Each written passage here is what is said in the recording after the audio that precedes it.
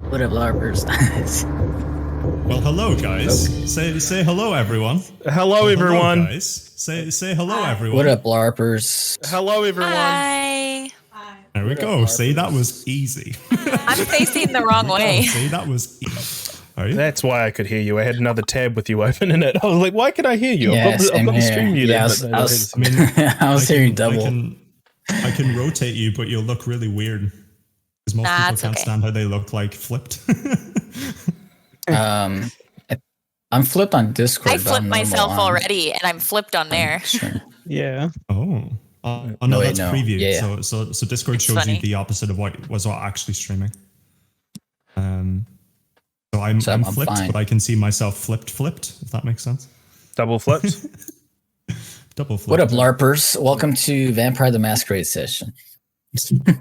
Take it away, Joe. Take it away. Do the intros. Yeah, if you guys came from my stream, thank you for sticking around and hanging out with us. I also shout out to Carradine for being here. Carradine, my future husband.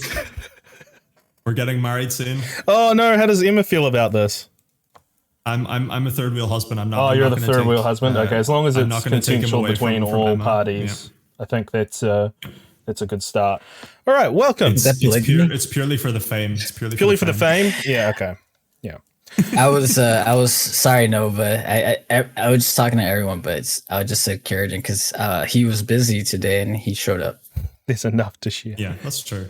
I mean, Nova's busy too. She's having a beer and painting her bathroom. That's also true. I'm sorry. Righto. Okay, since Joe failed to do the introductions, here I am. I am your storyteller, unemployed writer. We are going to be doing Vampire the Masquerade, Anarchs of Chicago, which is kind of a homemade story based off characters that exist in the books. Anyway, today my players, we've got James Bex, the Gangrel, Anarch, who doesn't give a fuck and pushes over bookcases. Then we got T. O'Sullivan, Aaron Music Productions, whose channel you are watching right now. He is one with the cobweb. He hears whispers in his head, but also he has a soft spot for a boy he rescued. Next up, we have Elise Viril, the Toreador Sweetbeat. She is the newest member of the coterie. Having just arrived from Washington, D.C., she has found herself flung in with this group, and they all have the same issues that they need to resolve. Plus, she also loves ripping off guys' heads. Then we have Ace Jojo Taro, the caitiff from the CIA. Loves a chalupa, but doesn't quite love it as much now after what happened last session. And then last but not least, we have Elena Leclerc, Hikata, Alistair Steer. She is a... How would I describe Elena's character? Don't find yourself in a darkened room with Elena's character. Let's put it that way. Bad things might happen and you might be missing some organs by the end of it. All right. Sorry, it's not true. Ellie herself, she's a lovely person herself, so Ellie would never do that herself, right? Okay, so maybe. Hope everyone is settled in, ready for a story, because we are about to jump in to Anarchs of Chicago Session 3. So far, what has happened, just the big bullet points. There was an explosion at Chicago University where the Camarilla sheriff, Damien, was killed. In that whole explosion, Ace, who was working with the CIA, found himself embraced by a mysterious man who was bald, angry, and moved at superhuman speeds. But also at the university that night was James, T, and Elena. And all four of them were singled out by the Camarilla and brought in for trial, where it was decided that they would be given 86 hours to find the killer of the sheriff, Damien. Meanwhile, Elise woke up in the sewers the night of the explosion. She doesn't really remember much. She remembers going to the university to track down one of her own personal leads, but she awoke and she was caught by the gangrel primogen, Rosa Hernandez. And she too was given the ultimatum by Prince Jackson of 86 hours. And so together this group came together and they went and sought some leads. One of the leads that they found and they decided to pursue was a Nosferatu private detective called Martin. And meeting Martin, he says he has some information, but he needs a favor in exchange. He needs a kindred by the name of Shejana. He wouldn't say why he needed this kindred. He merely said that he needed her for personal reasons. And so James and Elena headed off to Benway's Books and Antiques, because that is a place where Shejana is known to go. Elena went to Red Number 5, the exclusive club. Sorry, not Elena, Elise. Sorry. Elise went to the club Red Number 5, a very exclusive club, because she also heard that that is where Shejana goes. But meanwhile, I was going to call you Jojo Taro. Ace and T were heading off to Ace's warehouse because Ace, finally embracing what he has become, has decided to investigate what is happening with this bombing and to see if there's anything to do with kindred or anything like that. Everyone got a little bit of a lead. I believe James and Elena, you two found out about a guy who sells drugs for Shejana, a guy by the name of Pez, and you got given an address of where he is. Elise, you found out that there is a drug deal happening tonight with Pez, which is going to be, I believe you weren't told where that was.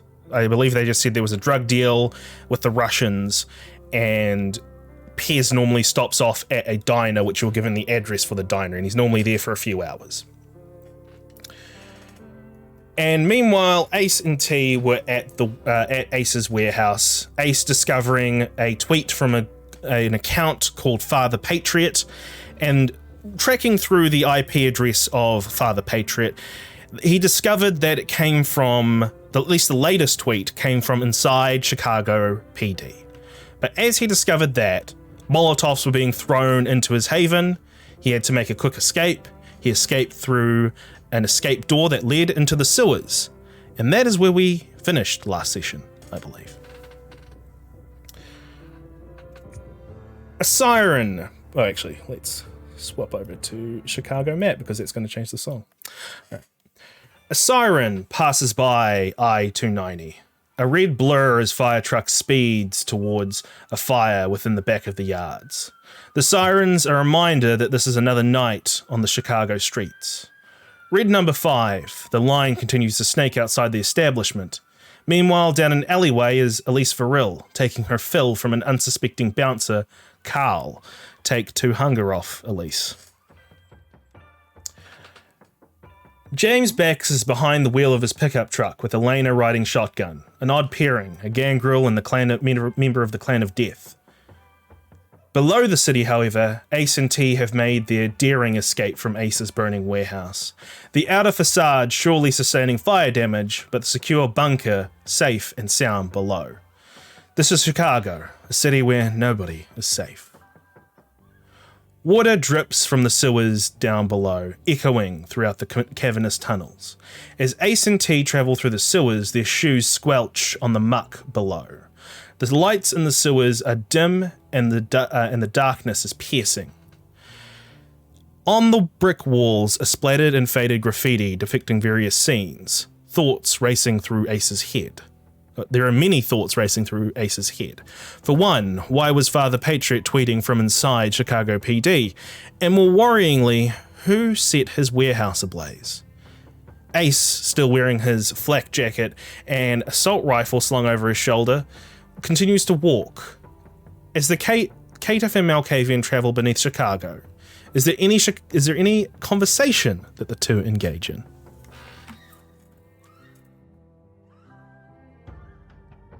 Sorry. Yo, T, do you know who that was?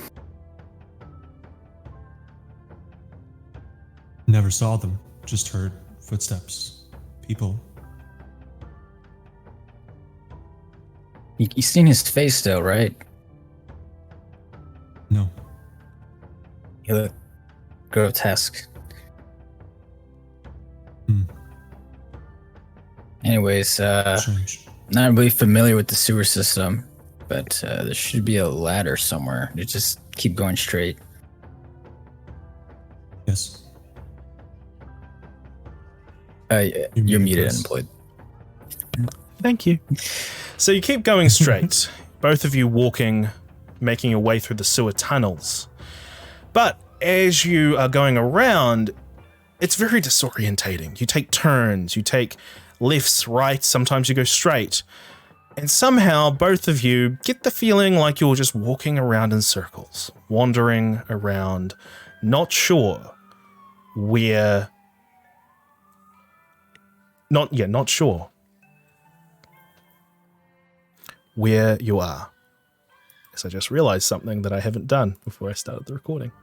Sorry, give me a moment. I'll just do this right now. So that. What up, gamers? Yeah, kill time. Kill time for me, please. Thank you. Can I roll awareness, please? This is your stream, Aaron, so you entertain everyone. I might as well shout. I'll shout some people out because I need to. Shout out Carradine, shout out Nova, and shout out Bakers. Sorted. It just means that the start of this recording is not going to have separate audio for you Discord lot, but that's okay. I can work around that. If you haven't followed Carradine, please be sure to follow Carradine. He is a great streamer and a great friend. Oh yeah, good old beard Carradine. All right, sorry. What were we doing? What was the? I mentioned that the street that the sewers in below Chicago are kind of like a maze, and you you're pretty sure you're doubling back on yourselves, but you're not entirely sure. You think you may have seen that spot of graffiti before, but it all kind of looks the same down here. Can I roll awareness? Let's see if I can hear anything. Give me a wits plus awareness. Meanwhile, Ace, I'm going to say what you're going to do is you're going to, like, while he's keeping an ear out or looking around, you are going to see the graffiti. And can you give me a wits plus streetwise, please?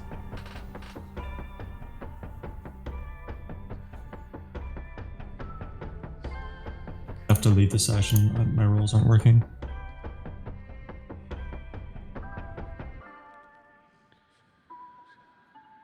Bam, bam, bam. Did it roll?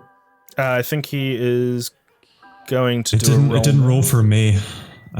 So I just left the session and rejoined. I think that was possibly the issue. Try that again. Try it again.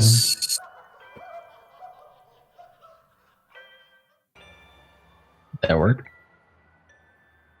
Character sheet. This is such appalling. Wow. Technical difficulties. Always. Technical. Plus awareness. Is that going to work this time? No, it's not putting it in chat. That might be. You have it on a... Can everyone else just try to do a roll, please? Try to do maybe... I'm going to have to watch it on Aaron's stream because I have to figure something out from the back end of it. Settings, API. It also won't let me press the roll button again. Oh no, it does. Okay.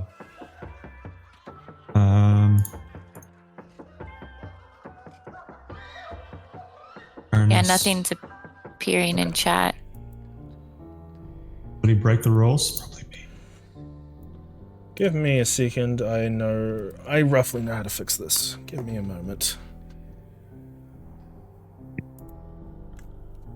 We need one of those, in The Simpsons where there's like technical difficulties. We need that. Need like a cat with was it the cat with the power plug? Is that what it was? I'm just gonna get a Joe Millie rockin' and just put it as my BRB screen. I think the API is broken, Chris. If you type it in chat, R1D20, it works, but... Try again. Try doing a roll again. See if that fixes it. Yeah, there we go. I just had to restart. I just had to restart the API. That's all. Yeah. Oh yeah. I thought as much. Cool. All right. I got 3 successes.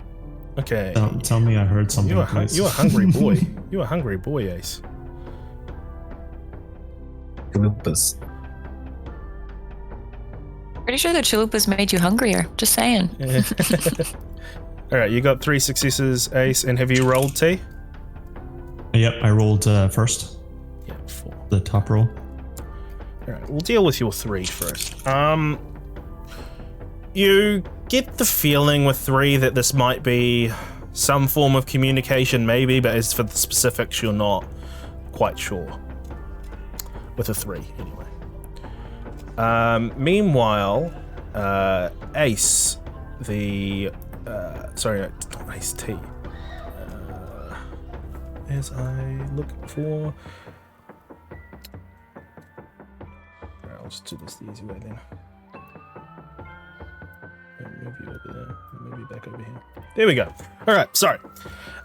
T, as you are keeping an ear out, monitoring for something or someone in the distance, you hear the sound of rushing water from tunnels nearby. Very heavy rushing water.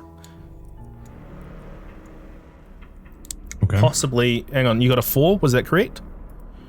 Yep, 4 out of 5. Yep. 4. With a 4, I'm going to say you can determine the fact that rushing water is heading to your direction.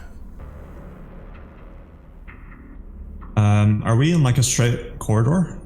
You're in a straight corridor right now. There's like a few turns. It's basically a straight tunnel, and then there's like a few. There's like one on the left. There's like a turn on the left, but then it keeps on going straight. There's a lot of confusing turns and whatnot down here in the sewers. I probably won't say anything to Ace, and I'm just going to presume that he'll follow me if I go somewhere. So I'm gonna, whatever way that I can hear that water coming from, I would advise going a different way. So whatever turn is there in the opposite direction of that water, I would like to go that way, please. Okay, you start going the opposite way of the water. Ace, you see Aaron. You see T making his way past you. Do you say anything, or do you just follow him? Go in the opposite direction. Yeah. Where are you going? I hear water. I also hear water. What does that mean? We're in a sewer. Coming towards us. All right. I think I gotcha. And I begin to follow T. Okay. As you both walk away from this water, maybe even going with a brisk jog, you definitely start to hear it as well, Ace. Water just crashing behind you, and you take a look and you see this big torrent of water just being pushed, all this sewage water just being pushed through the tunnels right behind you. There is a turn to the right, a turn to the left, and you can go straight ahead. What do you do? I'm gonna turn left. Gonna turn left. T, are you going to follow, or are you going to go on your own path here? Can you like briefly just say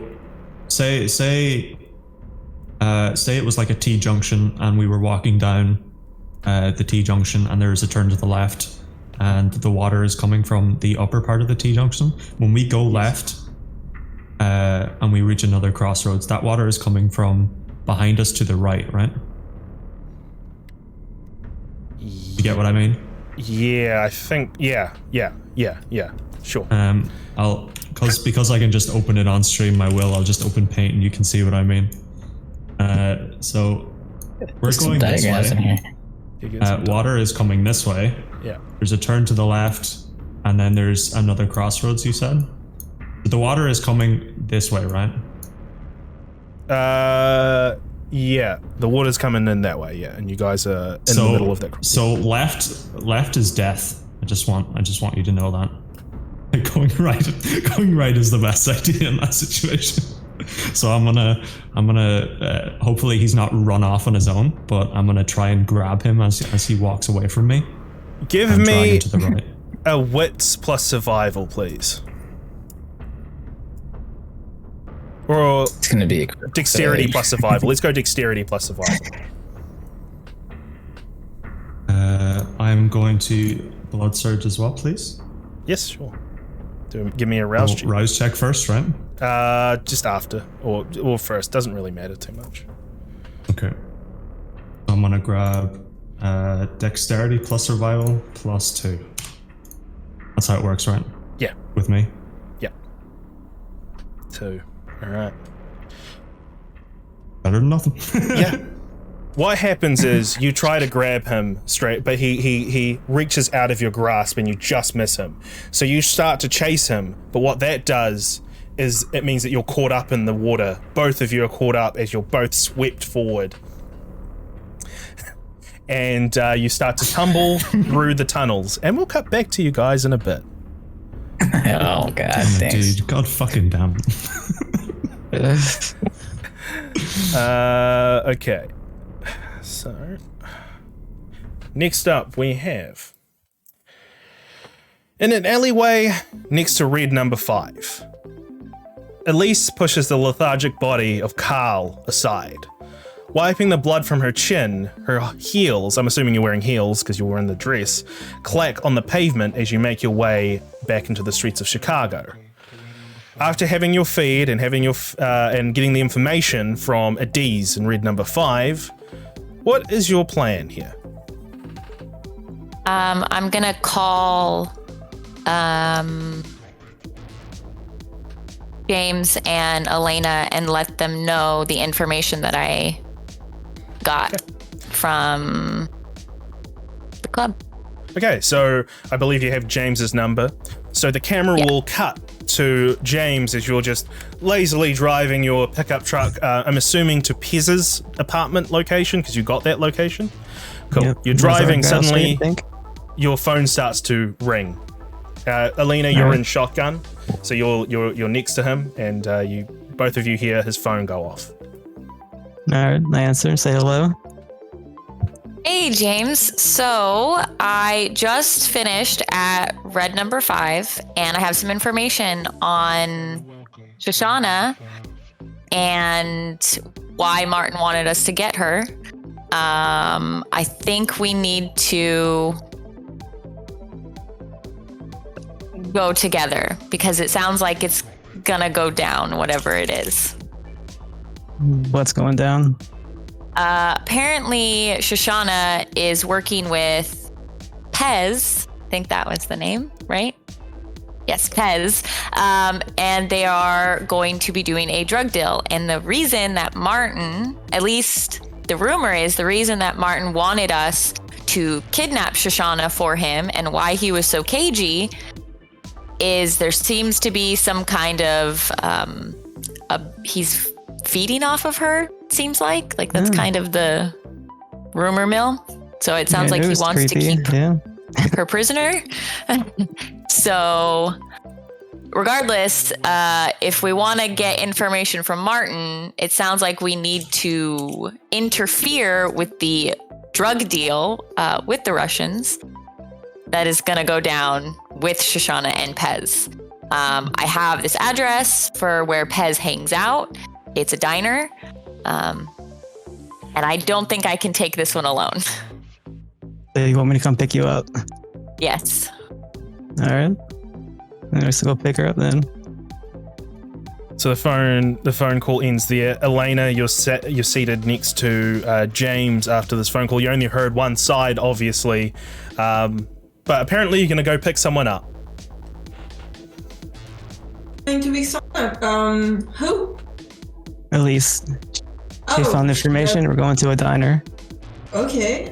Information on someone or something? On Pez, the same one we got. Oh, that's actually pretty interesting. Well, I guess let's go. Let's go get it. Yeah, let's go. And see what's up. All right.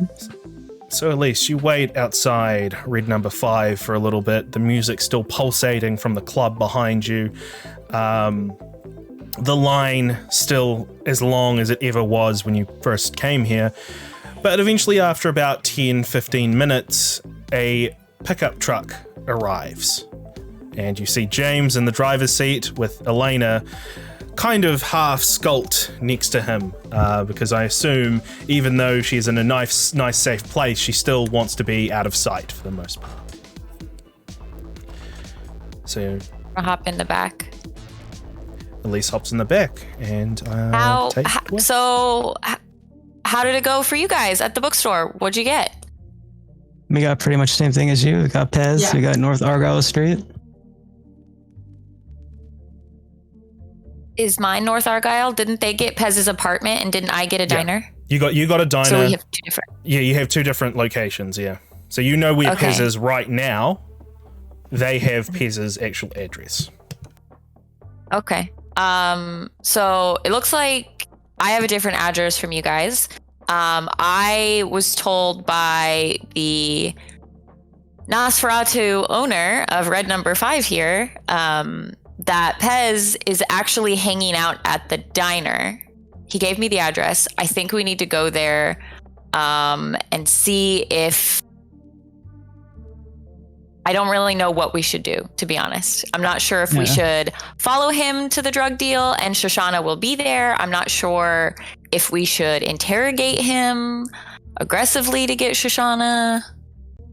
But regardless, I believe Shejana might need help because it sounds like she's involved in something that's pretty dangerous. Well, what's the plan? We're not really handing her over, are we?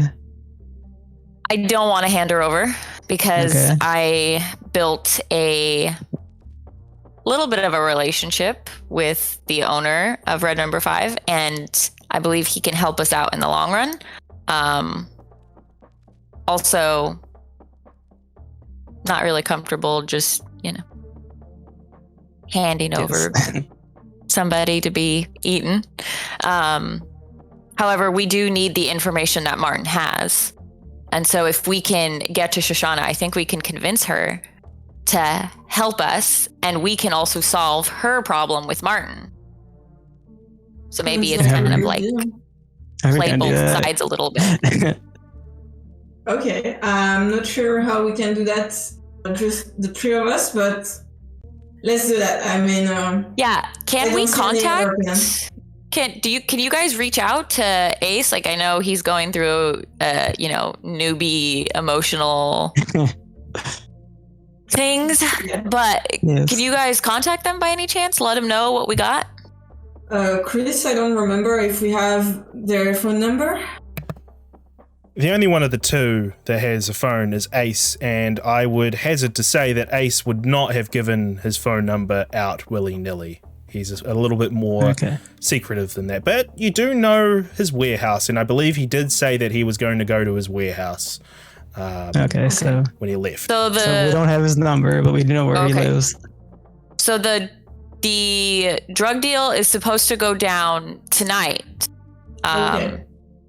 So we need to, I think, move quickly so that we don't miss this window of getting Pez, leading us to Shejana, and then using that to manipulate Martin and gain more contacts in the city. See what happens. Yeah.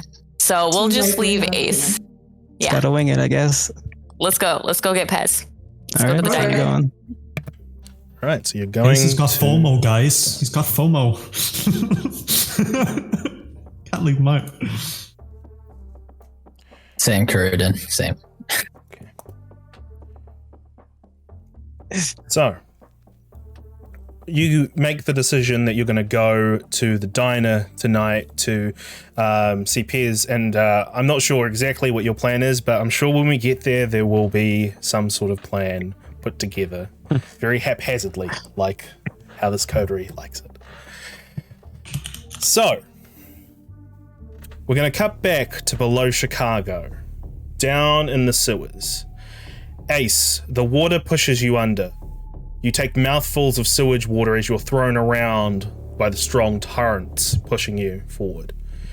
As the raging water pushes you around, you feel your assault rifle that was slung over your shoulder come loose and start to fall out of your of your shoulder and slip down. Give me a dexterity plus resolve, please, -1.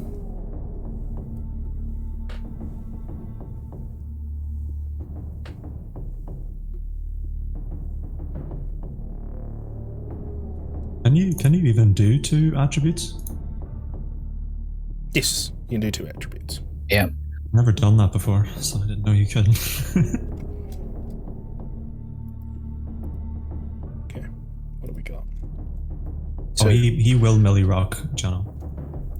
So, as you are pushed through the water, you feel your rifle start to come loose and slip down your arm, and you try to grab it. You almost do. Your fingertips start to reach around it, but suddenly you're violently pushed back, and your rifle goes off in the water. It's out of reach.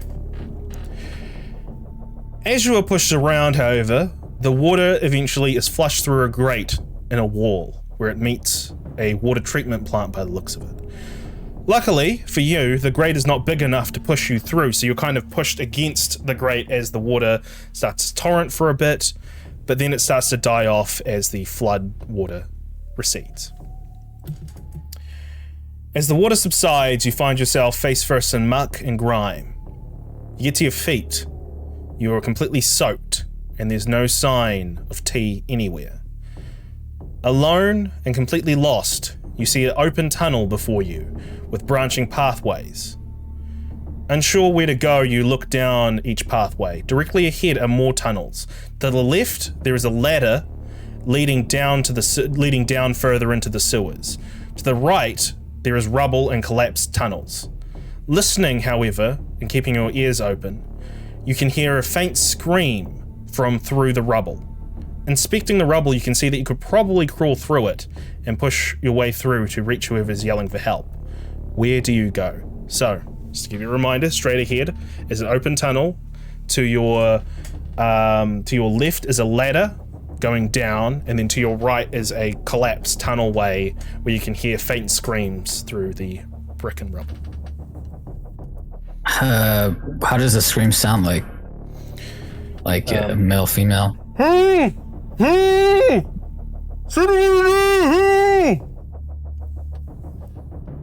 Male, female?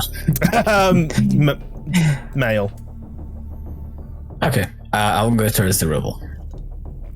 Alright, you're going to try to push through the rubble to crawl underneath it and get to the other side. Alright. As you pull some rubble aside and try to crawl under, you see it's a very tight gap. But luckily you don't have your rifle anymore. Your rifle probably wouldn't have fit with you down here. It would have been very dangerous either way because it might have fired off, who knows. But you crawl through, and as you crawl through, you're kind of pushing bits out of the way. It's like a Jenga above you that you're trying not to have collapse completely on top of you. Give me a wits plus survival, please.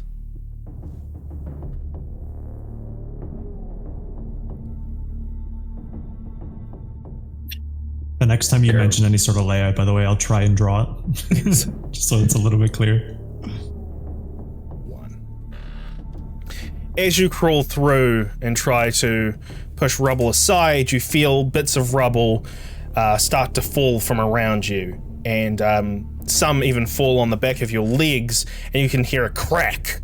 You've definitely got a broken ankle of some kind, but you're able to pull yourself out as you're crawling through. Would I get a broken ankle? What, because you're kindred? Because of one of my, I think, abilities. What's your ability?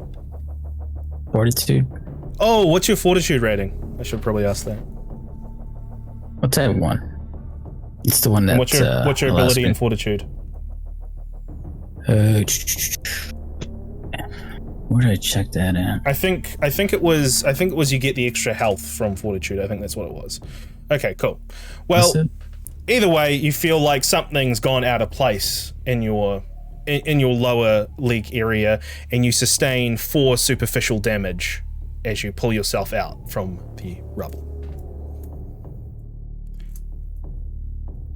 So I'm pretty sure that's not detrimental to you, but it's not great either. Yeah, it's not great. But you pull yourself out, you start to nurse your leg a little bit, and you are amazed because although you did feel something sprain or maybe fracture, it seems to have gotten better in the time since you started massaging your leg. You'll still take the superficial damage, but you're not impaired in any way. But once you're through, you find yourself within a clearing, and you see rubble with a man underneath it. He's wearing blue overalls, and he's gone white from dust and debris. He reaches out towards you, Ace, begging you for help, coughing out bits of saliva mixed in with dust. Please, help me. What's on top of him? Rubble? Yeah, just some rubble. Yeah, it's like on his lower half of his body. Luckily, this rubble that's in front of you, it's not covering the whole tunnelway. So if you're able to pull him out, you can just kind of go around it to continue forward. Yeah, I'll try to go pull him out. So, yeah, I'll try. I'll reassure him. I'm here to help you, and I'm gonna try to help him. Oh, thank you. Thank you so much. It fell on top of me, and oh, Jesus. I've been here, I don't know how long. Give me a strength plus athletics, please.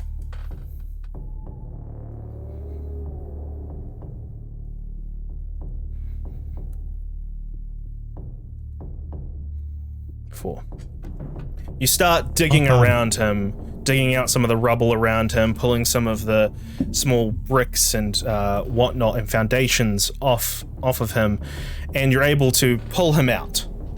But as you pull him out, you hear this scream from him as you look down and you see his legs were submerged in water, and the skin from his legs peels off and sticks to the concrete behind like wet leather.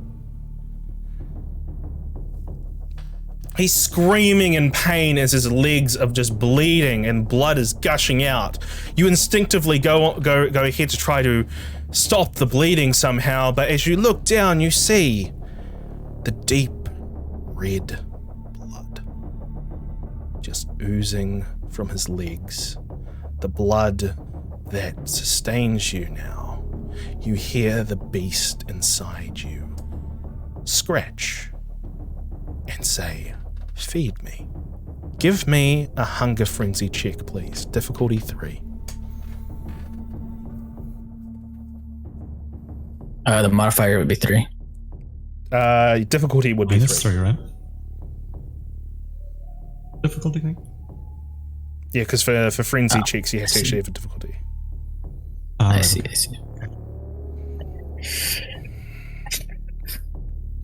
Okay. Uh-oh.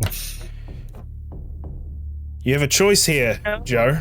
Either you ride the wave, you get to control what happens here as you hunger frenzy, but keeping in mind you have to keep the spirit of the hunger frenzy in check, or you can let me narrate the scene, and you have 1 point of willpower to spend to stop any action, I say. Go for it. You take it. Like a carnivorous animal, you lunge down at his legs, digging your fingers into his flesh, and he screams and howls in pain, but more blood is being spewed forth from the freshly opened wounds. You start to lap it up. You don't bite at first. You want to savor this meal. You start licking the blood that is oozing from his legs, and he starts screaming at you, "What the hell are you doing, man? What the fuck?" And that is when you bite into his leg, and you start taking in the blood, drinking it all down, starting to feel the nourishment, and you drink and drink until you've taken, in in-game terms, let's say 3 points of hunger away from, 3 points of blood away from this guy. Do you stop anything at this point, or do we continue? How much hunger do I recover? 3? You'll recover 2. You're at hunger 3 right now, so you'll recover 2 unless you drain this person dry, which is going to be the next step right now if you don't use your willpower to regain control for the next moment. I'll use willpower. All right, make one of your willpower into superficial damage.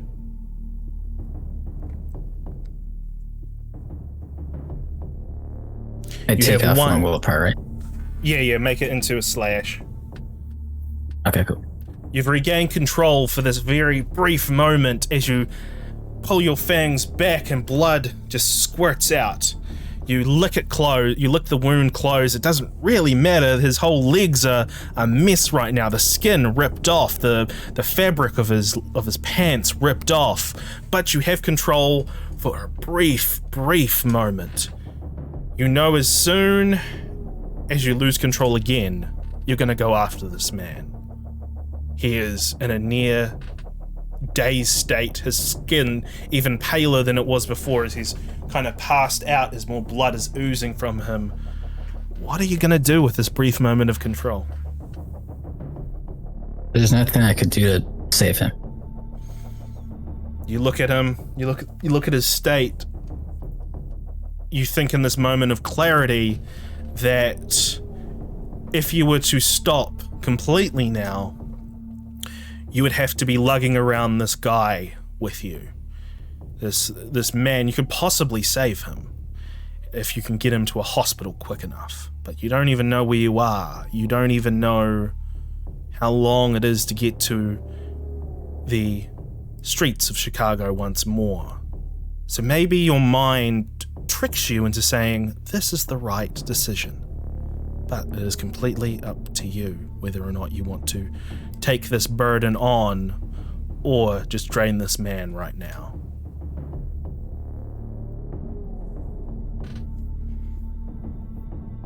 If it's a possibility that I could save him, I will decide to pick him up.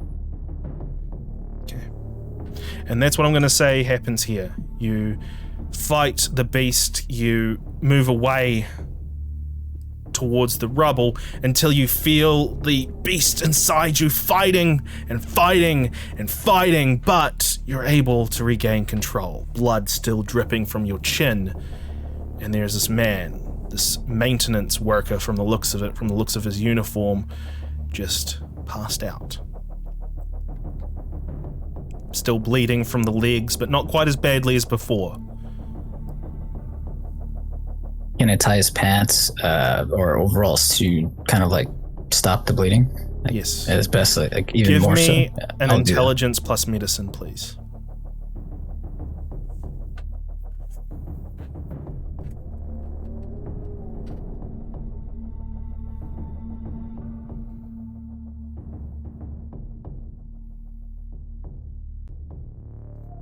A 1. Okay. I'm going to give you a success at a cost here. What would that be? You managed to create a tourniquet around his legs, but you're not sure how good you've done it. You don't know if you've done it too tight.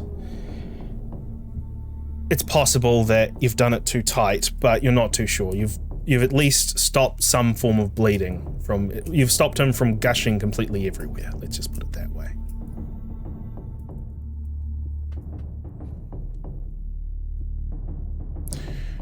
All right, what do you do once you've done that? Look, I search for any openings. Okay. And that is where we'll cut from there for now.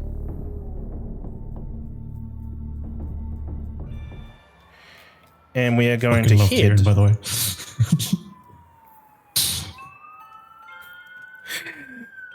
And we're going to head to the rest of the group as they head to this diner within Chicago. Now, you give them the address, Elise, this diner, which I should have really gotten a name for before starting the session, but I was an idiot and I didn't. So what I'm quickly going to do is... Asko Poutine. Do any of us know what Pez looks like? Like, I don't know if I got a description of him at the club. You didn't really get a description. Just got the name. You just got the name. Just look for someone shady. What's the drug deal? Let's call it the Bambino. The diner called Bambino, or the sort of small family restaurant called Bambino. You arrive outside Bambino. and you see a large. Well, yeah, you basically arrive outside there across the road. There's a parking lot next to Bambino's. What do you guys talk about?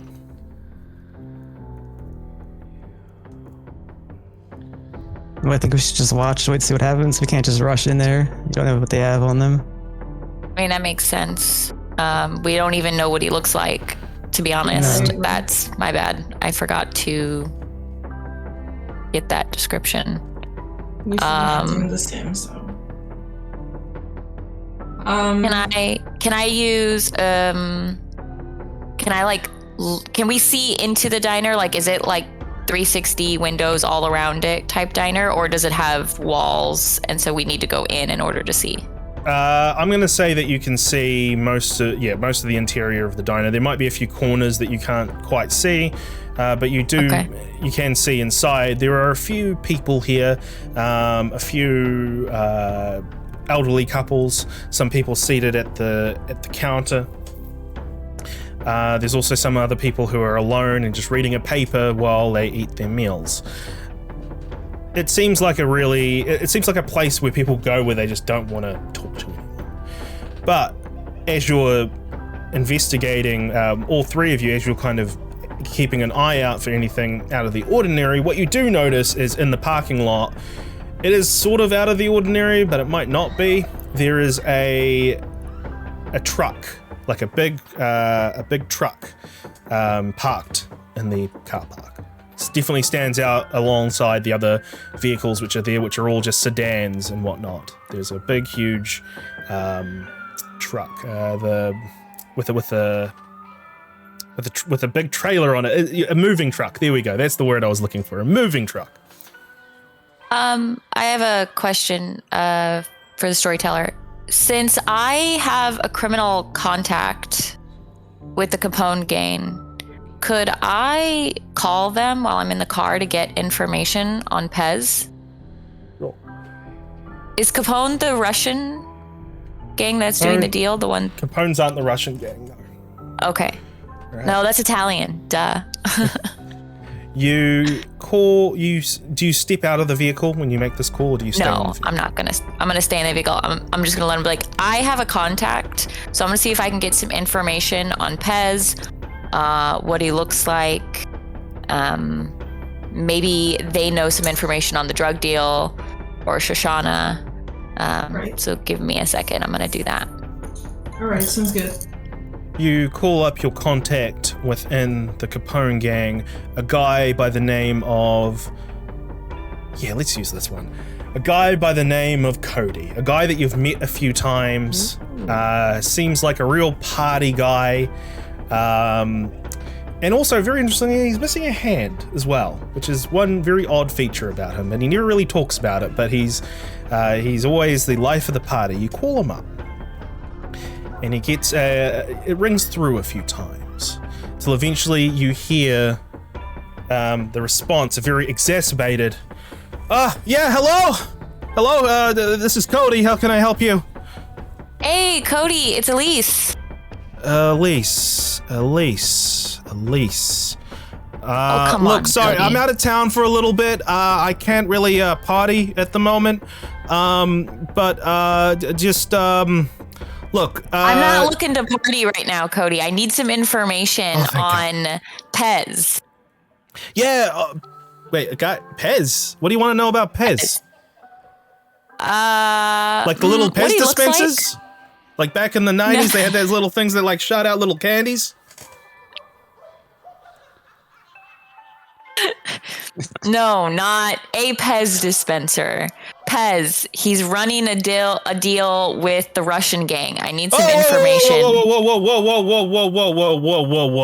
Miss. Look, Elise, I'm gonna be honest, I barely remember you, but obviously you're in the know since you're saying some stuff. But I'd be kind of a little just use code words, all right? Just you never know who's fucking listening. Pez, I need some information on the Pez dispenser. You know, he's been ruffling some feathers. He's been making some noise, and I need to know what he looks like. Do you happen to have any information? Yeah, that Pez dispenser. Yeah, that's actually a really clever name. I need to. Anyway, yeah, Pez. Yeah, of course. Yeah, I know of that Pez dispenser. I believe that particular one has a really rough face. Really hard on the eyes. He's got a bit of a scar going down his cheek. I don't know why they designed it like that, but that's why they designed that Pez dispenser. And he's got metal all over his face. All right. But Thank he you. deals with the type of people that you fuck. This code word shit isn't really working. Okay. All right. I feel like did I help you there, Miss Elise? You did help me. Thank you, Cody. Okay. All right. I'll catch you later. All right. Right. Okay, so I have a little bit of information on what he looks like. He has a scar. He's really rough around the edges. Has some metal on him. Does that Sorry, things? We'll be able to notice him among the old people dining or something. I mean, he must, by the description, it looked like we will notice him. I can go in and take a look and see where he's at. Maybe I could flush him out. You guys maybe can corner him. Maybe we can rough him up a bit if he doesn't give us the information that we want on where Shejana is. I don't know if I don't particularly care about the Russian drug deal. I just really want Shejana so that we can manipulate Martin and maybe help her out with, getting him off her back. I'm not really sure about roofing him up or whatever the word. Sorry, can't really English anymore. But I mean, I'm not very athletic, and I mean, maybe James, I don't know, are you more on the athletic side? Can you beat him up if we need so? Yeah, if I'll lay in wait outside, you flush him out, I'll grab him. Yeah, we'll tag team this a little bit. I'll try and get some information out of him, by talking, but there's a chance that I need him to leave. So keep an eye out for him. Okay. I'm gonna leave the vehicle and go inside to the diner and Should look I for him. roll stealth to get in the hiding or what? So both of you are going to be, well, just you are going to be hiding, James, and Elena, you're just going to chill back and just be back up if needed, I guess. Is that the correct assumption here? Yeah. So I'm gonna go in and I'm gonna try and locate him and talk to him, see if I can get information on where Shejana is at, since he's the only connection to her at this point. My character doesn't really care that much about the drug deal at this point. Like, I don't really care about the shady stuff that's going on. I'm just trying to I'm very linear. I'm like, Martin wants Shejana. I don't like him. I want to help her, which will get me more, build more alliances in the city and use her to manipulate Martin to get the information that we need. For sure. All right. So that's my goal. So with James, so James is just gonna stealth, but so I was with Elena, I was just more worried about Elena and what she was gonna do. I'm gonna stand back because honestly, I can't talk because I don't have charisma or whatever, and I cannot beat up people because I don't have athletics or whatever, so I'm pretty much useless. Yeah. Well, there's still the truck. That's okay. Yeah. There's still a suspicious truck. There's a suspicious truck that we all noticed. We can, I could perhaps get in the shadow and look around the truck to see if there's something or someone that could be useful. I could do that. Cool. Yeah. All right. That would be helpful. So, first of all, give me a stealth plus dexterity, please, James. Elena, you've got obfuscate, the shadow one, right? Where you stay. Yeah.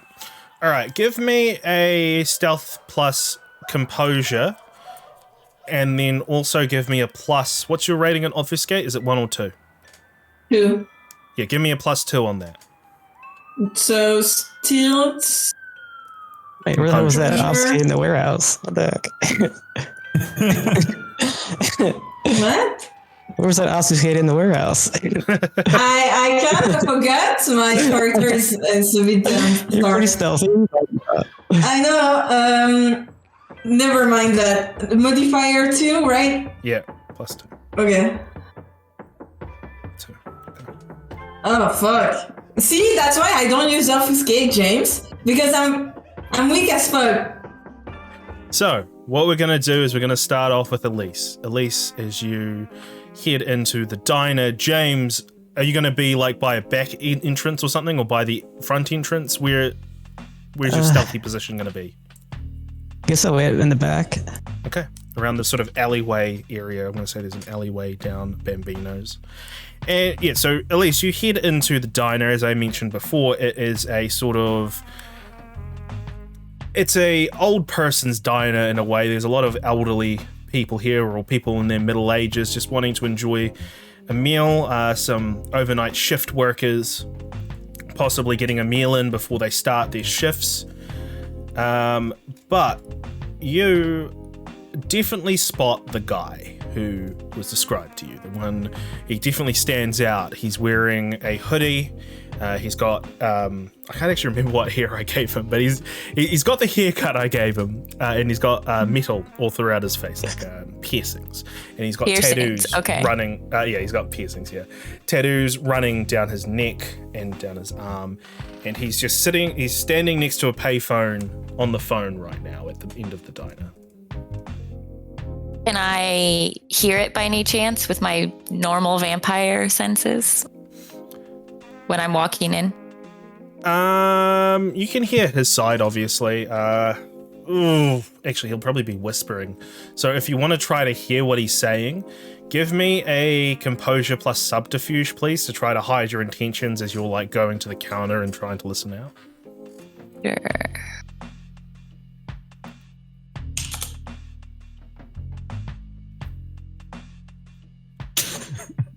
Oof. So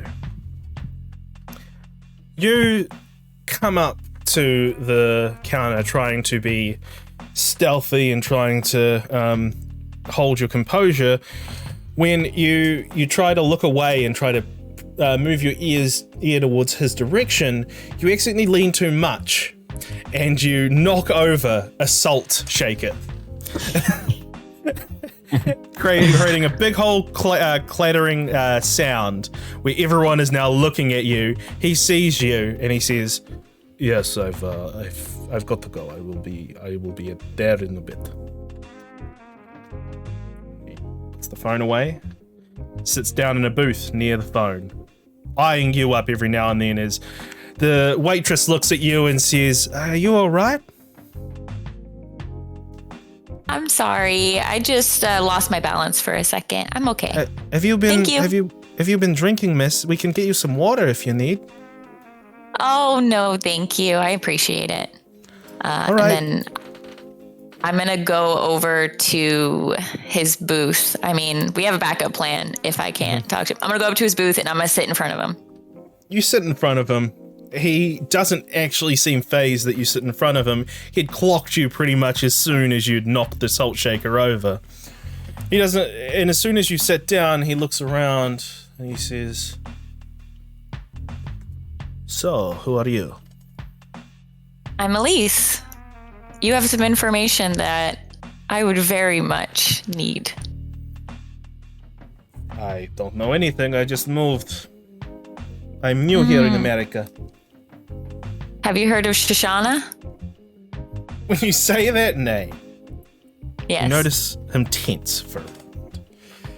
And then he slowly regains composure and just says, "I knew Shejana back in the old country."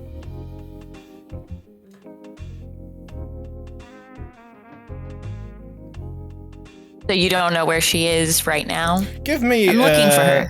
Give me insight plus wits, please.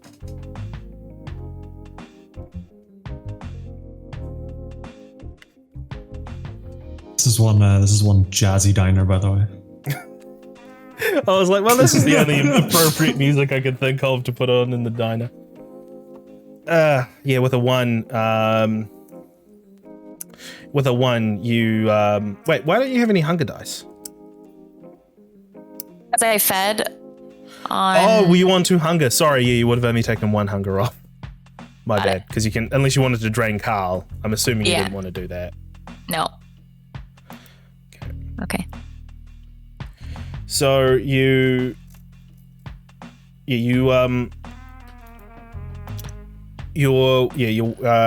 tells you that he knew a Shejana from the old country, and that's pretty much all I got. That's all you got, yeah. So what was your follow-up? Your follow-up was? My follow-up was I need some information on her. I'm looking for her. Okay. Well, you better buy a ticket back to Lithuania, because she ain't here.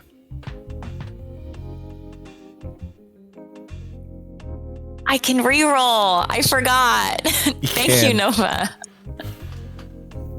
Okay, can I still do that, or is it too late since we moved on already? So here's the tricky part, because one of those technically should have been a hunger dice. But I'm going to be nice here, and I'm going to say that the 10 was the hunger dice. So you can re-roll 2 of those dice. I'm going to be nice about that. Thanks.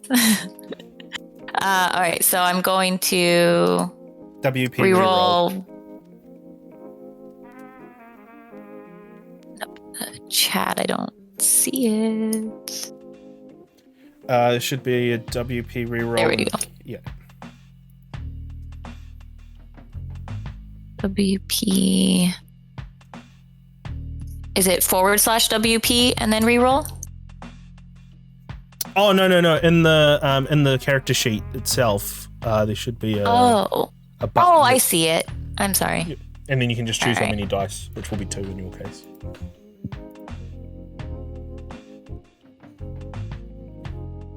All right. It worked.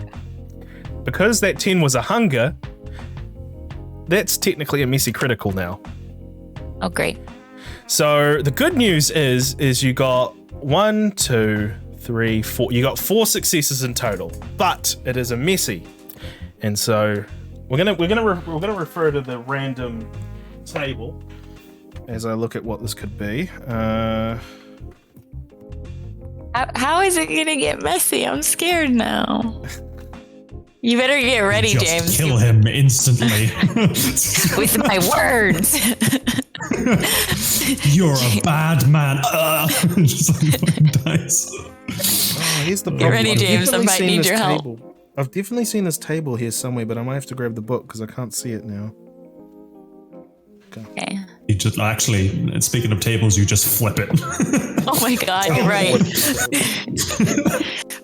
She just loses it. I mean, that's kind of my character. She doesn't like BS very much. Although she's a very good BSer, It's the way it is. It's just the problem. Can't wait until I get to persuade someone. Read certain things. I can't wait till we're all together again, though. Like, just saying. Well, Ace is gonna be Ace is fun. on his own in a sewer, so.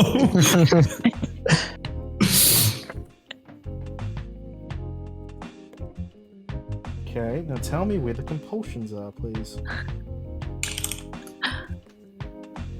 Entertain the stream. Do it while I look through this book. We are. It's just What up, LARPers? In this chat. Yeah, we're chatting. Yeah. Yeah, just chatting.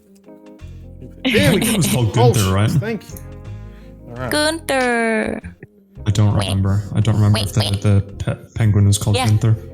Okay. Gunther from Adventure Time. Gunther. Wait. The penguin was called Saint Bernard, the one that you're thinking of, Aaron. Oh, fuck's sake. Yeah, they killed Saint Bernard the II, I penguin believe his name in is. their other story. Oh. Nova killed the penguin. Yeah, I would kill the penguin. Yeah, I would. 100%. Things turn ugly. The hunger compels the vampire to hurt and destroy, not to feed or to win, but for the sole purpose and sake of causing harm, reveling in the pain of others.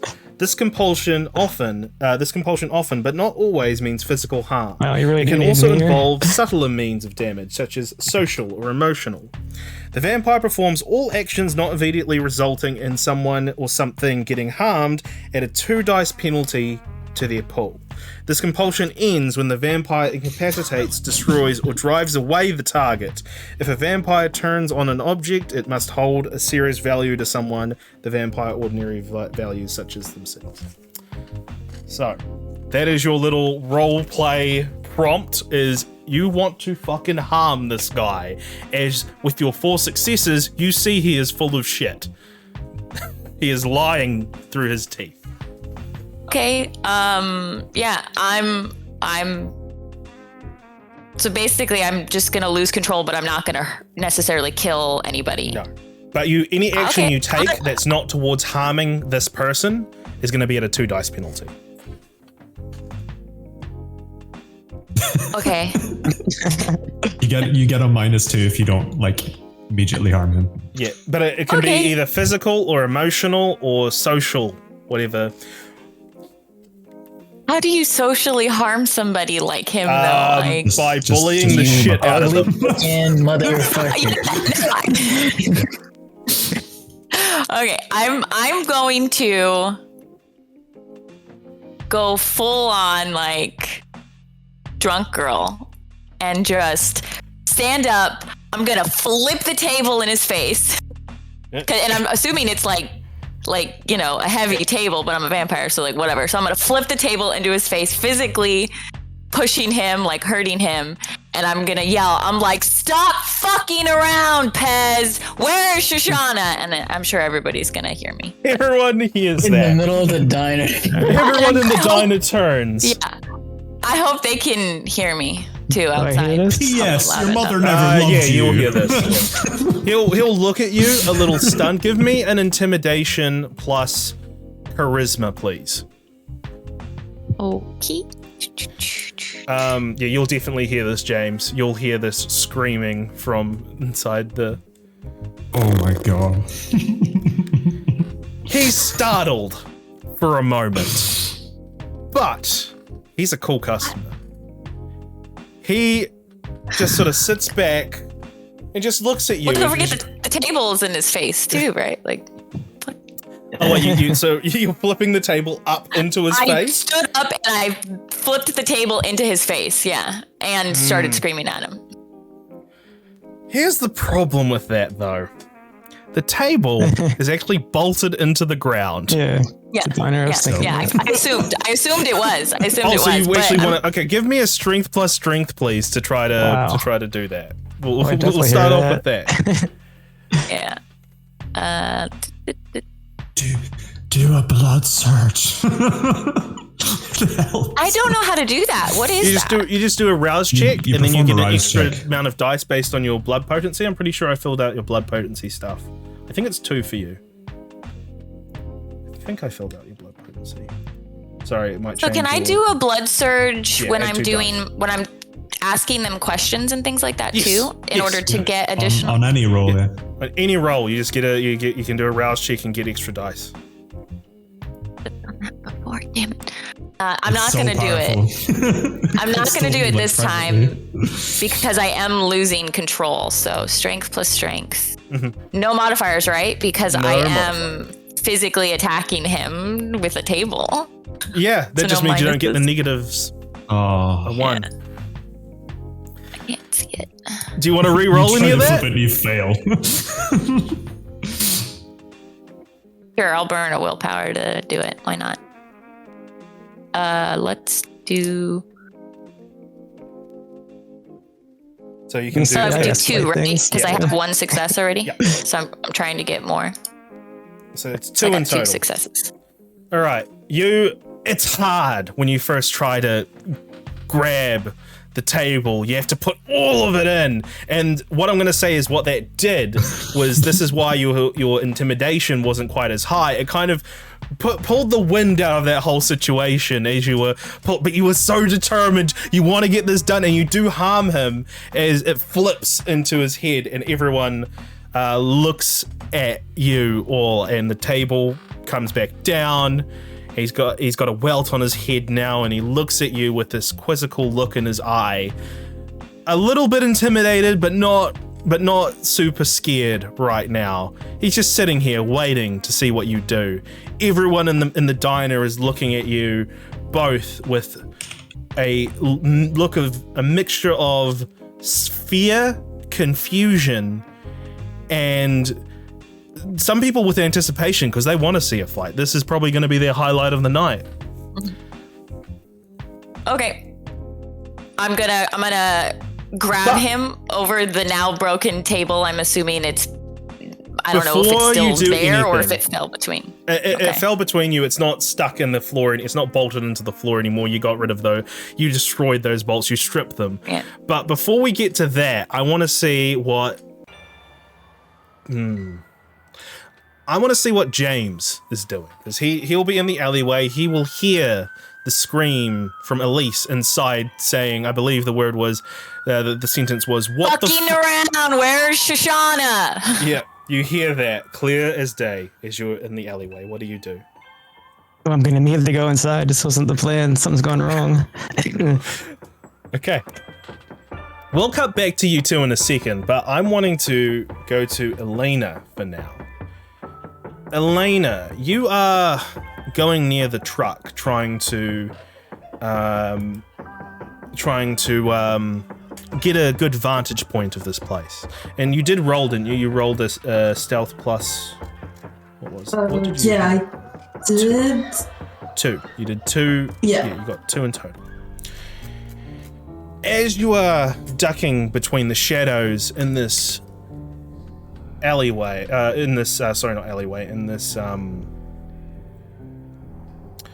this car park, you are momentarily taken out of your predatory style, your hiding, as you hear a radio interview from one of the cars, from the truck actually, as there's clearly someone in the truck, but you hear a radio from in there, and you hear the voice of Fanny Fannin. It's an interview about her daring escape from Chicago University's explosion, how she found herself underneath the rubble, and some very, very brave firefighters were able to save her, but she's currently in hospital recuperating. And she talks about her tale, and the interviewee says, "You are such a strong person for coming out and for showing your scars." And then you think to yourself, they're scars that you made. You made those scars. You are the one who did this to her, and she is not acknowledging this. Would there be a part of you that would be angry about that? Yeah, I would be in a rage right now. I wouldn't say I'm not controlling myself, but I feel like I want to open the door of the truck and smash the guy head out of rage. But I don't think I have the strength to do that. But I want to smash someone's heads and smash the radio to not hear anything anymore. Okay. So, can you give me a Fury Frenzy check, please? And put the difficulty at 2. And we'll see where this lands. So, Frenzy, right? Yes, Frenzy. Difficulty 2. And 2.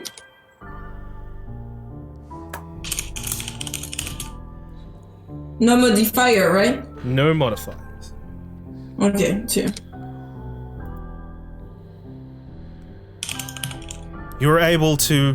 You get that feeling within you that you want to just smash this guy's head into the car stereo.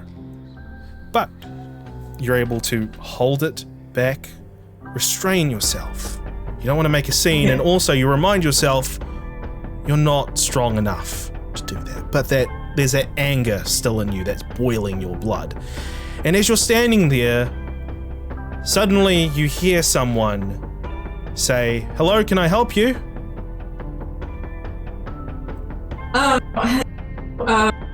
I'm looking for my cats. Have you seen it? I was in my car. It was in the the carrier and it got out, and I'm looking for it. I don't know where it is.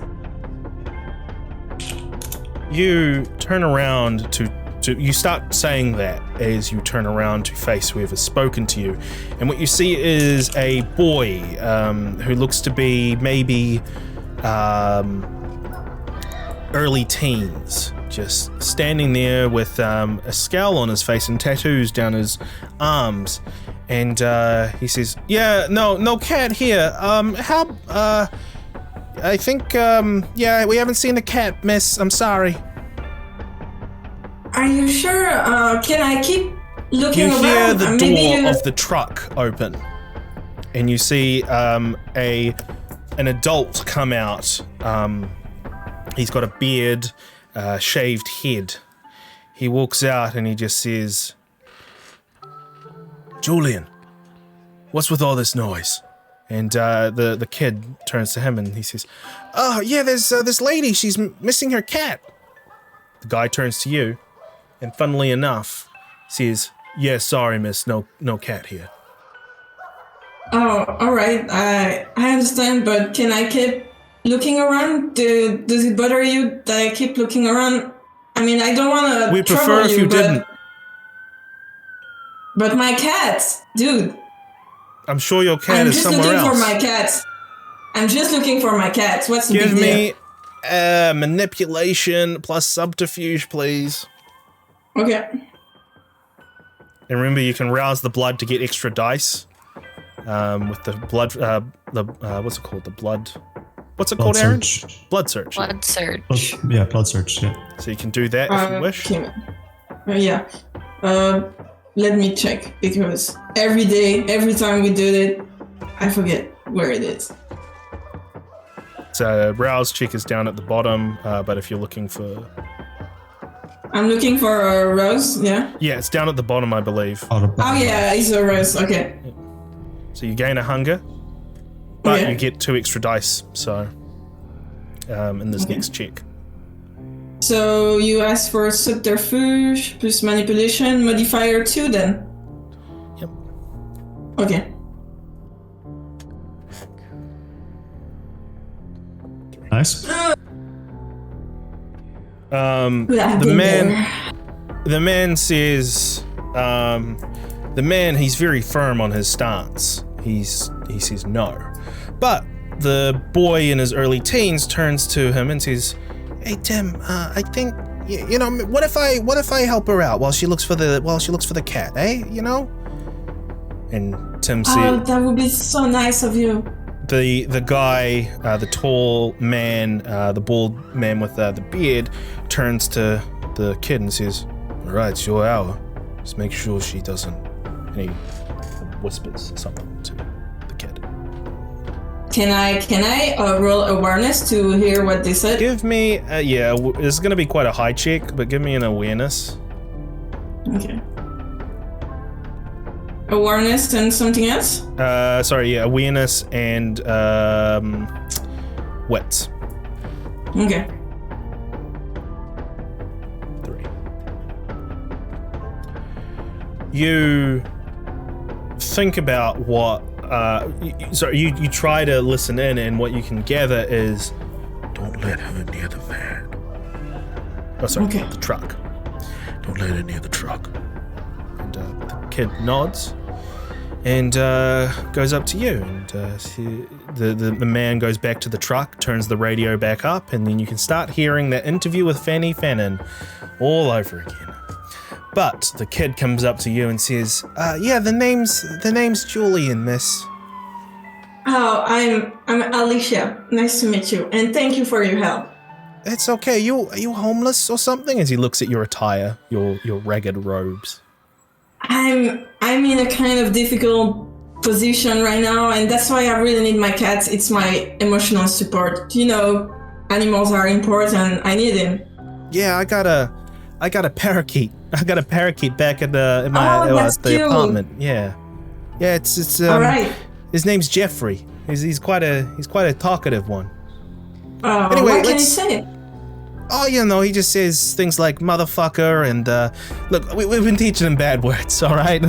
Okay, that's fine. I understand. I would do the same. Yeah. So what's the plan here? Once so you're going to be walking around with this kid for a little bit. Is he's got his cell phone out with a torch, and he's like, "What's the cat's name?" Mark. Mark, where are you, Mark? Is there an alleyway? Is there an alley where I could take the kid and feed on him? Okay, just remember you're a Hakata, and your bane means that it's going to hurt the kid. So he's gonna scream. Do it. It's like cover his mouth. He's gonna scream. Here's some Tylenol.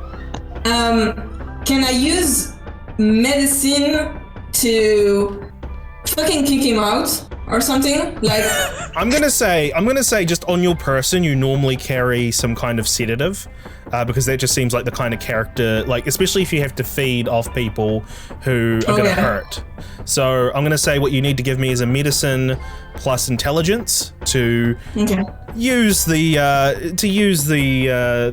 to get the right amount of ether on the rag, I guess is what I'll say. Okay. Just like a critical failure to get some heroin or something. Nice.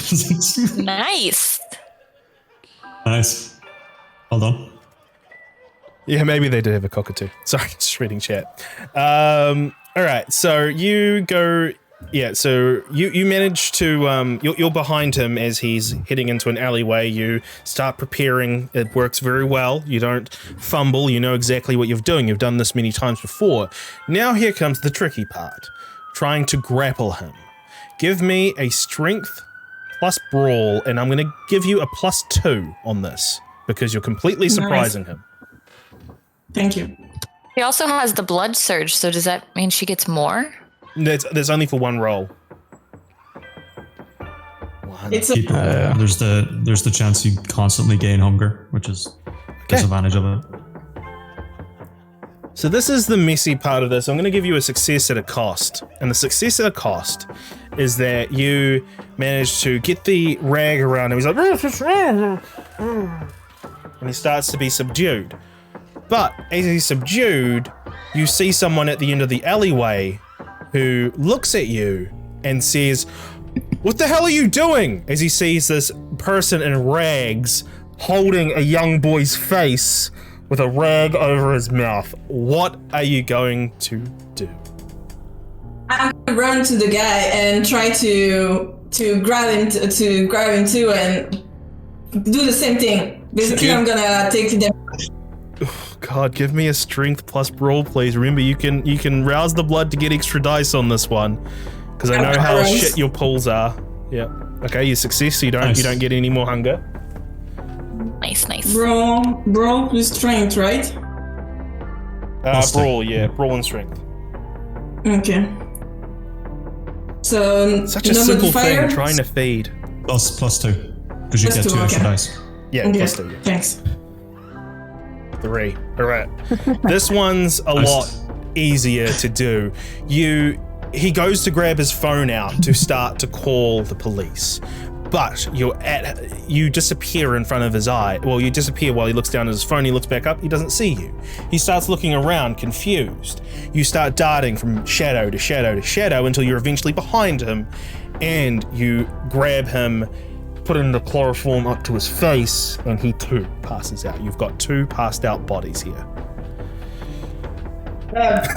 Okay. Yeah. Well done. I would love to imagine that Elena in this alley with 2 bodies is just going like this. Well done. I will say well done, because this is the first time that a situation has escalated, that it hasn't continually escalated. I know. Yeah. We remember the bookshelf. Yeah. Okay. I'm going to hide this body because I just have 2 bodies in a alleyway. I want to hide them. Is there a toilet? I was gonna say. No, not a bathroom.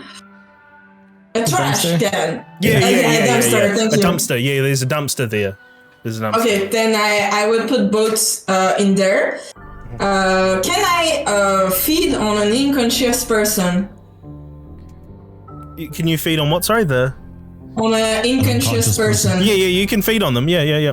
In fact, it will work well with you because on the adult, I'm gonna save the kids for later, maybe. But all right, how much hunger are you taking off the adult? What's safe without killing him? 2. So I'm gonna take 2. Okay. You bite into his neck, and as soon as your teeth pierce his neck, you feel him jerk in your grasp. There's this involuntary jerk. No, there's just an involuntary jerk. He doesn't wake. It's more of a spasm as the pain hits him. Okay. But you're able to feed off your 2.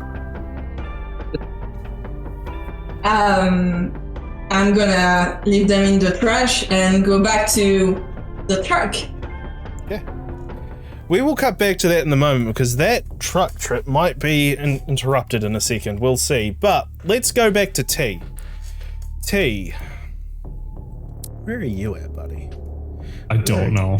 Yeah,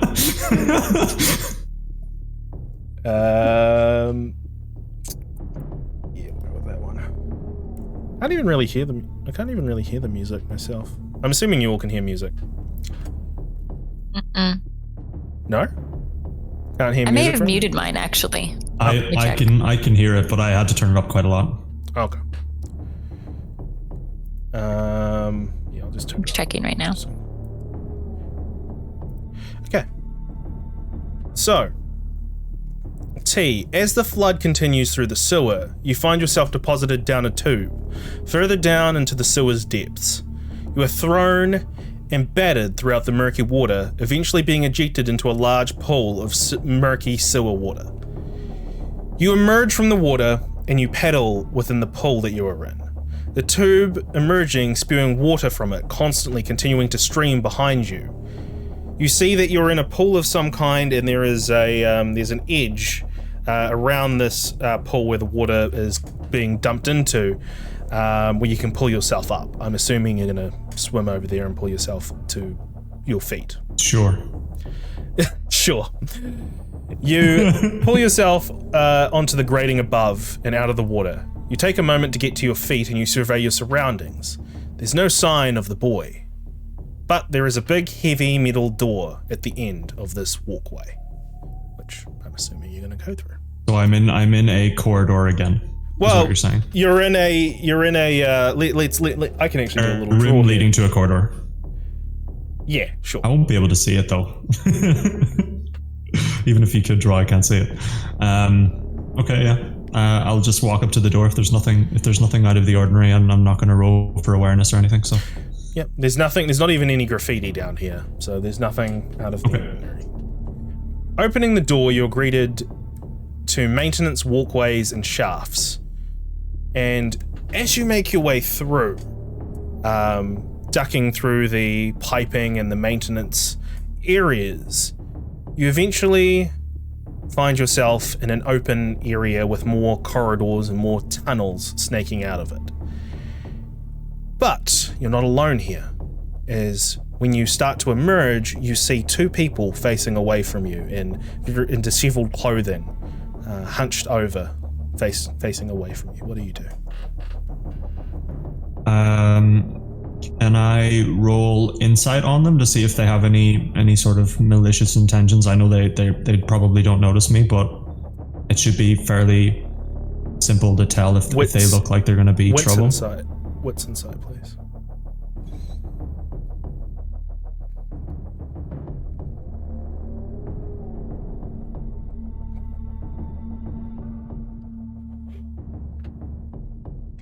I need to go to the dice rolls. 2. The 2, you can tell that they're definitely some kind of vagrants. Possibly, they possibly could hurt you for what you're wearing, but you don't perceive them as a threat per se. They're very skinny, very from what you can tell, it's a guy and a girl, as they're just kind of hunched over, looking for something in the water below them. I guess it's a bad idea to try and to pop up presents then if they would try to attack me based on my looks. It's possible. It's possible. It's not a definite. It's possible. I might just obfuscate so that I'm not seen. Okay. You obfuscate so that you're not seen. And you start to snake your way around them. And when you actually see them, you see that they're trying to catch rats. And they're both muttering to each other about how they can't catch rats and they need food. They need food now. They've been down there for so long. Okay. Can I see anything around other than these two people trying to catch some rats? Is there any obvious place that they would have come from, or any light or anything like that? There's just basic lighting in the sewers, so there's like a few flickering light bulbs like throughout. It's fairly dark for the most part, but there are those few bright spots of light. You don't see anything in particular. You do see that there is a tunnelway directly in front of them and a tunnelway to their right, so an L-shaped tunnel. So you're not sure which area they came from, but they're definitely trying to scoop something up around here. I'm just going to take the forward path then. Okay. And that is conveniently enough where you start to hear, you're starting to walk forward a little bit and you hear grunting and groaning echoed from behind you. You turn around and you see that the two people suddenly stand up straight as they look, as they realize somebody has entered their domain. Ace, you are carrying, is it like a fireman's carry type position that you've got this guy in? All right, you're carrying this guy, and he's half passed out right now, but he's still, oh God, ugh. And as you walk forward, you see two figures standing and looking at you at the end of this tunnel. I pull out my handgun. Okay. You pull out your handgun, awkwardly holding the guy. The two figures, you suddenly see the two figures, T, raise their hands. As you see Ace enter this area with a body over his shoulders. What hunger are you at, T? 3. Yeah, it's fine. The sight of the blood coming from the guy's legs is enough to make the beast inside you excited. But you can control it, for now at least. Wait, did you do a rouse check to obfuscate? I don't need to, because it's a level 1 ability. Or unseen passage? Okay, yeah, I didn't read that part. Hang on, I'm on 4 now. Alright. So I'm not going to be able to control it anymore. This is your fault, Chris. As you see, okay, let's rewind time a little bit. And you see this guy with his bleeding legs, and give me a hunger frenzy check, please, at difficulty 2. So I just press the frenzy button, right? Mm-hmm. You do anything to gird yourself? Oh god, against a frenzy? Yeah, there's some like disciplines you can do to like hold frenzies back.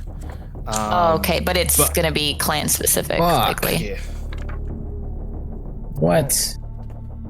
I thought 5s were successes. No, 6 and above. What? So, my lord, Ace, I am going to ride the wave before you even ask. I'm not letting you take control, you cunt. Remember, you've got it. You have to abide by the hunger frenzy. Yep, that's fine. I will do so, but I'm not letting you take control. I think as this frenzy happens, Ace, you're walking forward. You've got your gun to these two people. It's like, oh, we're so hungry. We are so hungry. As they look upon you and upon the person that you're holding with hunger in their eyes, you see in your periphery vision somebody just appears. you see Mr. T. His fangs extended. And that is where we're going to take a quick break. So I feel like we need a break time.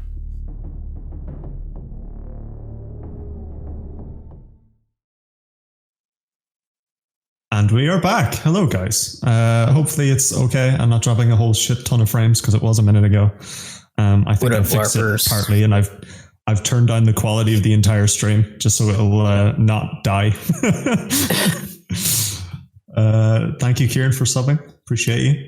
Oh, thank you, Kieran. Okay, go ahead, Chris. All right. So last we left off, I believe we were in the sewer with T just about to have a frenzy, but we're going to cut away from that for a second. Sorry, and we're going to go back to the diner.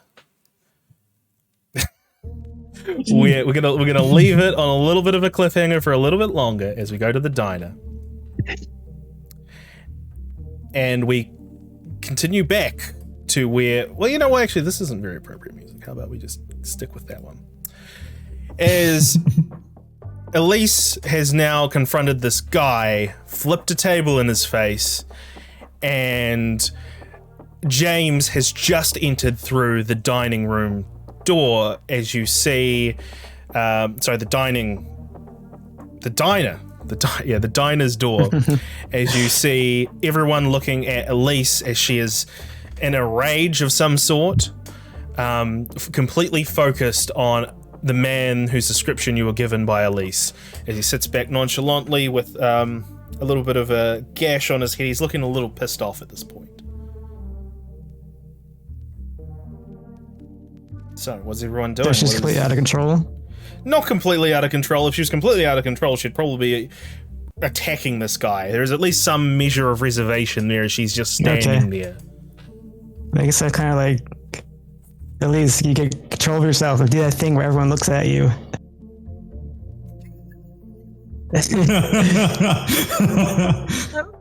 I'm gonna put up awe. I'm like, oh yeah, that. I'm gonna put up awe. Yes. Okay. Can't hear you. You're muted. You're muted. Everyone is instantly drawn towards your magnetism as you put on awe. It doesn't stop people from looking, but their looks change from horror to concern almost for you. Yeah. The guy, he says, "Listen, it appears that you have lost your temper. You're making a scene here, my dear. Can you..." He looks over at the rest of the crowd. "Can you sit down and we can talk about this like adults?"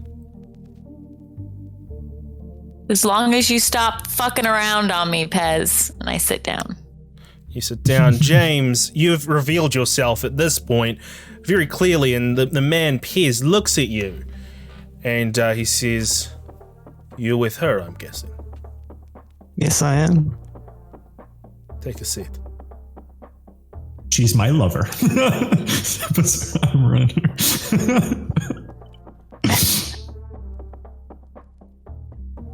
Okay.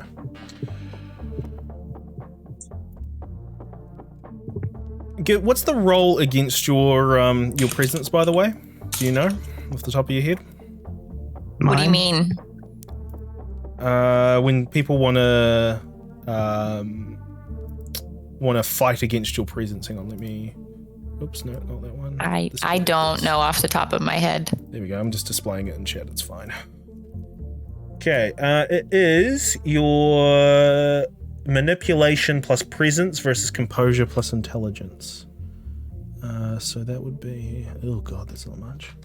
Alright.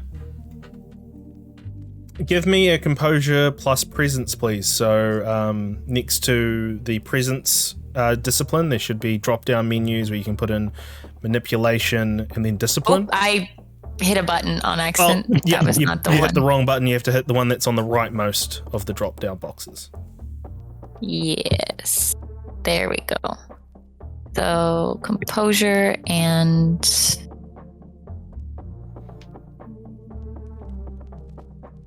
What'd you say it was? Composure and...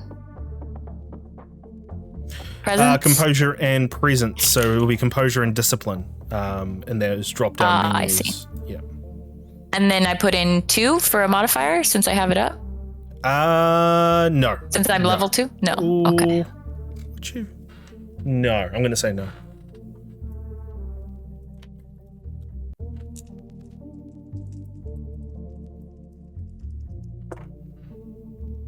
Okay.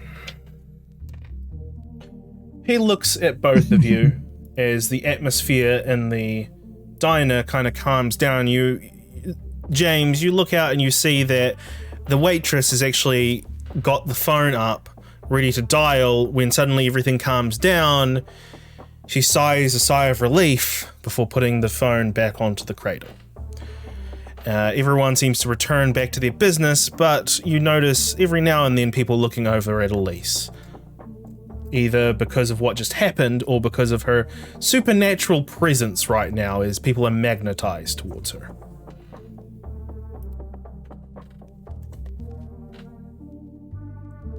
Okay, Pez. You want to talk like adults? Let's talk like adults. Where is Shejana?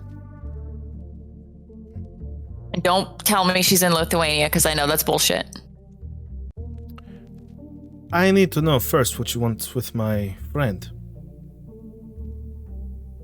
I'm trying to protect her. Somebody's trying to hunt her down, and I don't want that. Charisma plus persuasion plus 2, please.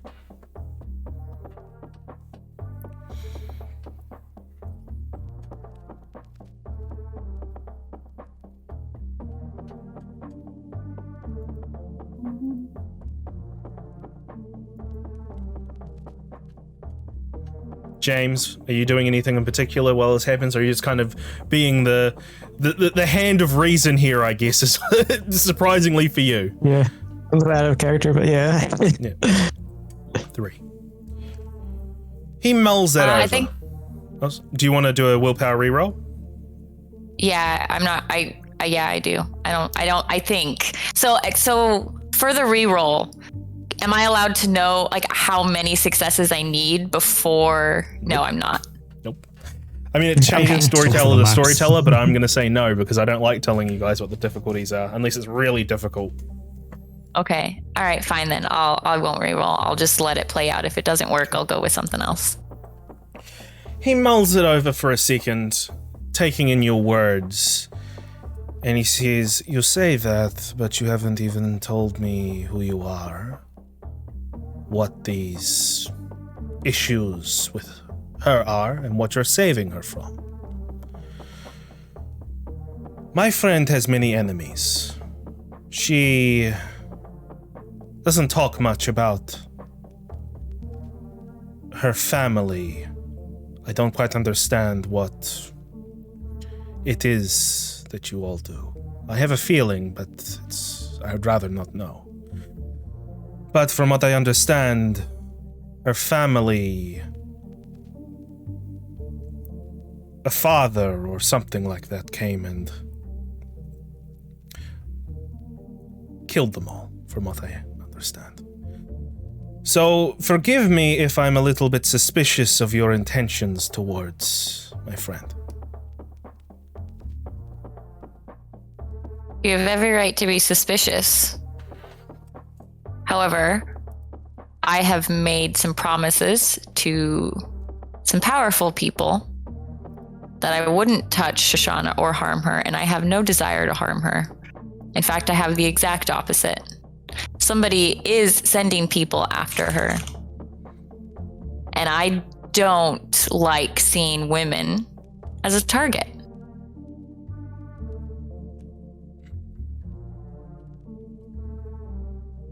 And what about you, Mr. He looks at you, James. I'm just along for the ride, man. He's muscle. You know, I can't. He's muscle. Protection. Doesn't look like you needed much muscle as he looks down at the table, still rocking on it on the place where it was sitting perfectly still before. Well, in this line of work, you can never be too careful. You should know. I'll tell you what.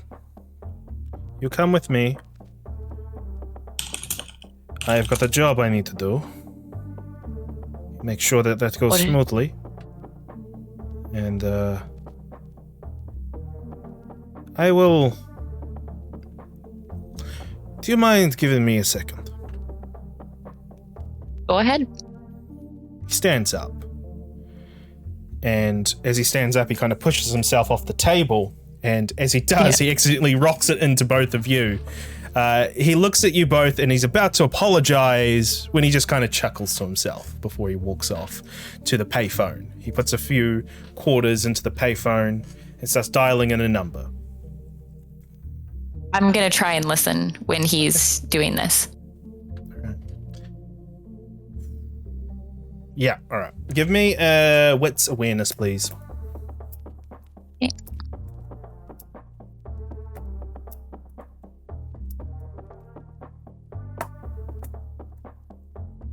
I don't, it's not social skill, so I don't get a modifier. Okay. Boy. With a 2, you are able to hear small snippets of it. He definitely tells the person on the other end that there's people that want to see them. He then mumbles something and says, and pauses before he says, yeah, I understand. Okay. See you later. Hangs up.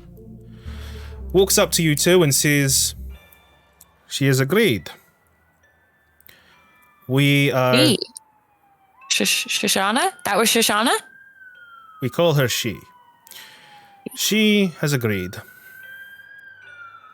And we are going to go and do this deal with the Russians. Okay. I have heard of this deal. I am familiar. And you are to make sure that it should go very smoothly. There should be no problems. I have another group who are going to be coming with us. A group by the name of the Parky Gang. Yeah. Okay. So make sure you don't butt heads too much with them. Let's Got go. it.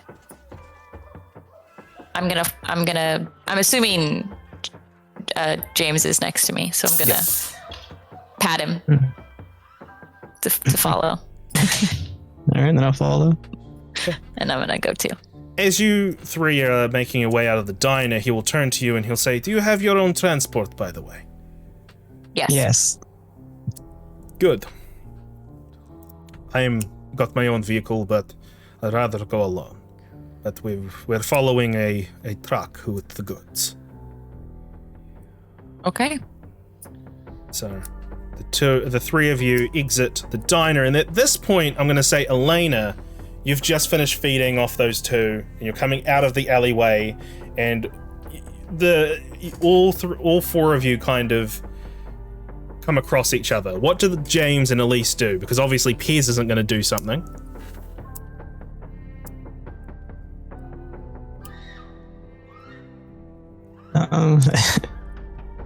So just tell her to follow us. Yeah. I mean, I'm just We need her to come with us anyways. Yeah. Okay. So you just openly say, hey, Elena. Yeah. We're gonna help Pez out with this job, and we're gonna get to meet Shejana, aka she. It seems like a good plan. Okay, let's go. I wasn't doing anything fishy. As you say that, That's weird to say. The guy comes out, the taller man whose name you gathered was Tim, the adult, and he comes out of the truck. He says, "Hey Pez, who are these? Hey lady, did you end up finding your cat?" As he looks at you, Elena. No, and the kid, Tim, was it? Julian was he's the still kid. looking. Oh, sorry, Julian is still looking, and I kind of lost him. I don't know. We kind of went separate way to gather more zone, and we still haven't found my cat. And I look at Elise and James like, my cat, Mark. Yeah, Mark. He's a very important cat. He's very important. Yeah, it's my emotional support. Yeah. Yeah, I was. Yeah. All right, and he turns to Piz and he says, "All right, boss, I'm gonna go look for Julian. How about you get there? I know where we're going. We're going to Northerly Isle. That's right. All right, so I'll head there. I'll look for Julian there, motherfucker." And he grabs out his phone and he starts dialing in a number as he goes behind the building.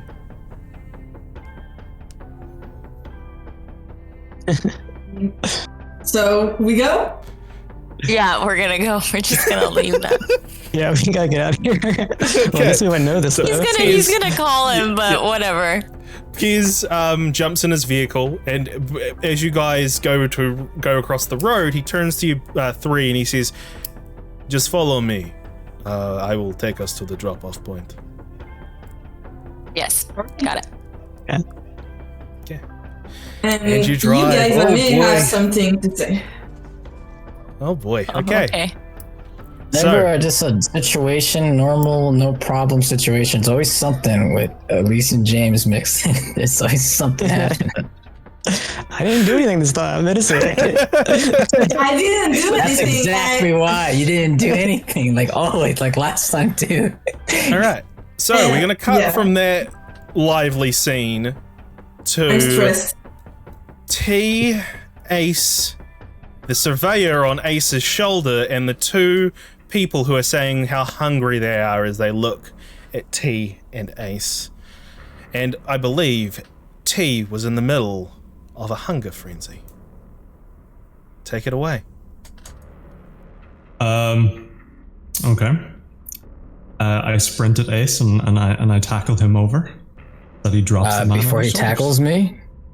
tackles me, I'm a dodge. Okay, give me an athletics plus dexterity, please. And then you give me T a strength plus brawl. Or maybe a dexterity plus brawl to see how... Yeah, we'll just go straight. Or it's already done.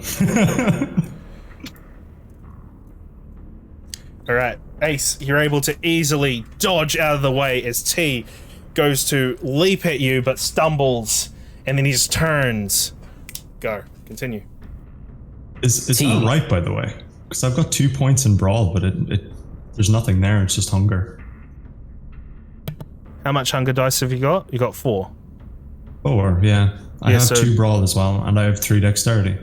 But none of those dice are showing up there. No, didn't you do strength and brawl?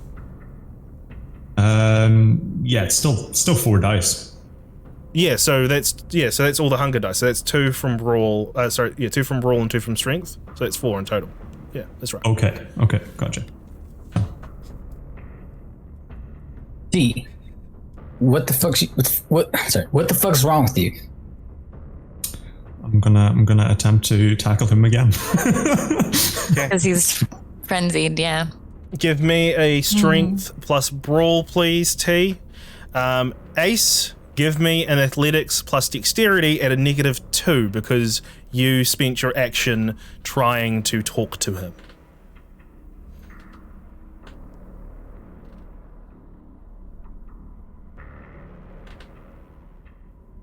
This is a fucking situation.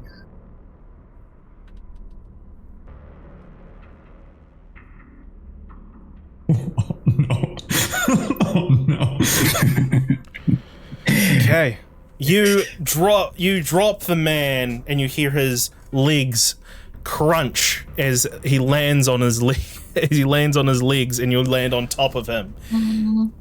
And T, you're on top of Ace right now. What are you doing? The man is above Ace's head, blood flowing into the water at this point. So is Ace completely covering him, like, except for his head? Is that what his you're whole saying? body. He's covering his lower half. So he landed on his lower half and probably broke one of the man's legs. I'm gonna attempt to sort of hold him away whilst I leap at the guy underneath him. Okay, what are you doing, Ace? I'm You have your gun, remember? Yeah, I'm gonna roll him over and gonna do a rear naked choke. Okay. Do you have any specialties in grappling or anything like that, or fighting, or? I got no specialties, just 2 brawl. Nope, Cool. no specialties. Give me a strength plus brawl, please, Ace. And T, give me a dexterity plus athletics as you try to wriggle out of this hold and just get to your prey. Oh, shit. This is not good. That's not good at all.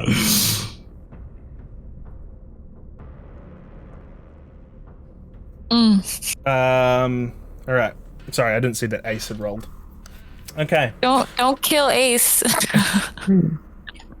I think it's time. He thinks it's time. As Ace tries to get you in a choke, you are too fast, you're too lanky, and you're able to slither out of his grasp.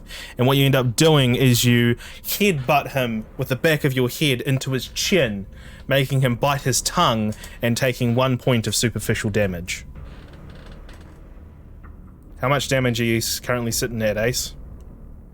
5. 5? And how much health have you got? 2. 2 left. So you got 7 in total. 7 in total damage? No, 7 in total Or health. health. Like, that's Seven your, in like, total max health. health. Right. Okay. I just needed to kind of be aware of that as we continue forward.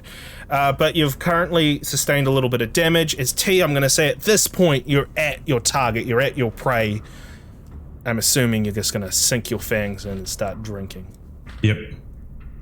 I'm going to fire off Where are you firing?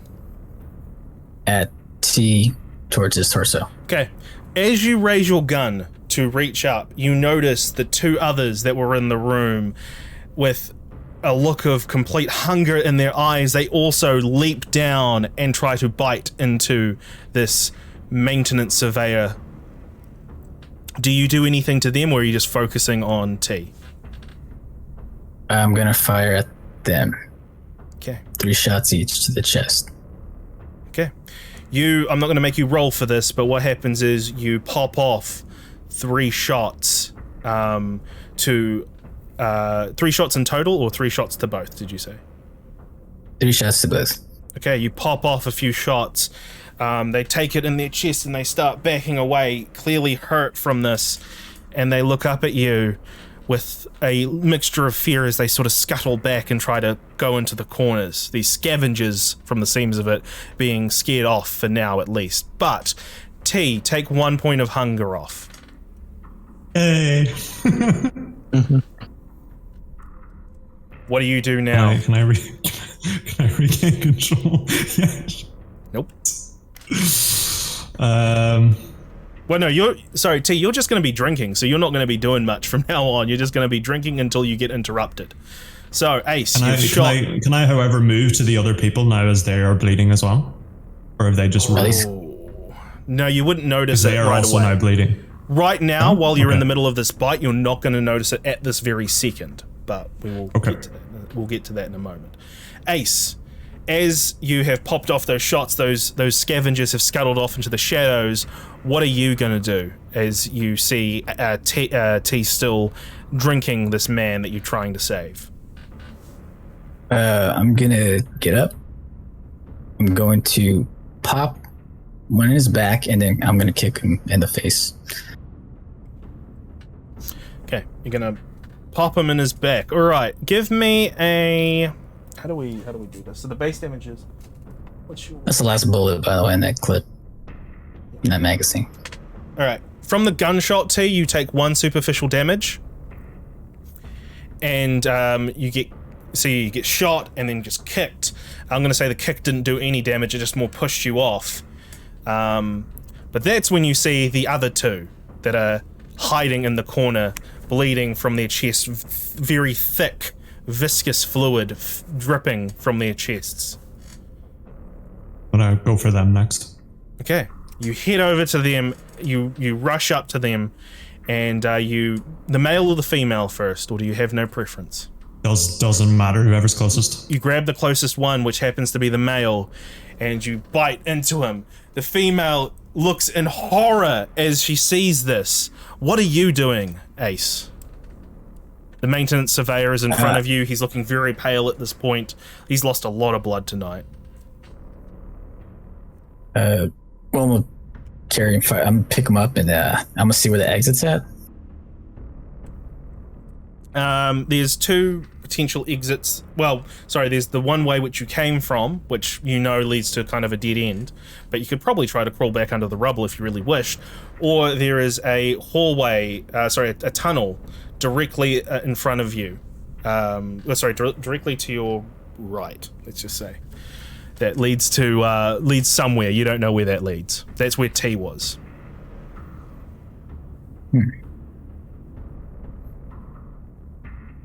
Rubble or the tunnel where T was. Well. I'll run to the tunnel. All right, you run into the tunnel with the guy. Yeah. Pick him back up. You start running into the tunnel.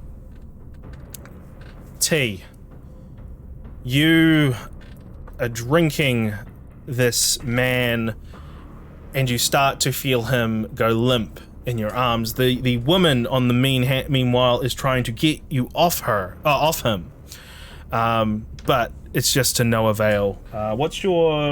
Just give me a strength plus brawl to try to keep hold of this guy while she knocks at you. It's not going to be okay. All right, tie, and ties always go to the player. So it's to no avail as she's trying to rip you off him, but you're just batting her away, just constantly drinking and drinking and drinking. Are you going to drain this person dry? I'd imagine in your frenzied state, you wouldn't care so much about draining this person dry. I wouldn't care, but I don't think I would immediately, attempt to do so.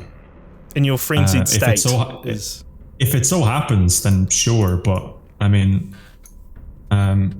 if she's also trying to attack me, obviously I have awareness that she's also there. So I might just if she's really bothering me, I might just go for her. Do you know what I mean? I would say no, because what this frenzy is the hunger. So your whole focus is on this hunger, and you drinking this blood from whatever it is. It tastes amazing, by the way. It tastes better than any human blood you've ever had before. So, I mean, if you're forcing me into a specific route, then just say so. Well, okay, let me put it this way. If you want to get out of this situation, you're going to have to give me a willpower to stop from feeding this person dry.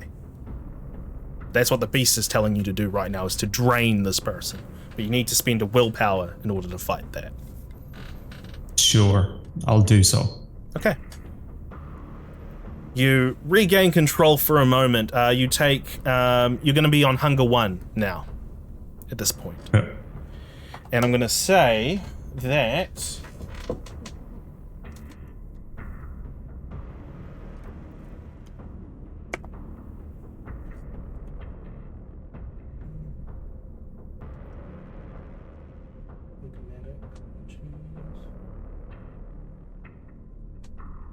You have a temporary dot and dominate right now.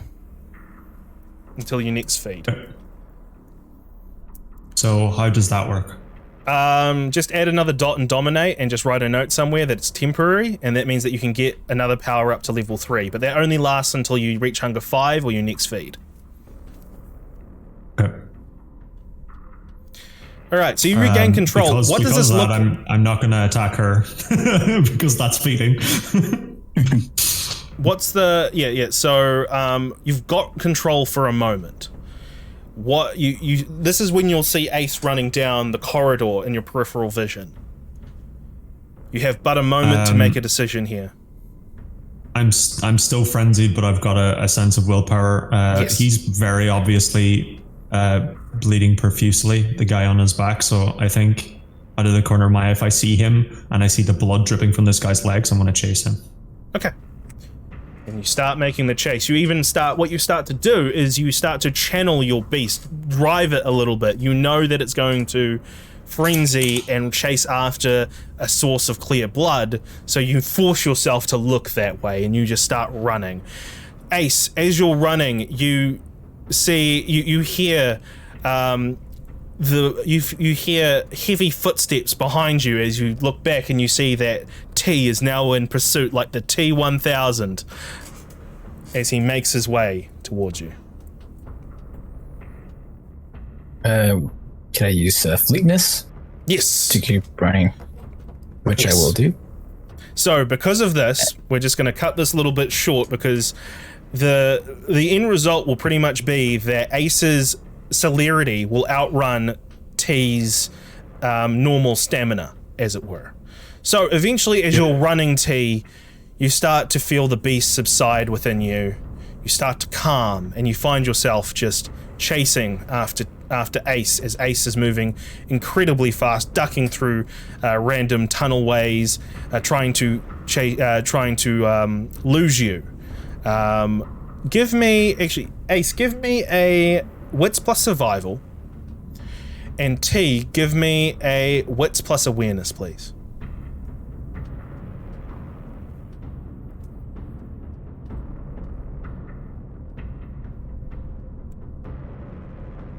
Okay, so you got a 3. Sweet. All right. So with that roll, what I'm going to say happened is that you are able to keep up, not completely keep up with Ace, but you're able to follow him.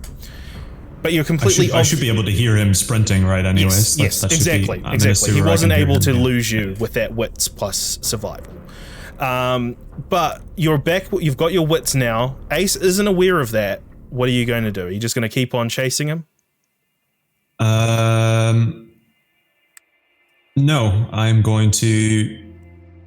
I'm sprinting, I'm chasing, and then I slowly gain control and I slowly slow down, and then I'm just gonna drop to my knees, my hands and knees. Okay, Ace. Just gonna stay there for a while. You've been keeping an eye on T as he's been in hot pursuit of you. Suddenly, he starts to slow down, and then he stops before eventually falling to his knees and keeping his head down. I'm gonna stop. I'm gonna turn around and see exactly what he's doing. Okay. You turn around, and what is T doing exactly? It's just sort of. I think at this point, he's gone from his hands and knees to his arms and knees, and his head is in his arms. But because he's obviously aware of what's going on,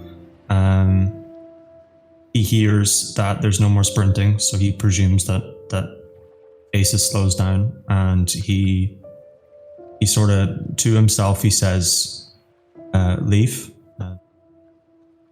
And then it progressively gets louder as he just repeats the phrase out of not fear, but general just, he doesn't want to do that again. He doesn't want to frenzy again. So he's gonna start screaming. He's going, leave! Leave! Just in the general direction of Ace.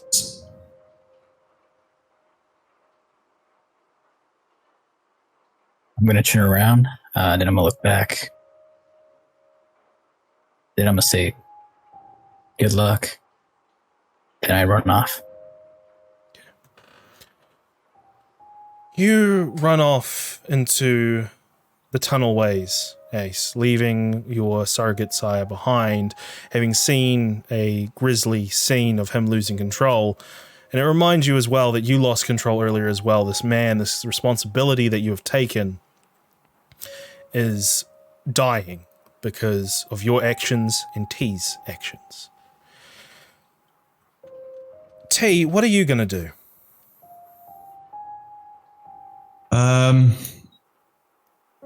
To be entirely honest with you, I'm kind of just gonna stay there for a while, sort of get my bearings. I'm not emotional, but I'm at the state where I kind of just want to calm down and just reflect, because obviously I was aware of what was going on at the time, even if I was frenzied.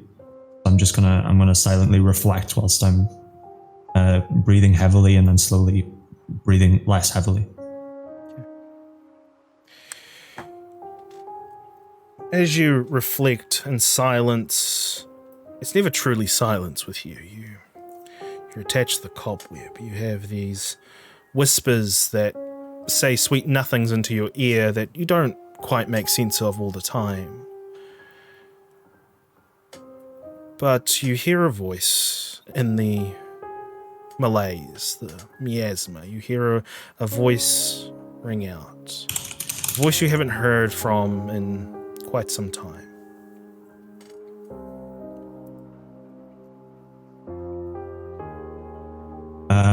What does it say? Oh, sorry. Yeah. That was your question. The answer is you get a power. Okay, so I can just choose one. Yeah, just remember it's temporary. Now, but I'll do it whenever someone else is seen. Okay, so you hear the voice clear in your mind, and this voice belongs to... I need to remember her name. Latia Shai, your sire. You haven't heard from her since she shipped you off here. You hear a voice. You don't actually know if it's actually her or not, but you just hear her say, "Get up and do what needs to be done." I do exactly that, by the way. I stand up and I crack my neck. Dust myself off. I sort of lean against the wall for a second. And I'm making presumptions here, but due to the fact that the guy on Ace's back was heavily bleeding, I'm going to guess that there's a trail of blood that I can follow. So I'm going to slowly follow said blood. I'm going to say, don't tell me there's no blood. Fuck you. I'm going to say, for convenience sake, yes, there is, just to make it easier to find Ace. And that's when we're going to cut back to Ace. Sorry, the other three. We're going to cut back to you three at a dramatically appropriate moment. It's just at the moment I need to play a little bit of catch up with these two. So, Ace, you're traveling through until eventually you find an elevator. What looks to be an old service elevator, just sitting there with the cage door opened. You go to walk in, but as you go to inspect the elevator, you go and put the maintenance guy down. He kind of groans very weak. And that's when you hear the footsteps behind you. Turn and you see T.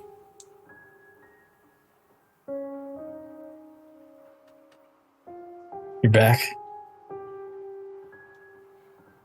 I don't answer. Just sort of like doing that, looking at the ground. Smile, but with a little, because I understand, since I went through the frenzy, I can't be mad at him. I totally get it. I went through it twice. So I kind of just smile like to reassure him. Cool. Let's go. I follow, but at a distance. Neither of you have Auspex, do you? Nope. Okay. So Ace, you're going to walk inside the elevator and have a look and inspect what the deal with this thing is? Yeah, I'm going to see if it goes up and if it's working. T, are you going to follow inside the elevator? Yes, but I'm going to try and, depending on where he stood, I'm going to try and be as far away from... Yeah, so you're going to be moving around in the elevator. Yeah, you're going to be moving around as he kind of surveys. So just give me an intelligence plus technology, please, Ace, as you survey the elevator.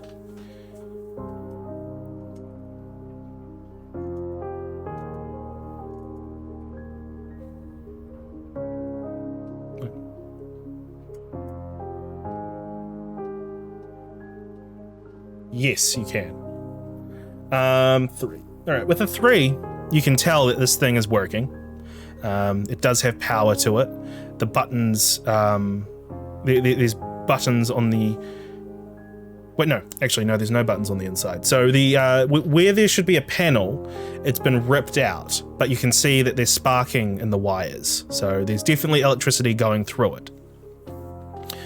But the other thing that you notice is that it doesn't go up, it goes down. as you mull through that thought, the cage door to the elevator closes. And suddenly, the elevator starts to shudder, and you start to descend further down. As you do, a figure emerges from the darkness, a man in military fatigues, a beard, and a man bun. And he's covered in tattoos as well. Tattoos of the pentagram. His fingernails coloured in a dark colour as you just start to descend. And he looks at the two of you and he says, "You gave my children a very hard time. But it is okay. You are doing us a great service," as he's yelling as the elevator continues to descend and you no longer see him anymore, but you can still hear him. "We will need to prepare for the beast. We need to prepare the beast for the coming apocalypse. I saw the end times in Afghanistan when my troops were decimated by a creature beyond kindred. The end times are coming, and your sacrifices will be remembered." She will lower it further and further down. Killer Croc. Just like as Killer I said, Croc and then the Batman's sewer is behind not him. a nice place. It's not a nice place. No. There's a lot of bad people here. All right, we're going to cut from that scene for now and go back to James, Elise, and Elena. So the three, James is driving, obviously. The three of you are sitting in the vehicle. Is there any conversation the three of you want to have over what might be coming up? Do you? I'm. Oh wait, Ellie, you're muted. Oh. Yes. Go ahead, Elise. I will say later what I have to say. I was gonna say I'm good. I don't think we have much to say except well, you and what I we said in the don't. car. Yeah. Well, I have something to say about what happened on my side while you were in the diner. I lost my cat because I was looking at the truck, you know, the truck that we saw, and we were like, okay, you go to the diner and I go to the truck, and I got caught. So I lied about having a cat, and I went searching for my kitty with a kid, and I kind of may have done something I shouldn't have done, called chloroform, using chloroform on the kid to get rid of it. I got caught doing that too by someone, which I used chloroform onto. I fed on the second guy, and then I put the both bodies in the dumpster. So yeah, the truck driver, kids, or whatever is in a dumpster.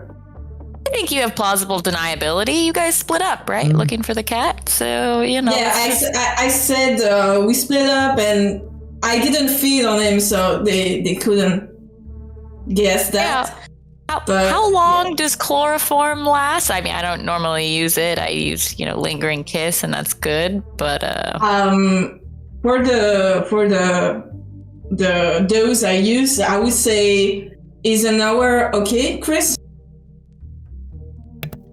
Speaking of things that you should probably never Google, I just Googled it. Okay. It takes 5. Yeah, it takes 5 minutes to. How long does? Let's have a look. 20 to 30 minutes. Okay, so that's it. That's not a lot. Yeah. I know, okay, but it might be enough. It's never accurate. The kid didn't saw him. Yeah. The kid didn't saw me because I took him from behind, so he doesn't know it's me. Cool. Then I think we're good. I think we'll be fine. Like you chloroformed the kid. There's a problem. No. I got seen by someone else who will wake up too. Yeah, but you fed on him. He'll be out a little bit longer than 30 minutes because he's a little. That do be true. That do be true. Not with Okay, avocado. well, we still have a problem. Oh no. What is that? What? I don't know. I don't know that she's Hecata. She hasn't told me that, right? So yeah. I don't know anything about Hecata. Out of game, Hecatas, when they bite someone, it hurts. They don't necessarily know that it, like, I don't think the rules really specify if they know it's a vampire bite or not, but either way, the effects of the kiss that normally are there, like that bit of disorientation in terms of like bliss, that's not there. They will remember being hurt, but he might not remember being hurt. But he won't be out for much longer. It will just be the chloroform that's keeping him under so far. Will he wake up in pain or not? Oh yeah, for sure. Okay. So we'll deal with the bridge when we cross it, but yeah, I think we go with the plausible deniability. Yeah, let's go with that. Let's go with you had no idea. Like some other homeless person looking chloroformed and then attacked. Yeah, let's go with that and hope that the best outcome comes with us. Yeah. Do all homeless people carry chloroform? You're right. Why would you have chloroform? You don't look like the type of person to have chloroform. There must be a serial killer or something, you know? Yeah. I use it for science. For science? I should be questioning that, huh? I'm like, why do you need chloroform when you can just bite them and problem is solved, you know? As a toreador. I'm an Hecata, so if I bite, they scream. So I use chloroform to shut them up and then feed. Oh, that sounds terrible. Like that sounds like a terrible clan curse. And just out of game, something that you would know in particular, Elena, this wasn't always the case for you, because you don't come from the Giovanni. This used to be a Giovanni thing, that the bite would hurt. Suddenly, around the time that the Hecata became a thing, you suddenly realized you couldn't bite into people anymore without them being hurt. Yeah. So I don't know if that's something you want to bring up, but that's just something I, as a storyteller, want to bring up in terms of in-game lore. It wasn't always like this, but it is now, and that's how I deal with it. So that's just how it be. Nothing weird about having chloroform when you need to feed and people scream suddenly. So yeah, that's how I use it in science, but we don't need to dwell on the science part at all. Okay. I think we have problems, and there we go. Let's go with plausible deniability here. I think if the kid's keeper finds him, we stick with the was it you? Hopefully once we get to the location, you know, knocking a kid out and then another random guy won't mean too much because we will have some value. Yeah, let's go with that. But I needed to tell you, so we are on page on what I did. And on the same page. Okay. Yeah. So we can maybe get out of it alive, hopefully. Yeah. Okay. So with this Let me do the talking if he confronts us. All right, cool. With this plan sort of half baked and half forming as you percolate on it a bit more on the drive there's a silence in the vehicle. Now, James, are you much of a radio man? No. All right, so you just prefer to sit in the silence. Yes. I'm going to turn on the radio. All right. You reach forward, flick the radio on. It goes on to the channel. Yeah, it does work. Okay. It's not been touched in a while, so who knows what kind of channel it's on. But Elena is just sitting back there thinking about how this night is gone. Suddenly it's another repeat of that interview with Fanny Fannin. Chaos. You've gotten past the shock of it, so there's no need to do any kind of frenzy. It's just, I want you to know about that. Can we change the station? I mean, I would like some music, not some interview, if it's possible, if you don't mind, guys.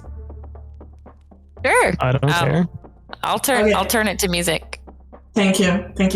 It's gonna be some dance music though, because like EDM. That's all I'm saying. So long as it's not an interview, I'm fine with it. Okay. I don't know if either of your characters would note this, but the interview was talking about Fanny Fannin, the singer who was at Chicago University, thought to have died during the explosion, but that's roughly when you flick it to a different station.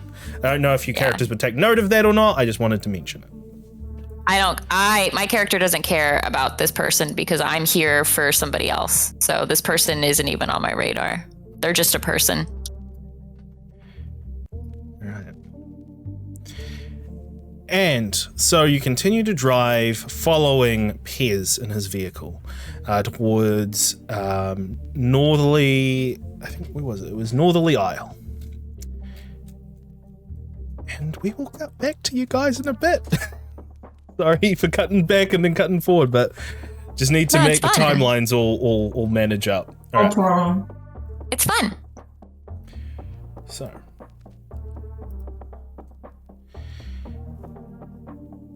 T and Ace. It's gonna be fun. The elevator shudders as it lowers further and further down. There are no controls in this rickety old service elevator. As you can see, the interior has been ripped out. So maybe you could probably do something with the technology, Ace, but at the moment it is going down and down and down.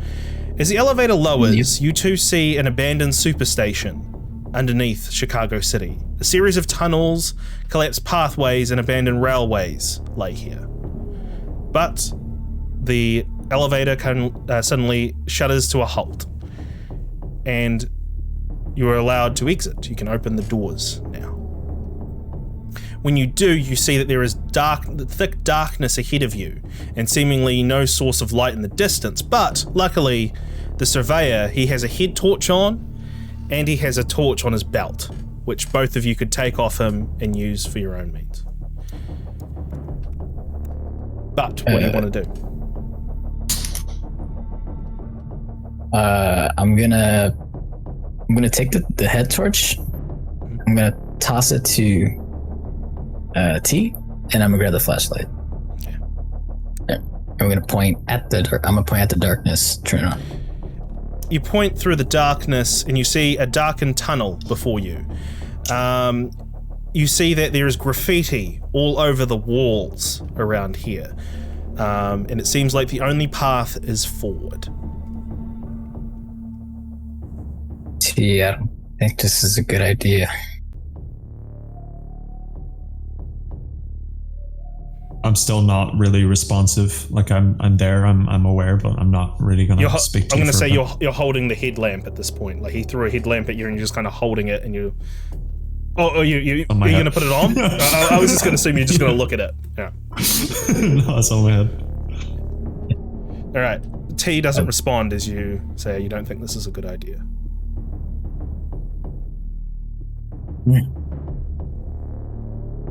I'll try these wires. I'm stay in the elevator and try to mess with these wires, connecting them. Give me an intelligence plus technology, please. Intelligence plus technology. Some nonsense is happening on stream, by the way. I'm sorry.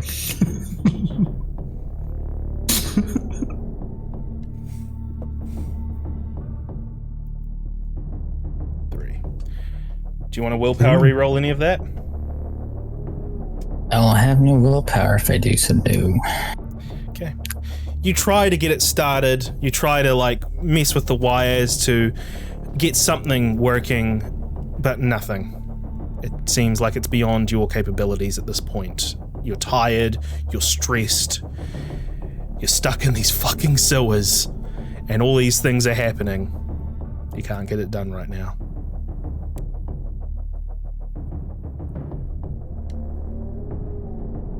T, do you have any magical abilities that could, I don't know, see what's ahead of us? I mean, I'm not going to reply, but I'm kind of thinking about it. Just put him in a mental maze. Put him in a box. For what? I'm gonna step out of the elevator and I'm gonna roll awareness just because I can. Yep, give me an awareness plus wits, please.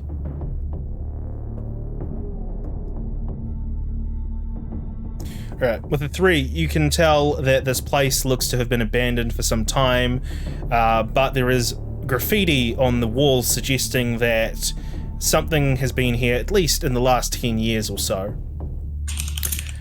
As you kind of walk down the hallway a little bit and explore, you can see that the hallway, that the tunnel turns off, and there is a room to the left-hand side, but also the tunnel has caved in at some point, leading into the rest of the abandoned railway up ahead, where you can basically get to the end of that corridor and drop down, get to the abandoned railway. And with a 3, I'm going to say you can probably put together that the abandoned railway probably is connected to the actual railway somewhere. So maybe following that could be a good plan. Okay, I'm gonna start walking. I'm just gonna follow him. So, all right, cool. You've seen something. What's your powers? He's using his powers. Yep. You grab old mate, maintenance surveyor, and kind of drag him along. You probably, would you still fireman's carry him? Yeah. Okay. How is he not dead yet? He's barely. You can actually feel his heartbeat, and it's very, very, very slow. This man needs medical attention. I have a little bit of an OOC question. Yeah. So the last session, Elise fed the guy a tiny bit of blood and he healed. Is that something she only can do? Nope. Every kindred can do that. Can I do that to the man so he doesn't die? Yes, you can. Give me a rouse check, please. I will do that. Okay. 2. You gain a hunger, but you're able to. So basically, T stops where he's standing, and he does he motion for Ace to put the worker down, or like how does this look? So is he still like this on his back sort of deal? I'm just gonna I'm gonna take a fang out and I'm just gonna like poke it on my thumb, try and get a tiny bit of blood, and then I'm just gonna hold it up to the guy on the shoulder's mouth. Ace isn't gonna really know what's happening, but that's what I'm gonna do. So that's what you see, Ace. What do you do? What is this? Are you feeding him blood? I just say trust. Let's keep him from dying? Okay. I know. Oh, sweet.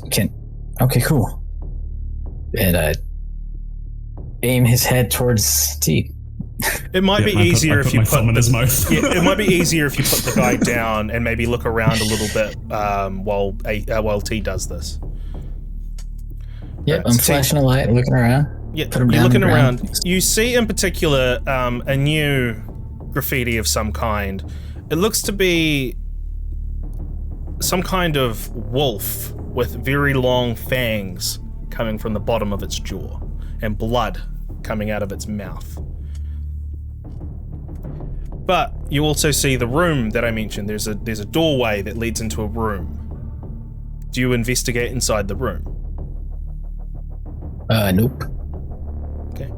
Stay where you are. Smart. This takes a little bit, but eventually you get the blood into the surveyor. He coughs. And he starts to breathe a lot easier.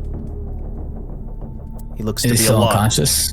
He's slowly coming to consciousness as the blood takes hold inside him. And he shakes his head and he's just like, what the fuck? Where am I?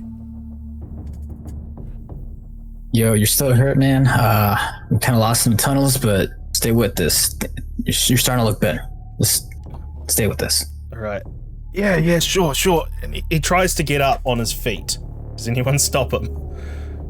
I stop him. I put my hand on his chest like, no, let me carry you. He looks down. He says, Jesus, what the fuck? He looks at I his have a tiny gory... bit of a question as well, by the way. Yeah, sure. What's your question? So cloud memory makes the victim forget the last few minutes. Obviously, he's been unconscious for a long time. So is it the last few minutes of his consciousness? Yes. Or the last few minutes? Last few minutes of his consciousness. Can I do that? Because previously, before he became unconscious, Ace had attacked him. Oh, true. That's right. I remember that. Sorry. All right. I'll say that you did that. So he wakes up and he's like, what? And I'm just going to whisper in his ear, forget, and erase his memory. Yep. And then the same scene plays out pretty much. He's just like, yeah, Jesus, what the fuck happened to my legs? Dude, there was a cave-in the tunnels. I found you, and I'm trying to rescue you, man. We're kind of lost down here. Just stay with us. He looks I'll get up. you to safety. And he's just like, shit. Oh, I know where this place. I know where we are. Do you know how to get out of here? Yeah, the railway.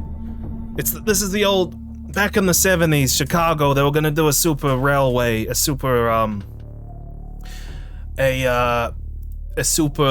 station beneath Block 37.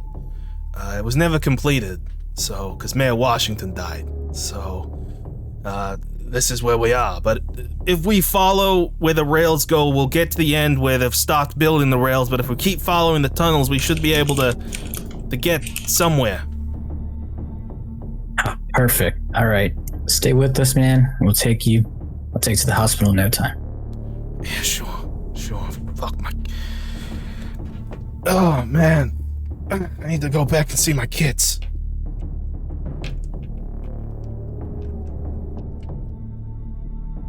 Does T go back to walking down the railway? Yeah. Yep. I pass you as you're speaking to him. And I'm looking at the door. I mean, I would presume at this point, based on the previous encounter that we had with the guy in the elevator, that it's probably a trap. But I mean, there's only one way to go, so.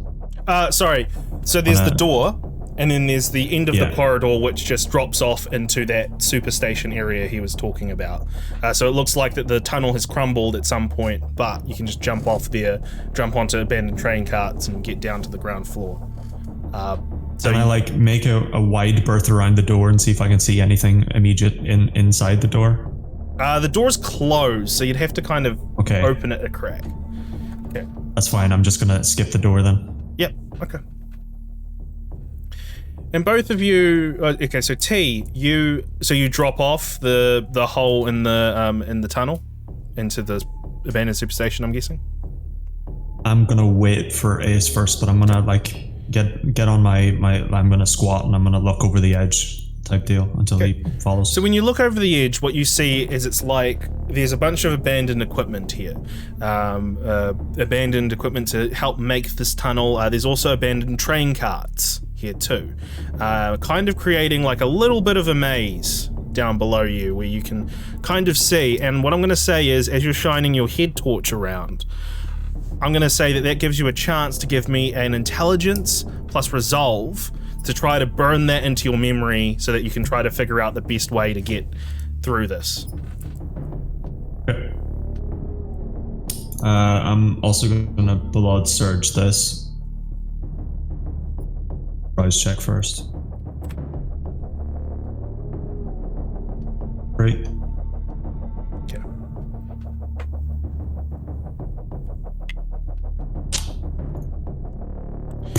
Christ.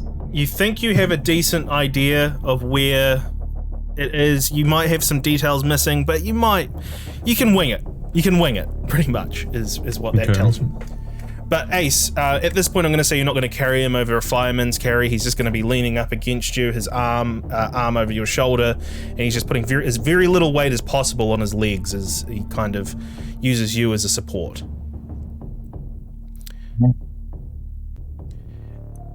All three of you are kind of converged at the drop-off point to the superstation.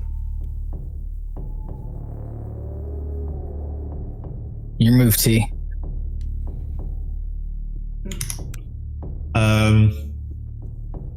This guy can't walk, right? He can't walk he can't put any weight down pretty much. So he can kind of like guide himself a little bit, but he needs Ace to help him. And it hurts. I'm gonna drop as safely as I possibly can, and I'm gonna try and gesture for him to drop the guy onto me so I can catch him so he doesn't hurt himself further. It's easy enough to do. It's a clear drop down onto some rubble, and you drop down. Bit of powdered rubble comes up as you fall down, and you start to signal to Ace to lower this man down. And the man looks at you, Ace, and he's like, "Oh, by the way, my name's Bill. I was, I don't know why I'm saying that. Oh Christ, this does not look like it's gonna be fun." It's all right, Bill. We got you. Let me just sling you over real quick. I grab him by, kind of sling him over, kind of hold his arm, almost as if dangling, and kind of lower him slowly. Yep. And then let go at the closest point to. Give me a dexterity plus athletics, please, T. Easy. Fuck. Yeah. Oh, it's a T. Oh, shit. Yeah. Oh, it's a T. It's messy, but it's a good roll. Okay. He drops down and you catch him. But as you catch him, you feel his knee crack once again. This man, if he ever is going to be able to walk again, he's going to have fucked knees for the rest of his life. And he's like, "Oh, Jesus! Thank you." You good down there? And then I jump down. Yeah. Alright, I jump down as well. Okay. Traversing through the... Well, actually, sorry.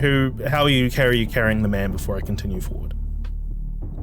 I'm gonna I think it'll be easier to do a fireman's carry and move faster. Yeah. He'll resist it first. He's gonna be a little bit wary of me, by the way, as I am covered in blood and I have a bullet wound in my back.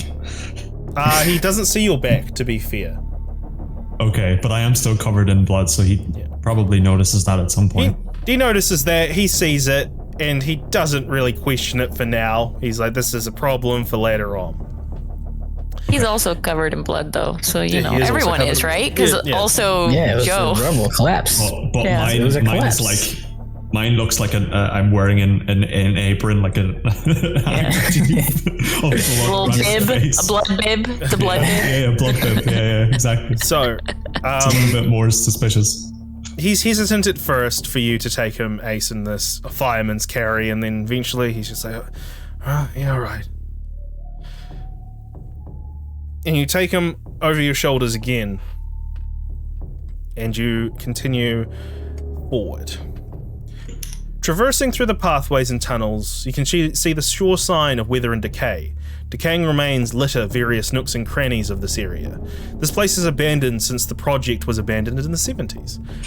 Though signs of activity can still be seen here, there are murals and graffiti sprayed on the walls, and another one of that wolf with enlarged fangs and blood dripping from its maw. Yo, T, do you recognize this? Can I roll to see if I recognize it? Occult plus intelligence. I don't have any occult, but that's fine.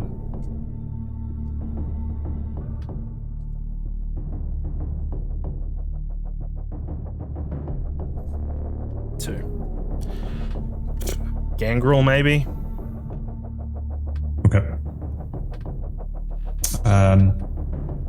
I just sort of look away from it and continue on. Still not very talkative. As you make your way through the boxcar graveyard, some still standing upright while others on their side, you travel through and around these boxcarts. As both of you do, you feel the beast inside you coil, some kind of primal fear engaging, as you can feel that something is watching you in these tunnels. Give me a wits awareness, please, both of you.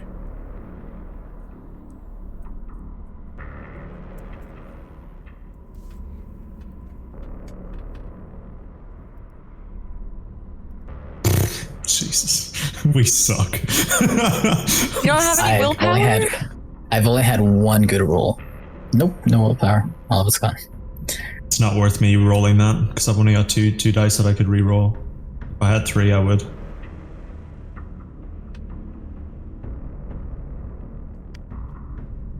Oh, sorry. I didn't. Was that your wits awareness there, T? The one above? Yeah, it is. Yep. Okay. Yep, it is. Yep. Okay. Neither of you notice as you continue walking through. You just can't shake this feeling that something is there and something is watching you. But as you drop out of a box cart, you see a wiry man with long hair and a long beard emerged. Very thin, very rail-like figure. He walks out, scratching himself as he looks up at you, and there's this look of sadness in his eyes as he looks at you. And he says, "I'm so hungry."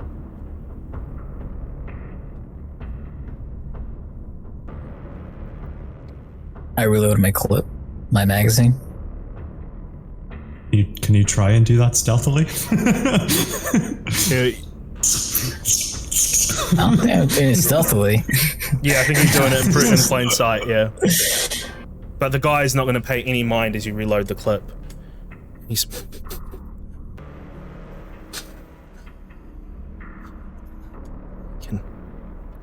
I can smell...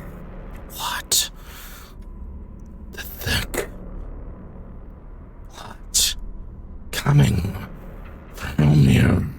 As his voice starts to get more distorted and he starts to like grab into his arm even more. It can smell the blood. As he suddenly starts to stand up straight, and by standing up straight, it kind of looks like he's starting to get taller. What do the two of you do as this is happening? I look at T. You fucking Box him, Chris. I yell at T to tell him box him, as in like the mental maze because he boxed me. No, you see genuine fear in T for the first time, is what you see. Suddenly, you hear bones cracking in this guy as he starts to fall over, his muscles rippling as they pave way for fur as he starts to become this big, hulking, wolf-like creature with huge, distended fangs coming out. And all he says is he's transforming. To realize that he's a lupine, right? Yeah, you clearly can realize he's a lupine. But the weird, this is the weird thing that he says. He says, "Give me blood, I hunger."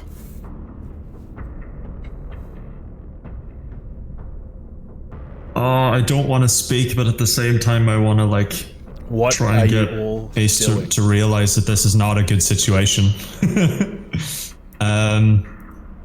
T, what the fuck kind of vampire is this? I'm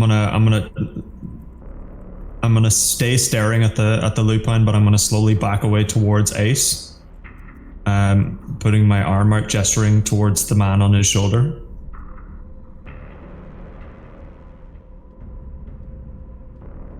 Sorry, I wasn't. Sorry, you were gesturing towards Ace to put the man on your shoulder. So I'm slowly backing away, and I'm like reaching an arm out, not at Ace, but like above Ace, trying to. Yeah. Ace, what are you doing? Kind of like backing up too, and questioning T. What? Why can't you just put him in a box?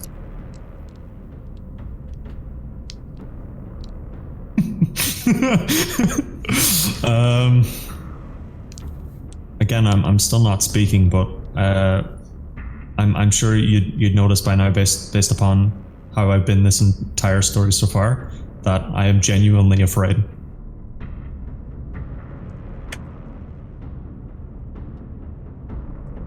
What are we dealing with here? As you say, what are we dealing with here?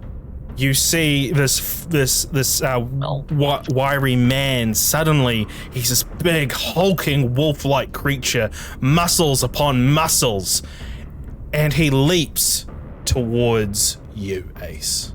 What do you do? You've got the man on your shoulders as well, by the way, so there's going to be some penalties to your dexterity rolls. I'm gonna toss him. As I toss him, I'm gonna do a roll the same direction I tossed him. So kind of like both of us, like if I was dodging a car, like as if I was tackling someone to dodge a car, essentially. So I toss him with me, and I roll to the right. Okay, so give me an athletics plus dexterity, please, and we'll go at a -1 because you tossed him. Is he rolling towards me? Yeah, I would say from the vantage that I've got in my head, he'd be rolling towards you. Okay. Depending on how he rolls, we'll decide what I do next.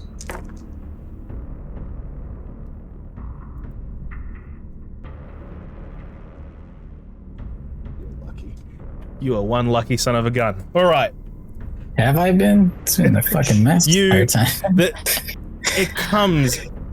It comes at you with its claws and it tries to hit you, but it just catches the back of your flak jacket, and it's also armored at the back, isn't it?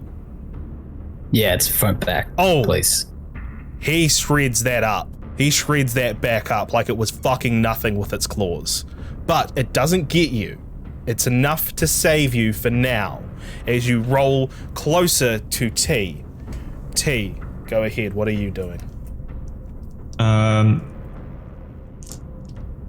Is it abundantly clear that he's going for Ace or he's going for the bleeding man still? He just keeps on repeating, blood, blood. And I attempt to throw the wounded man at the werewolf. Yes, you can. Yes, you can.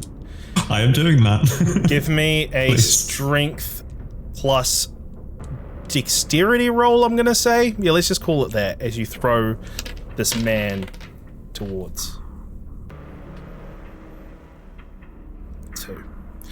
It's messy. It's not clean as you grab this guy and he's just like, what the hell? And you throw him and he comes tumbling towards the darkness, because at this point you don't even really you try to look around and you don't quite see where this figure is. When you looked away and then you looked back, he wasn't there.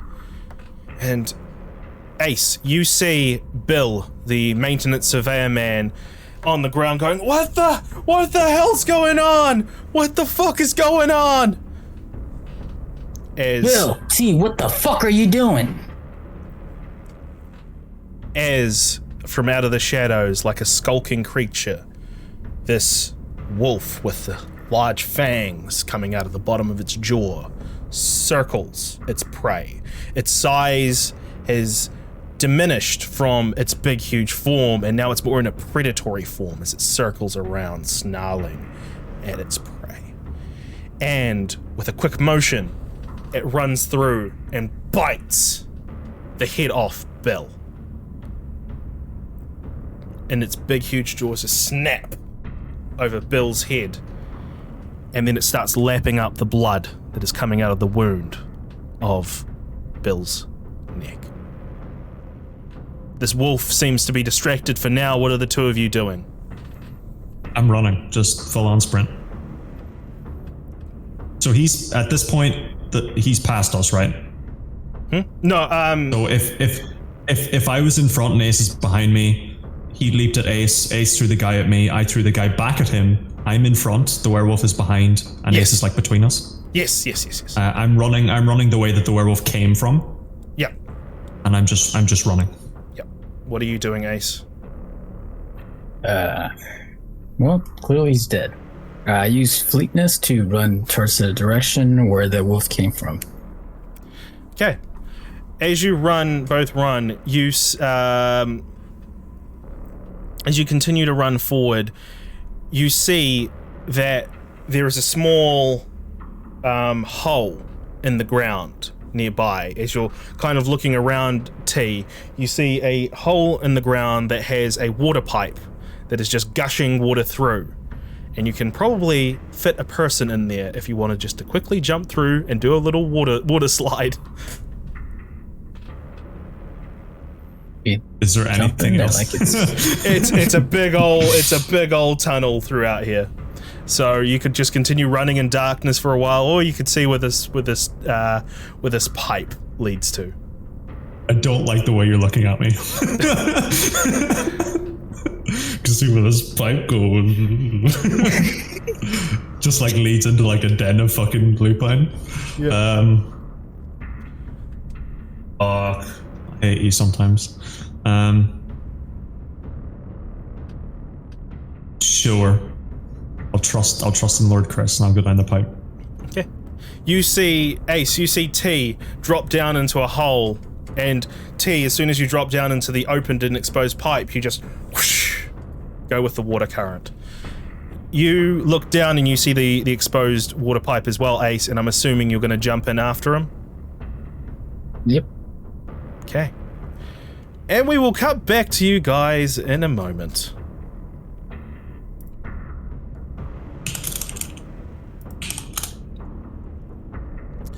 Whew, okay. You survived your first lupine encounter, so there's that. That's nice. Alright. So, Elise, James, and Elena. You four arrive at a parking lot in Northerly Isle. There is another vehicle parked here. Obviously the vehicle of Pez, but then there's another one as well. Pez will exit out of his vehicle, and he'll signal for you guys to wait. You see him walk up to the other vehicle and start chatting with the occupants inside, obviously the Russians he is making the deal with.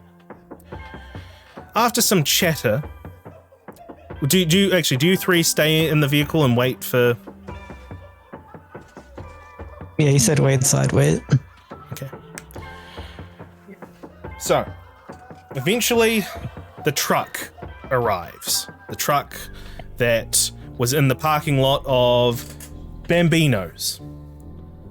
It arrives, and you see a frazzled Tony, the guy who was driving, come out of the vehicle and go towards Pez. Yeah, can we listen, or can I listen? Can I listen? You're in the car. If you wanted to get out of the car, you could try to listen. If I roll the window down, can I listen? Not close enough. Okay.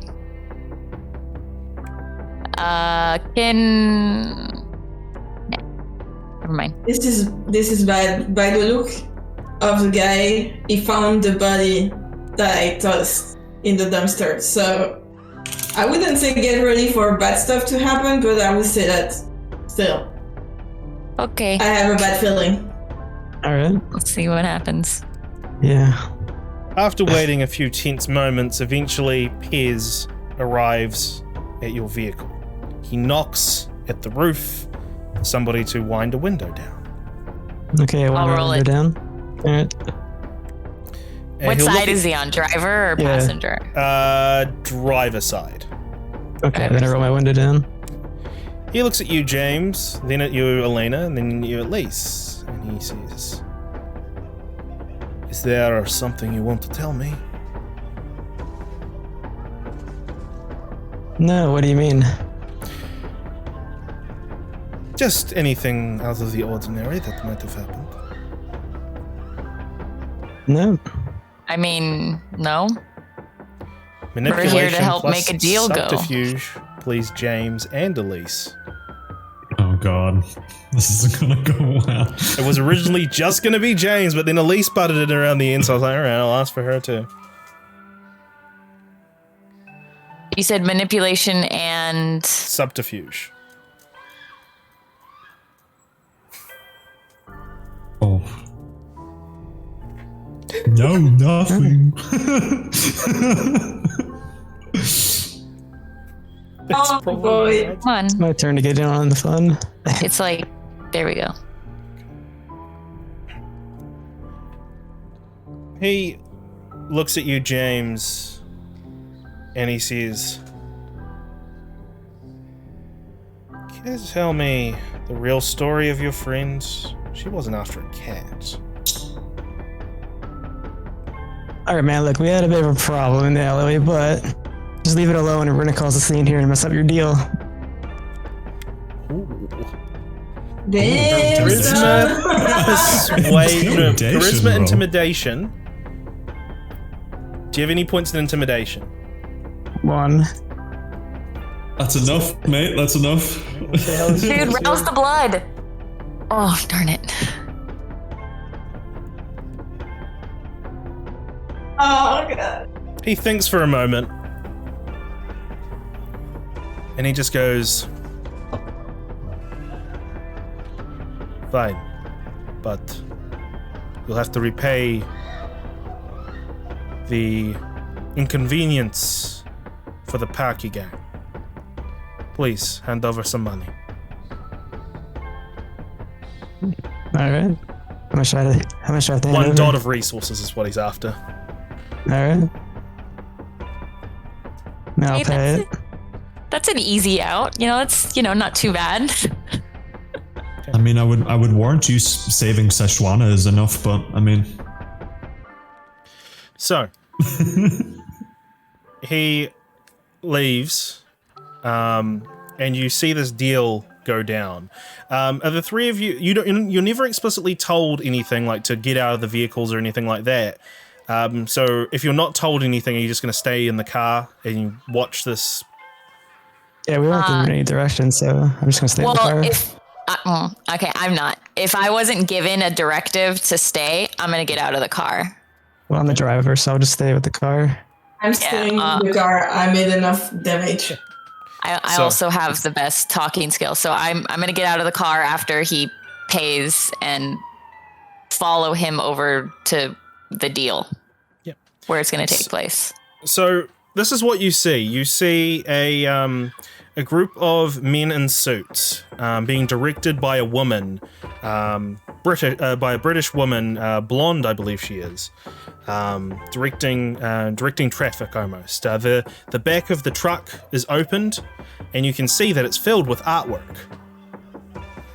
So the Russians pick up the artwork and start carting it down to the wharf in Northerly Isle, because this is where the wharf area is. Okay. And you see them start to cart it over to a boat.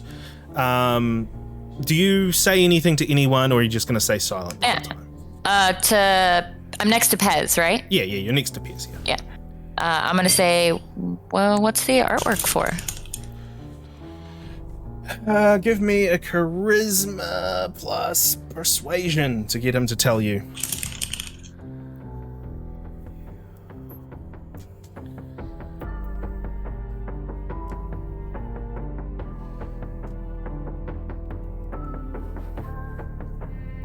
He'll say, "It was Shejana's idea. The drugs inside the art. She buys art from Dr. Benway, and then we put the drugs in the frames. Smuggle it across to Michigan." That's smart. Wow. You guys call her she, right? Yes, she. She's really smart. I like her. She is. And that's how it goes for a little while. It's fairly mundane. But meanwhile, around the area where the water is flown out into from the sewers to Lake Michigan, T and Ace are spat out around Northerly Isle. So we went a long fucking way. Holy shit. They well, actually, technically not, because Northerly Isle's not that far from the where Ace's warehouse is. To be completely honest, it's not that far. Where is Ace's warehouse on this map? It is. Hang on, let me have a look. So Northerly Isle is up there. I believe it's around where Douglas is. like sort of the Douglas Oakland area. Oh, that's not too bad then. Yeah, okay. it's not that far. It's actually very close. Okay. It's like I planned it out or something. That's fair. Oh. Maybe. I mean, like, who knows? I thought you were just going off that AI website that writes a story for you. Yeah, that's what you were going off. But Elite, to answer your question, no, you do not see them. So we can see it. No, okay, so we don't see it or in hear the water. It. You guys can't really see the shoreline from where you are in the parking lot. But Ace and T, you emerge in Lake Michigan, drenched, soaked, but you see land nearby and you see a wharf nearby. Get out. A wolf? Wharf. Like a dock. Oh, wharf. Sorry, it's the accent. I swim at night, get out. Same. Okay. Then I turn to T. What the fuck was that, you coward piece of shit? Talk to me, you fucking idiot. As you are talking, a guy bumps into you, Ace, carrying a very large art piece, and he just says, "Fucking watch your step, Jesus! Go midnight swimming elsewhere." Fuck off, man. T, before you can respond or take in, I'm not sure if you would respond. But I wouldn't, because he used the word coward. I'm not going to respond. So you hear a voice from around the top of this dock that you can't quite see. It's like a hill area, so it's like the dock goes down on a ramp and then it kind of zigzags down. And so somewhere around the top you hear a voice. A British woman is speaking, giving directions. You recognize this woman. Olivia Fitzgerald, I believe her name was. Fuck. I hate you. Okay. I clocked the voice.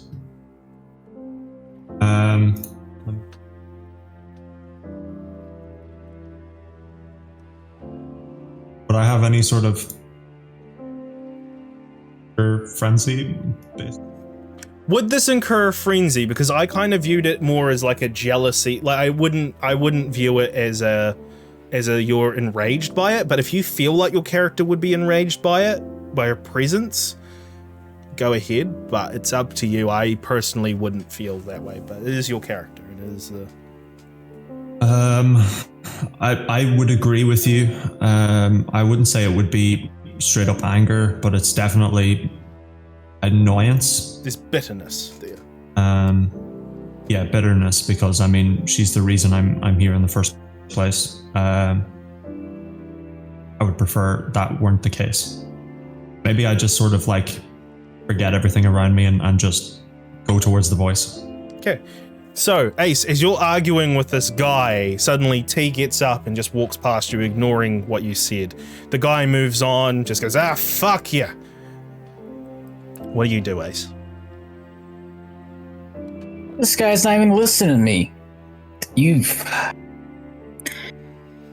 just killed somebody, dude. And I sit down and I kind of put my head towards my knees and it just let him go because I don't feel like saying no. Okay. T, you walk up the ramp, and at this point, Elise, this is when you see a drenched and soaked T making his way towards the British woman that you noticed earlier. Okay. I'm gonna lean over to Pez and be like, I know him. Can I go ahead and intervene? Because he looks fucked up, like really fucked up. And I don't want this to mess visibly up. angry, so. Yeah, and but I don't know exactly how far. I don't know if I can read your expression, but I'm sure I can see that there's like, he's probably bloody, speaks. Yeah. red, like, yeah. Hostile intent, yeah. So, I'm like, the woman is turned away from him, not even noticing him. And I'm going to say Pierce just goes, looks over at him, says, just make sure he doesn't cause any trouble. got it. I'm gonna... How far am I from the car?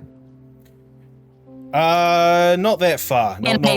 Okay, I'm gonna signal to James, particularly because he's kind of the muscle of the group. At least that's how I'm kind of between him and Ace, he's gonna be the one that I feel like I can rely on more to like fight. So I'm gonna like look at the car and I'm gonna be like, get ready, just in case. Okay. And so I'm then gonna go towards T very quickly. T, you're probably not even noticing Elise as you're just beelining towards Olivia. So I'm going to say what happens is Elise gets in front of you before you reach her. T, I'm gonna need you to calm down. We're in a very sensitive situation right now. I have no idea what's going on. And I'm like putting my hands up between you. I'm like, I have no idea what happened. I don't know what's going on. But if you mess this up, we lose our lead. And we need to find the sheriff. We need to find who killed the sheriff. I sort of walk into her. I'm sort of like just trying to push her out of the way. I'm gonna grapple if he does that then. Okay, give me a strength plus brawl, both of you. Add your specialties that you need to. So I believe you have a specialty in grappling, Elise. So Yes. There'll be a +1. And we'll see who wins this So roll you said brawl and strength? Yep. And you said +1? Yep. Okay.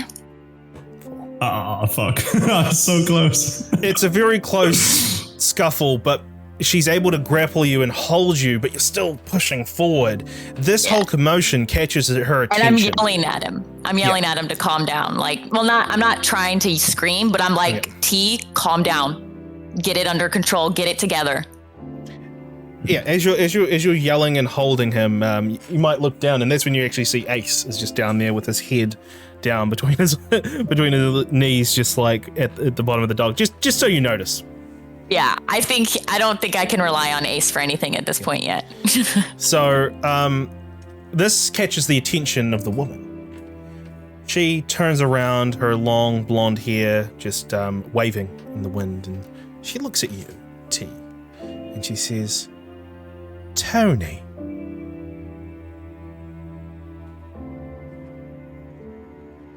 Is that really you? She walks up to you, Elise, as you're trying to hold him back. What are you doing at this point, T, now that you've been confronted by her and she's talking to you and walking towards you? I'm kind of snarling. Not like a rabid animal or anything, but I'm kind of just like gritting my teeth. By the way, James and Elena, you see this whole display happening from the car, just so you're both aware that this is happening right now. But yeah, so you're snarling, T. She looks at you, Elise, and she says, well, it looks like you've done well to find yourself another master to hold your leash, as it were. I really... Like, okay, lady. I'm not his master. I'm not his keeper. I don't know what's going on with you two. I'm just trying to keep this shit from going sideways because we have things we need to get done. Think of us like love-scorned siblings, I guess is the right term for it, or no love lost between us. Can you get him to calm down? Have you calmed down, by the way, Tony? T? Maybe I sort of I reply to some of the things she's saying, like, can you just repeat what she said? She said it's like she basically said it's like we're siblings, but there's no love lost between us. Well, there's love lost between us, or whatever the phrase of terminology. I basically I say bullshit at like a muffled. She can hear it basically, but I'm not like yelling it. Yes, that is right, as she kind of laughs to herself and she says, yes, one of us is more favored than the other, but I make sure to remind our mother of the mistake she made. I might take this opportunity to use my new power. Yeah, go for it. It's your new power. Dementation. I need to have a casual conversation with someone, and then I can make them fight their inner demons. Okay, cool. All right, so what's this casual conversation going to look like? Who's it aimed at? It's aimed at her. Okay, because I'm still grappling you, so I'm like. I would personally, I would say that her saying the thing and then me saying bullshit, and then her saying I constantly remind the mother of the mistake, to which I reply with you were the mistake, and then I would say that that's a conversation. Yeah. And with that, she goes to rebut once again, but her eyes just suddenly dart and shift. And she just says, no. What's... Tony! No! And she starts backing away. The Russians at this point look at this whole scene like, what the fuck is going on? You have a moment to diffuse this. Just keep in mind, this isn't my fault. I don't know I have this power yet. I'm gonna yell at Pez. Checking, by the way. I'm gonna be like, this is your girl. Get her, because she's freaking out by herself now. Like, I'm holding T. She's doing her own thing. Piers runs up and says, all right, Olivia, come. He's like, no. Latia chose him and not me. And she says, oh, God, I'm not good enough. And she's like, okay. He's like, okay, and tries to take her away. And he gives you both a very curt look.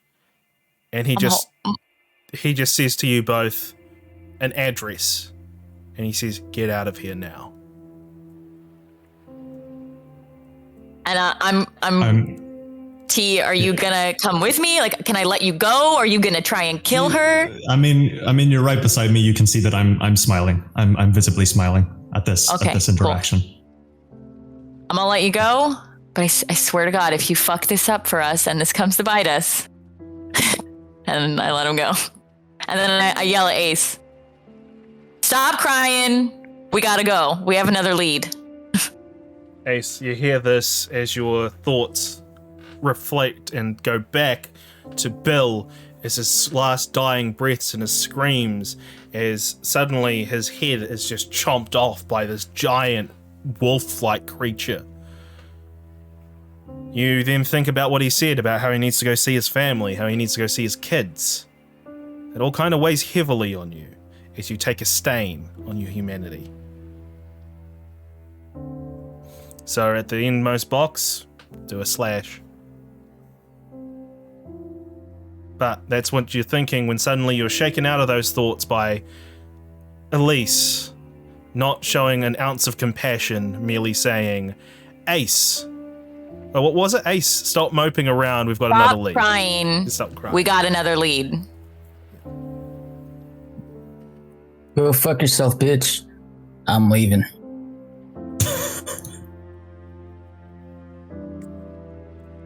I've let T go at this point, so like if T I'm like, T, get your baggage. Oh, I don't care about him. We're quarreling. He called me a coward. I'm gonna take that very seriously. I don't know that. And you're not gonna tell me that, huh? Yeah. Okay. You're like talking to him, and I'm just walking away from you. I don't care. All right, I'm gonna. Since he's walking away and ignoring me telling him this stuff, I'm gonna turn to Ace and I'm gonna go, we don't have time for you to deal with this life transition right now. We've all been where you're at, but if you keep sitting here crying and centering it around yourself, all of us are gonna die. We will all be killed because you can't stop and move on. You can process this later. You think this is about me? Just saw some T just kill somebody. Another person. All of you are pieces of shit.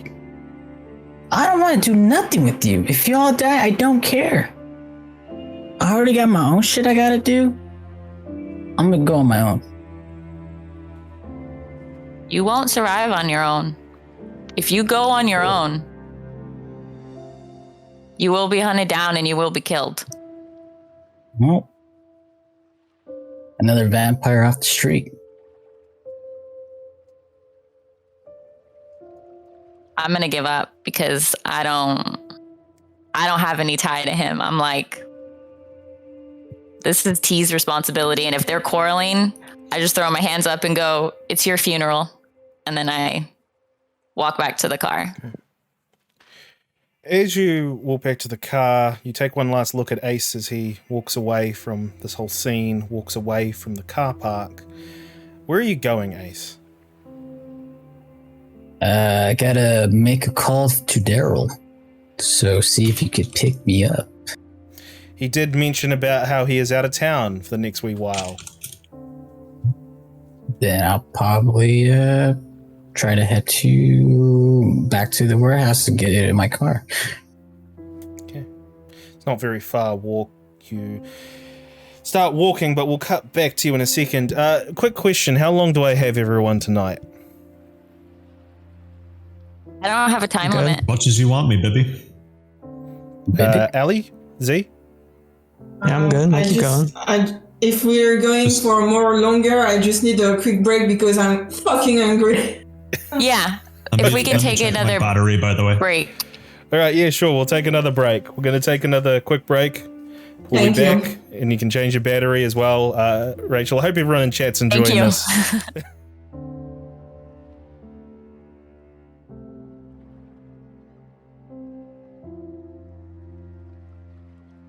And we're going to start in the car as T, I'm assuming, is going to arrive at the vehicle first, hop in the back seat.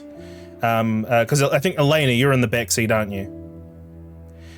Hops in the back seat next to you. Doesn't say a word, and then Elise is soon to follow, riding shotgun as she usually does.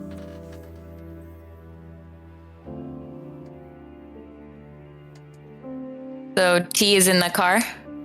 T is in the car, yes. You were given the address for where you can find Shejana, but you haven't relayed that obviously to anyone else. As we're getting into the car, I'm gonna give. I was relayed. I wasn't given, so I'm gonna relay the message, the address to James because I don't think he was there. No. So I'm gonna be like, "This is where we need to go. This is where we're gonna find Shejana, and she's gonna help us with Martin, and we will have a lead." Ace isn't coming. And then I'm gonna turn to T and be like, "I don't know if Ace is coming." Before that, can I do I know where this address is just by hearing it? Or no? By hearing it, give me a streetwise plus intelligence, please. Because I would like to go home. I'm covered in blood and I have a bullet wound in my back.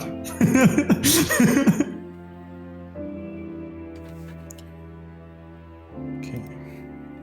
1. Just a general area is enough. Fuck. The general area?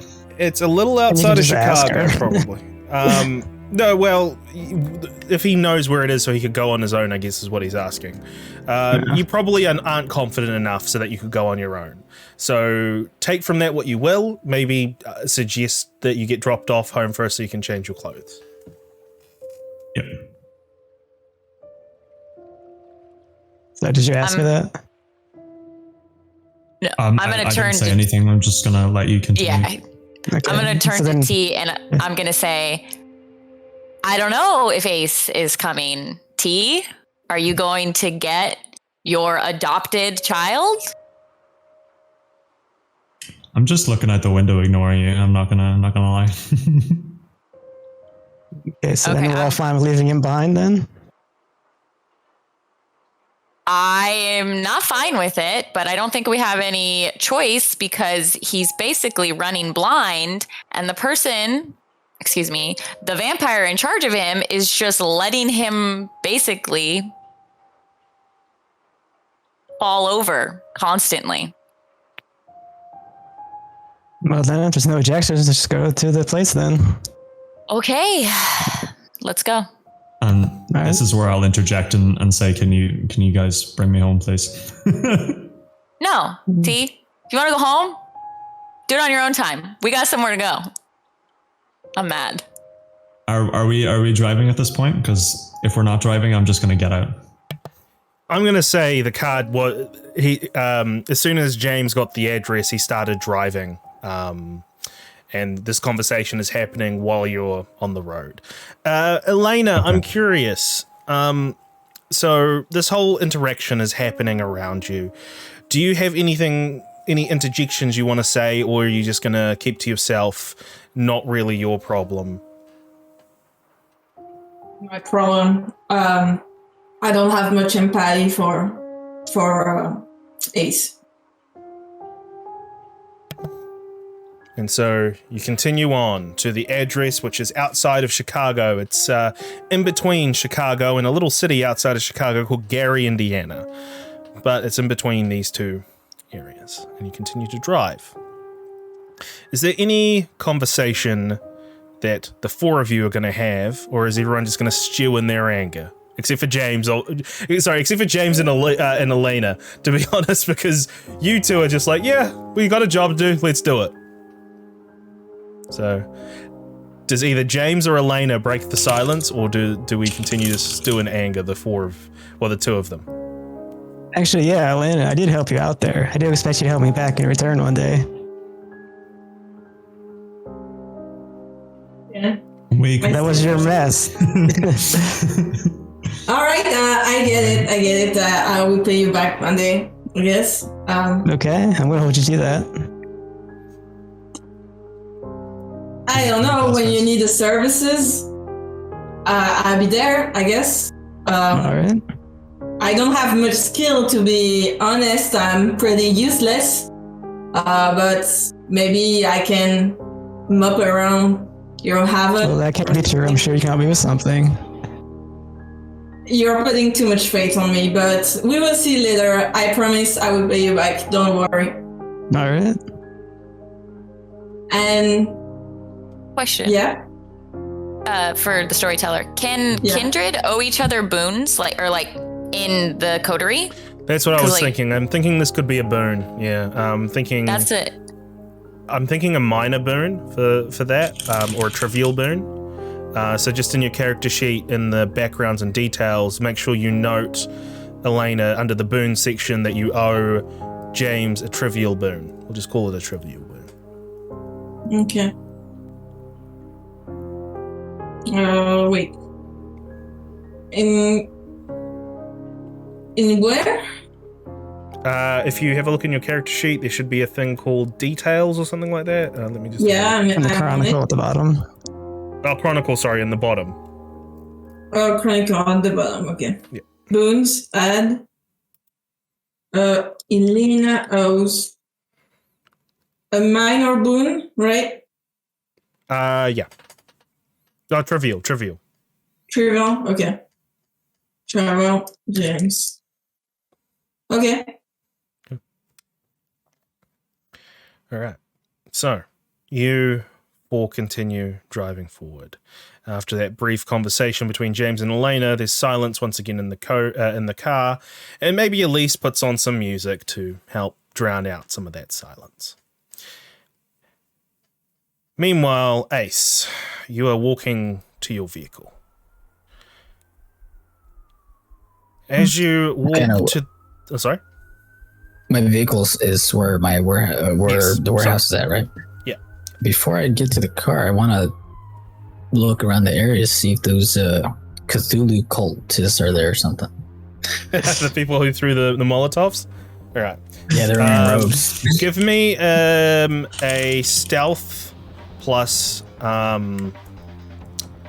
composure, and then follow that up with a wits plus awareness. Stealth plus composure.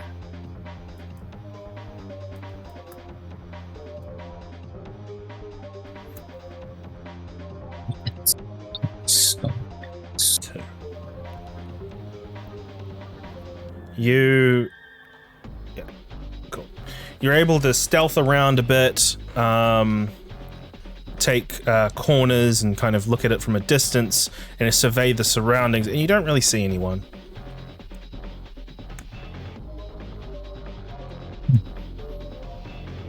Then I make a way to the bunker. I mean, is it on fire still, or the fire's off? No. You can see the smoldering mess.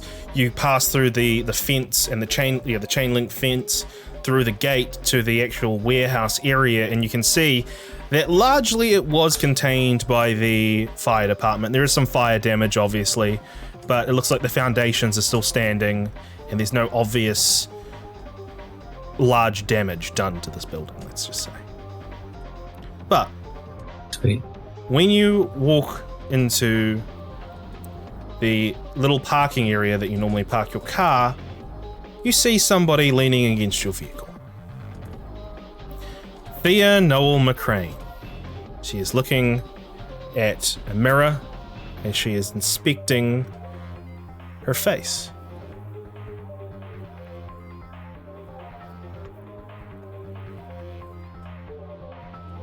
I guess so. I don't know, just kind of sketch.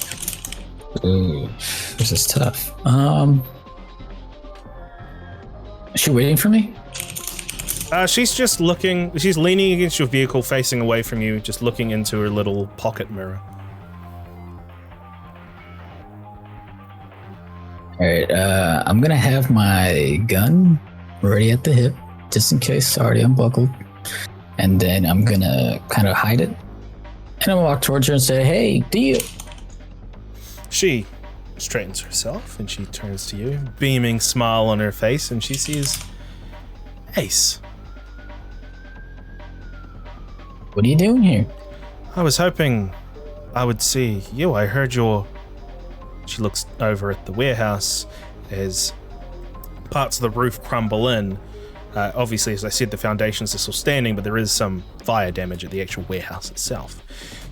She says, I saw that your place was on fire, so I saw the firemen here, and I went to, once it was all done, I went to see if you were all right, but I didn't really know what to do, so I just kind of stood here, and she just shrugs. What makes you think this is my place? She thinks for a moment before sighing and walking up to you and saying, listen, Ace, we could play this game of cat and mouse, secrets and cloaks and daggers for a long time, but I think it's about time we skip the foreplay. I know exactly what you are, and you know exactly what I am. Yeah. What are you suggesting? I'm not suggesting anything. I'm merely concerned about you.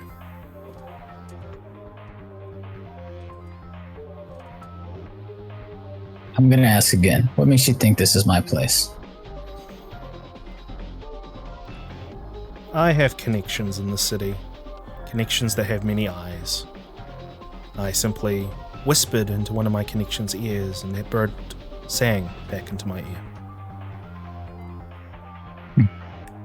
So, Ace What do you want? from the CIA.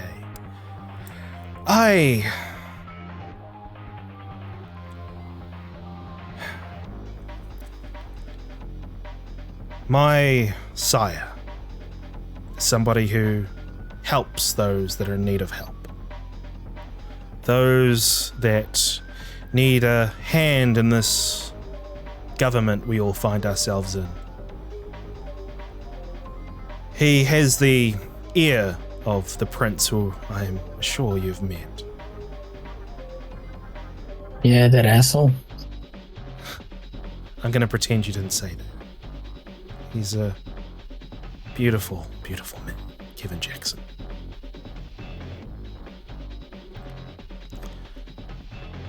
But my sire has his ear. And I've been suggested to pick you up to meet my sire so that he can help you and your friends. Well, why does he want to help us?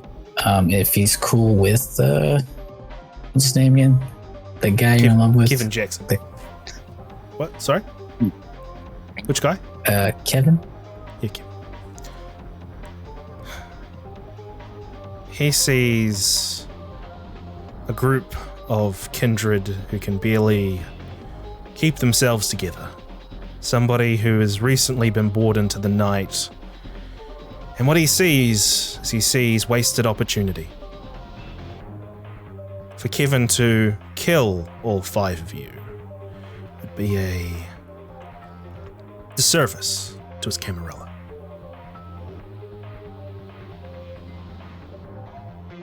Just talking. Just talking.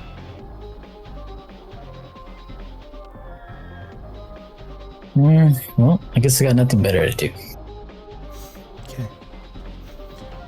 She walks over to the passenger side door, waits for you to unlock the vehicle.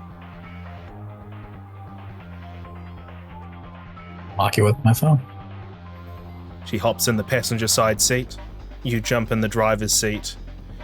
And she merely says, Riverdale Community Center. All right. Drive off. Okay.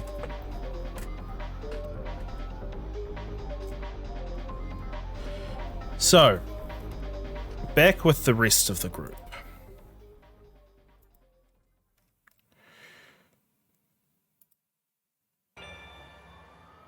You arrive at this abandoned warehouse/factory. The coterie sees a dilapidated building standing alone in an industrial row of similar-looking complexes. As you arrive, James, the gravel kicks up in your under the tires, and you get to the specific factory that was given to Elise. As the car sits idly by, do you guys just park outside, or do you park somewhere more discreet, or what's the approach here? As you see this factory, the factory has got a gate in front of it. The gate looks to be open, meaning that you could just walk right in. I would choose to park discreetly. You park discreetly.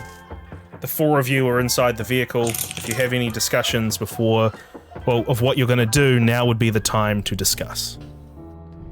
Do we have any plan here? I'm assuming. I was under the impression that we were going to go see Shejana, and so my assumption is that we're safe. Yeah, so we've had a good time lately. I don't trust it. Okay. I'm a words person. Yeah, we should do the same thing as the diner. I'll take a position somewhere and you talk. Sure. And Elena, what do you wish to do?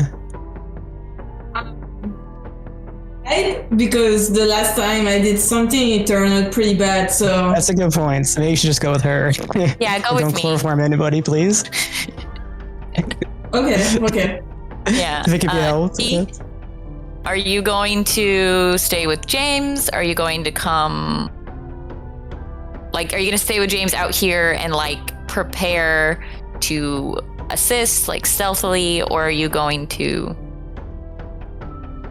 come with us? Both options are bad, but I think T in his mind would choose going with you over staying with James. Okay. Then that's what we're going to do. Let's go. All right, let's go. I'm going to try the front door. Okay. You enter through the open gate. It creaks as you push it open, and you can see this big factory in front of you. There looks to be a little set of stairs leading to the front door, and the 3 of you, I'm correct in assuming that, sorry, James was staying back in the car, is that correct? Because I was gonna stealth up and take position somewhere and watch. Oh, okay. So you're gonna go into the building with them? Yeah, I was gonna break away, not talk with them. Yeah, okay. Or did you want to survey around the building, see if there was another point of entry? Yeah, basically that would work. Okay. Yeah, give me intelligence plus investigation, please. Meanwhile, the 3 of yeah, you sure. start. Remember, you can rouse the blood to get 2 extra dice if you feel like the dice pool is too small. Yeah. I'm popping all, by the way. Because I'm currently drenched and I still have a bullet hole in my back, so I'm gonna. You don't gain a hunger, so that's good.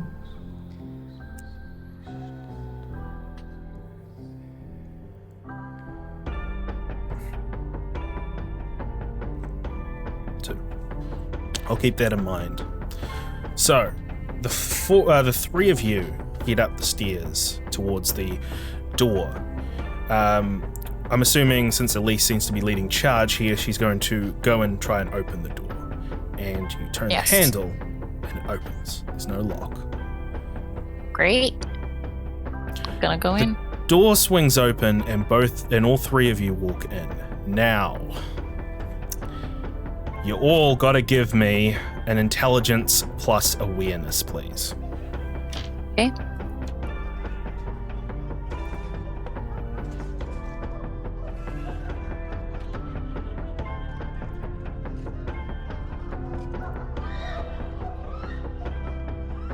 Ooh, looks like Elena. What? What is this? He's rousing.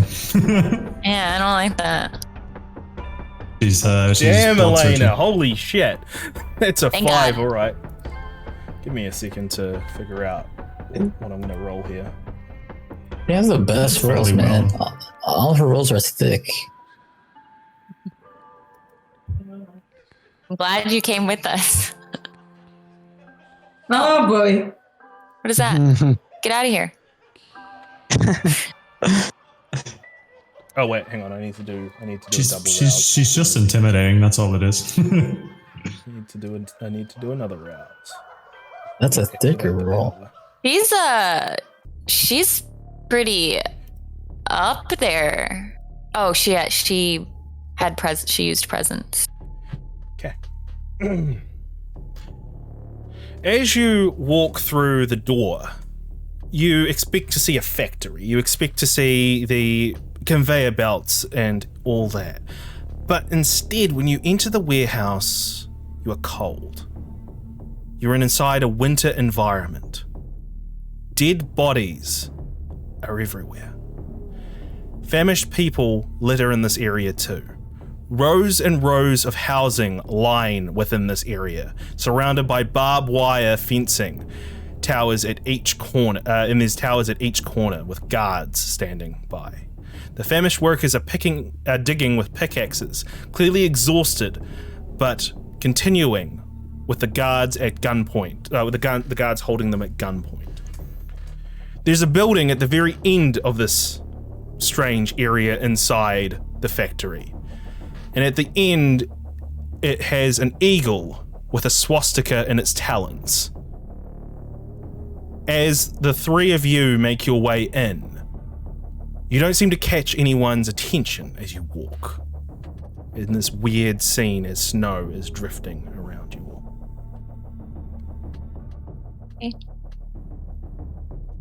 I don't want to say anything because I know that there's people around us, so I don't want to.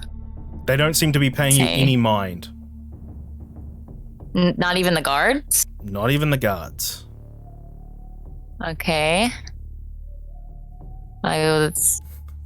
This is weird, guys. Did you say, just a question, did you say there were dead bodies? There's dead bodies, frozen, but just like kind of piled all over the place. That's my place. So you're happy here. You're feeling good. Okay. I don't show it, but yeah. So do you go up? So Elena, do you go up to the dead body and start to one of the dead bodies nearby and start to investigate it? Not really, because that would be weird. I mean, they will start questioning, but I kind of drift off a little and observe the dead bodies without investigating in itself, because I don't want to arise attention. by the way, I actually I completely forgot to mention this, but I thought it was kind of obvious, but I'll mention it anyway. You aren't inside when you walk inside this factory. You're in a big outdoors area. What I was gonna ask, I was gonna be like, when I walked through the door, there's no, like, we can see the sky now. Yes, and in fact, this is some Tremere shit. And when you walk through when you walk through the door, you turn around and you see that there's a locked gate behind you. Okay. All right. Well, at least we still got somebody on the outside who I don't know if they can see in, but I'm gonna go towards the building the only thing that looks like that we could go towards. The building at the end, right? Yes, as you dart through the rows. James, I'm assuming you're going to follow? Yes. Oh, sorry, not James. T. I forgot who was in the set. Yeah, T. Whatever I'm doing. James is outside. Yeah, James is outside. Yeah, sorry. There was a brief moment of, I'm used to you three being the three that are together. And yeah. Okay. So I might have at this point taken off my vest, and I'm like trying to cover the bullet wound by just like sort of hoisting it over my back, because I mean a bullet wound is not going to be good anyways. I mean, you do that and you notice that none of the guards seem to pay you any attention, and that's also when you notice that the guards are all wearing red armbands with swastikas on them. Yeah, I'm more worried about Shiswana, but we'll see that later. Okay, so we're gonna make our way. Elena, you see the group start to leave. Do you follow, or do you continue sort of eyeing up this body that you were looking at while these two were Elise at least was conversing?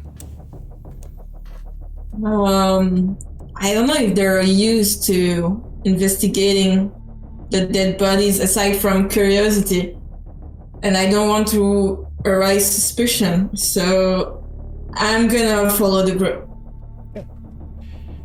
You follow the group as the three of you start to make your way through the maze of camps and houses, and you see all kinds of atrocities, ones that my own words can't justifiably express, but you see all kinds of disgusting things happening in every corner. But as you continue to walk, you hear the crunching of leaves behind you.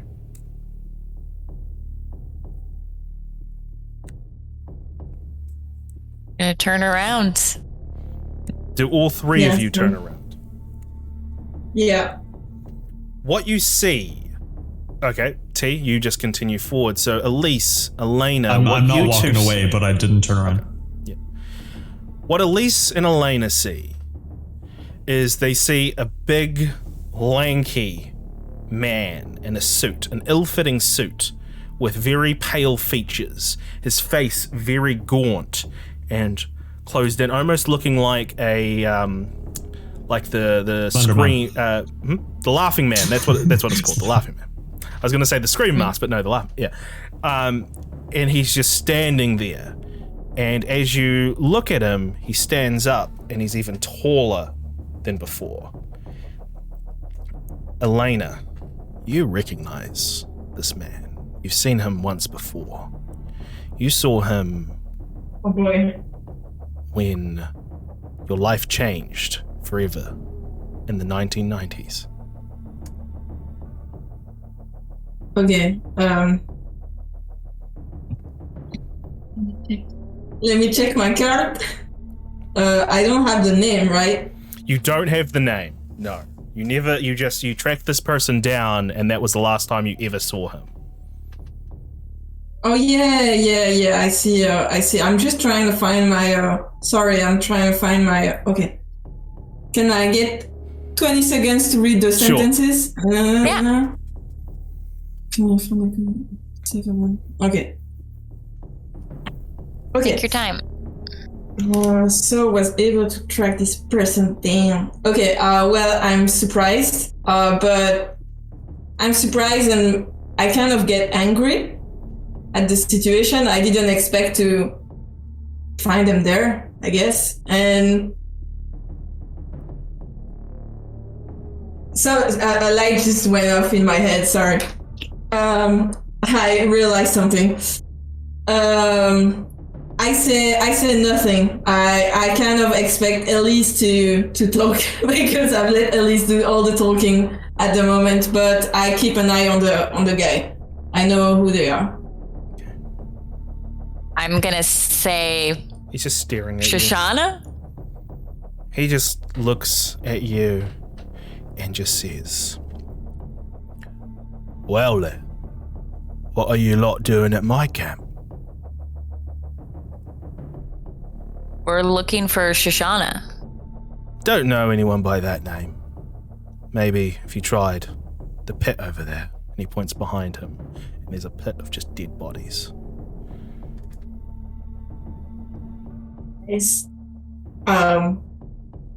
Can he wants to we, join her as he starts to move forward, closing the distance between himself. God, I'm gonna use rapid reflexes to back away and say, no, actually, we were given instructions to come here, and now it's starting to seem like it was a trap, and I'm gonna have to kick somebody's ass.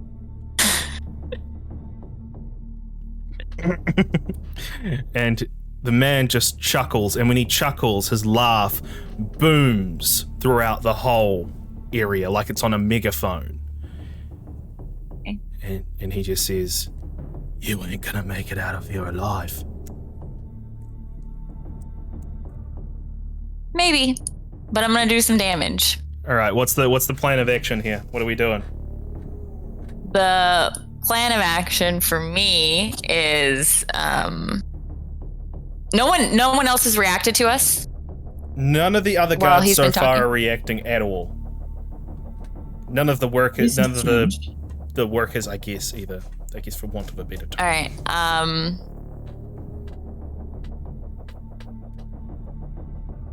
I don't know if there's any way to get out of a fight. Can I intervene? Try. Yeah, sure. We're coming up with a plan now. Yeah, intervene. Don't you remember me?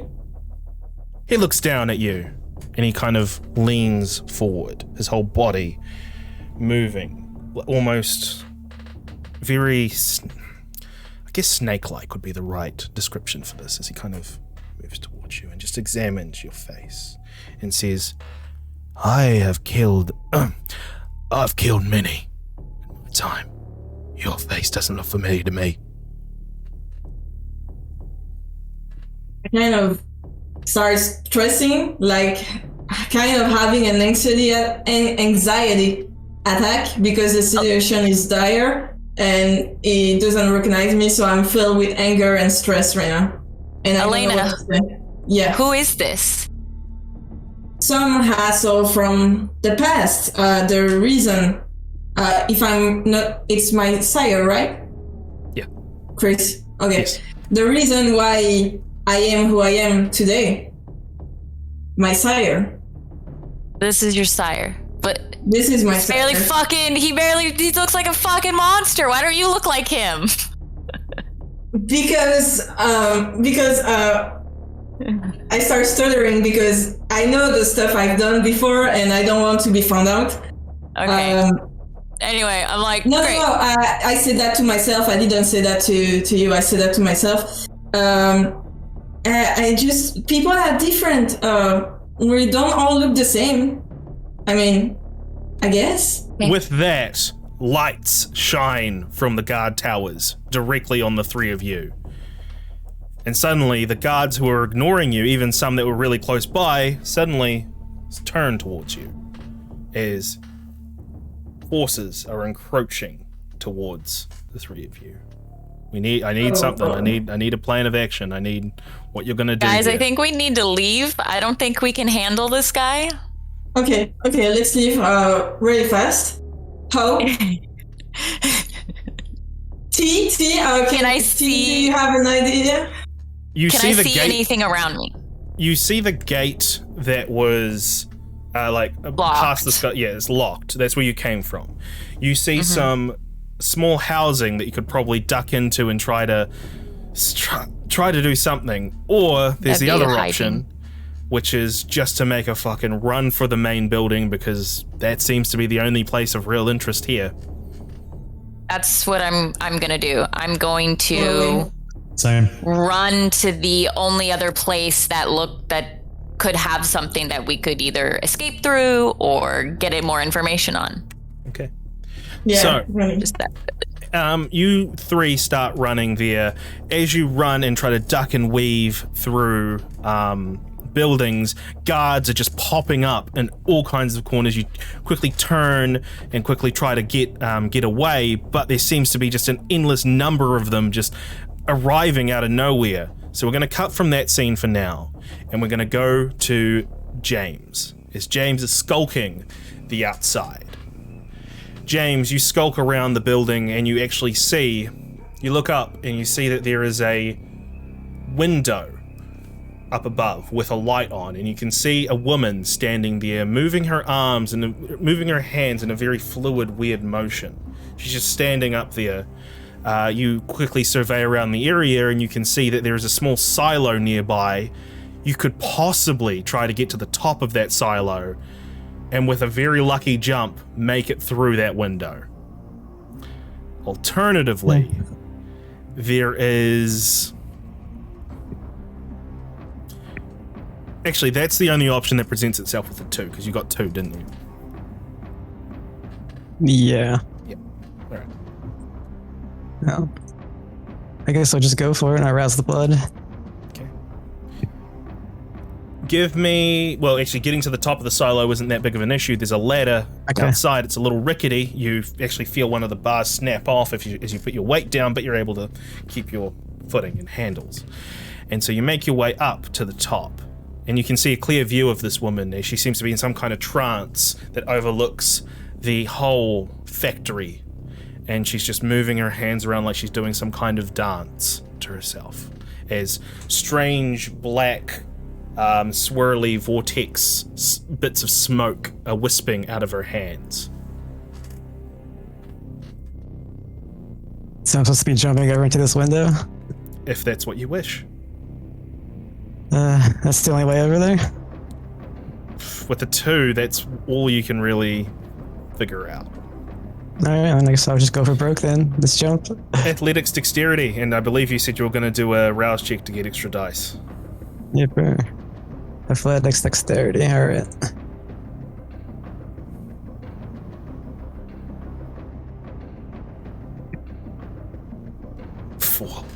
With 4 successes, you don't have soaring leap, do you? Because this would have No, I have cat's grace. Okay, that will help you in this. You leap forward, and you are just able to reach the bottom of the windowsill, and that's when you activate your cat's grace to keep your balance. You didn't smash through the window, but you are up to the window, and it's all a matter of moments for you to pull yourself up so that you're standing on the ledging to... What are you going to do once you're on the ledging of this window?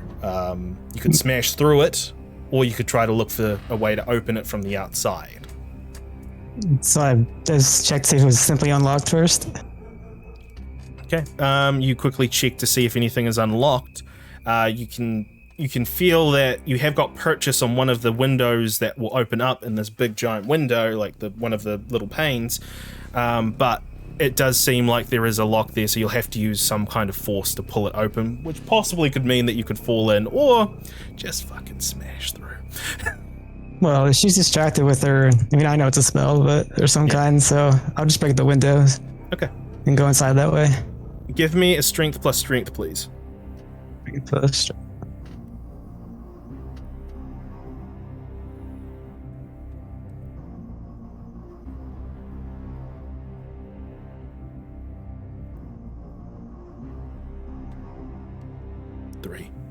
You're able to rip the window off its hinges and you throw it behind you.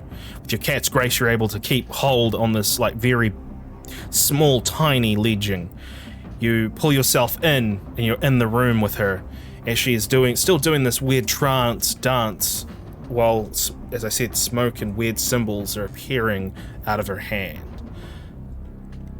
But you look down onto the factory floor, you can see that there is a big window looking down onto the factory floor, and that's where you see Elise, Elena, and T running around, hiding between the different implements and different conveyor belts hiding from something, but you can't see what they're hiding from.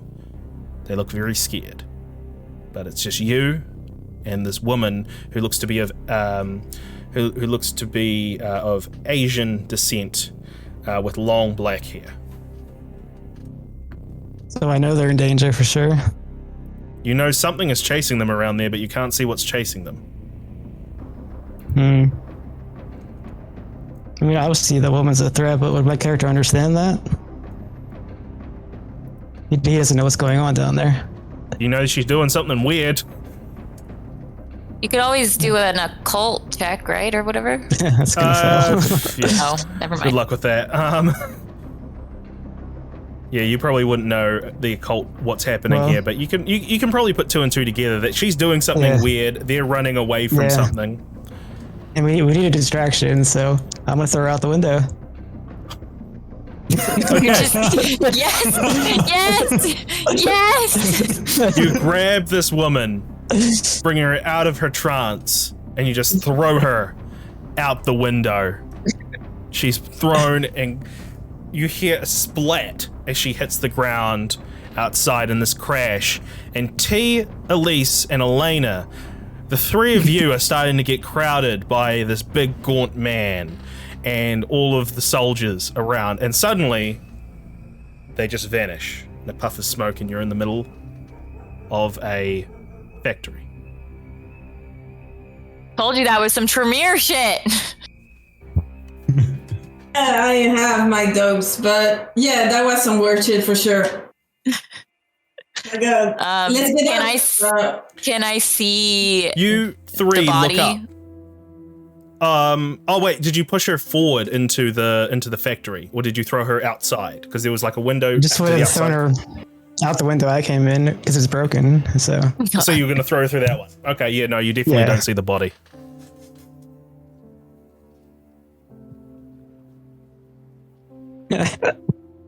Okay.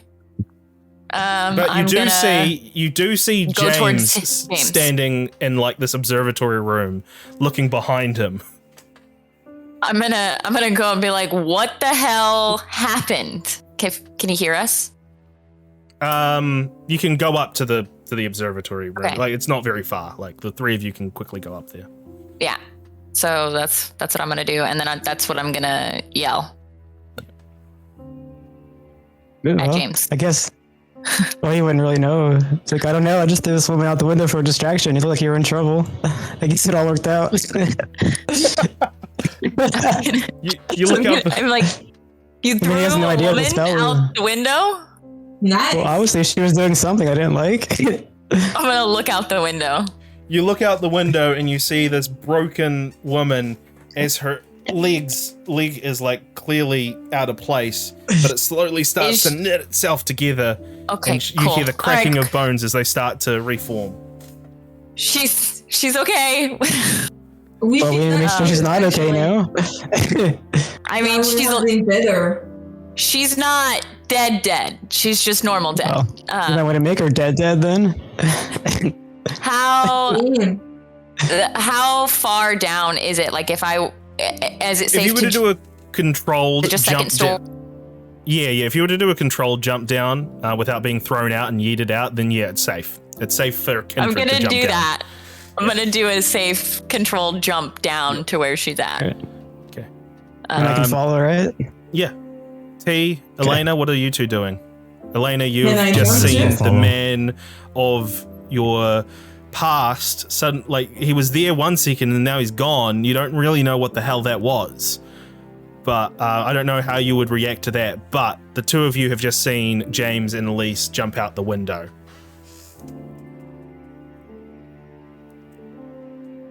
I follow. Yeah. Just gonna stay quiet for a while and follow. What about you, Elena? The guy disappeared, so can I scoot the room to find stuff? If the awareness or something that I could Wits investigation, please. Yep. Nice, Elena. Good thinking. I didn't think about that. Sometimes I use my brain. Wits and investigation. Where is it? Okay.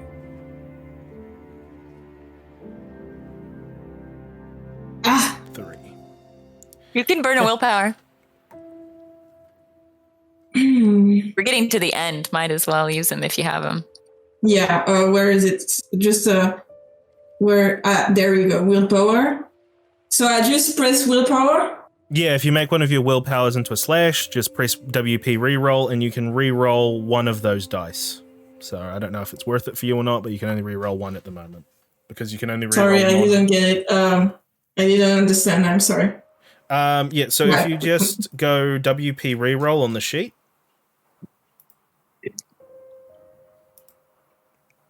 It should be in the main core sheet. Where is it? Yes, I found it. Yep. So if you just click on that and then just select one, because you can only reroll one dice from that pool. Okay. So, either way, you look around a bit frustrated at first as you can't really find anything other than paperwork relating to this old factory, which seemed to be a canning factory of some kind. But you do find what looks to be a journal tucked away in a small area. I'm taking it, and can I start looking about it? I don't open it at first. It might be something occultish. I don't know. I have my doubt. I'm like, maybe if I open it too fast, I'm gonna make some mess. So can I do something like, can I roll something to see occult or anything? Give me well, actually, no, I'm not going to make you do a roll. I'm just going to tell you straight off. It looks like it's somebody's personal journal. Doesn't look like there's anything occultish about it. Okay, cool. As you investigate it, you see that it's quite thick. There's a lot of entries dating back to the 1920s in there. Okay. As you flick through, you start to see around, you're just kind of flicking through, just having a look, and you see that there's some drawings in some of the pages. And one of the pages has an illustration of your sire. The man that you just saw. Ooh. Is there an inscription around the drawing? It just says, "The Gaunt Man. I fear him." So this journal belongs to someone who fear my sire. And in fact, right? Just with a quick cursory glance, you can see that this journal belongs to Shejana. Ooh. And nice. Well, I'm taking it with me. And I guess I'm going back to the group with my new find. Yeah, so we'll cover that in a second, but meanwhile, T, James, and Elise, you three drop down, and you see this woman as she is struggling, blood pooling around her, and she looks at you all. She's got I'll actually give you her proper description rather than me. She is strikingly beautiful with alabaster skin, high cheekbones framed within straight, short, bobbed black hair that speaks 1920s Art Deco. Her makeup is very sloppily put on as she looks to be a mess right now. Eyeliner kind of going down her face, and she looks at you three and she just says, "Do it. Do your worst." I know I'm laughing right now.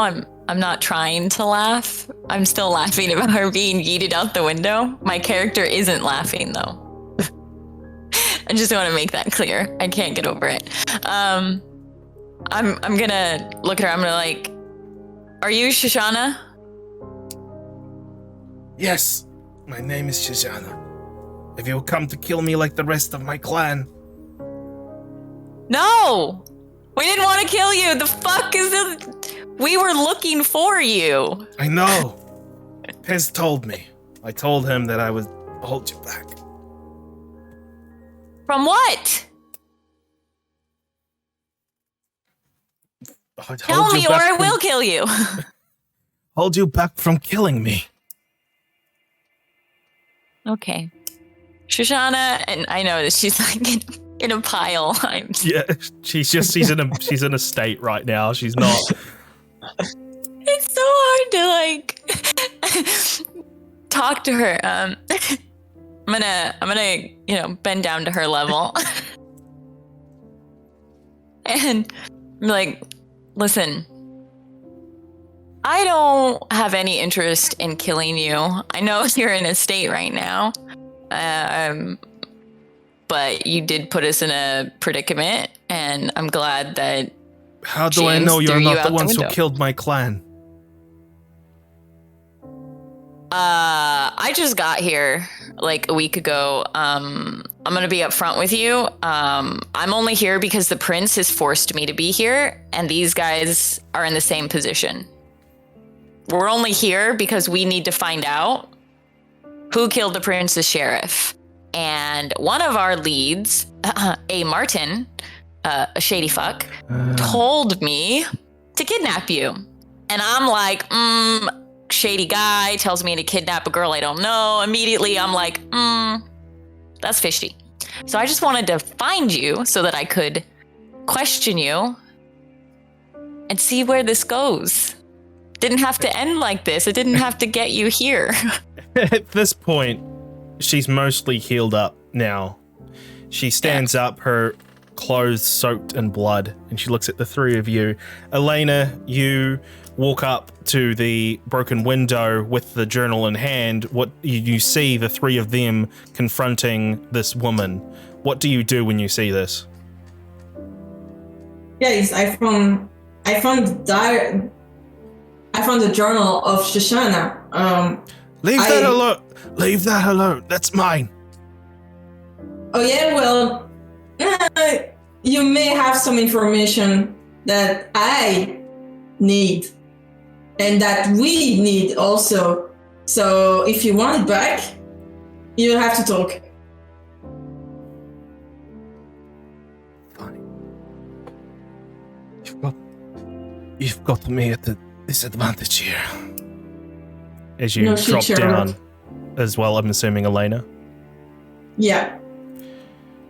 The four of you come up to Shejana. Shejana takes a seat and says, I don't know how I can help you. I don't Try know a little harder. I know how you can help us. Martin has information that he won't give to us unless we bring you to him.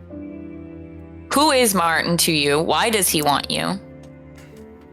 He's a fellow survivor of the Holocaust. Okay. Why does he want people to kidnap you? I don't know. But what I do know is he makes me very uncomfortable. He talks about what happened during the war often, and I don't like reliving those memories. Can I sense anything about her? Like if she's lying or if she's telling the truth? She's being fairly genuine. I'm not going to make you roll for this. She's okay. He's a Nazi confirmed. Okay. I'm like, okay. So what I need is the information that Martin has. And I don't like him. I didn't like him the minute he wanted me to kidnap a girl. So if you play ball with us and you help us hold him hostage, maybe convincing him that we did do the job correctly, that we did bring you to like we. She interrupts you at this point. She just says, I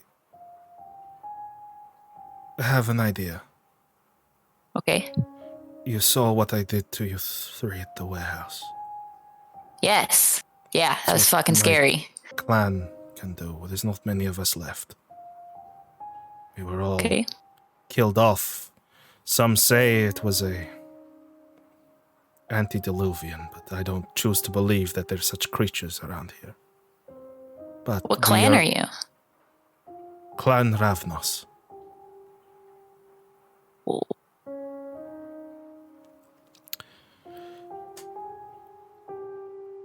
But what I can do is the powers of my clan. I can make him see things. I can make him think that I am coming with you. And then as soon as you have the information, the illusion will... And I will be like the wind, gone.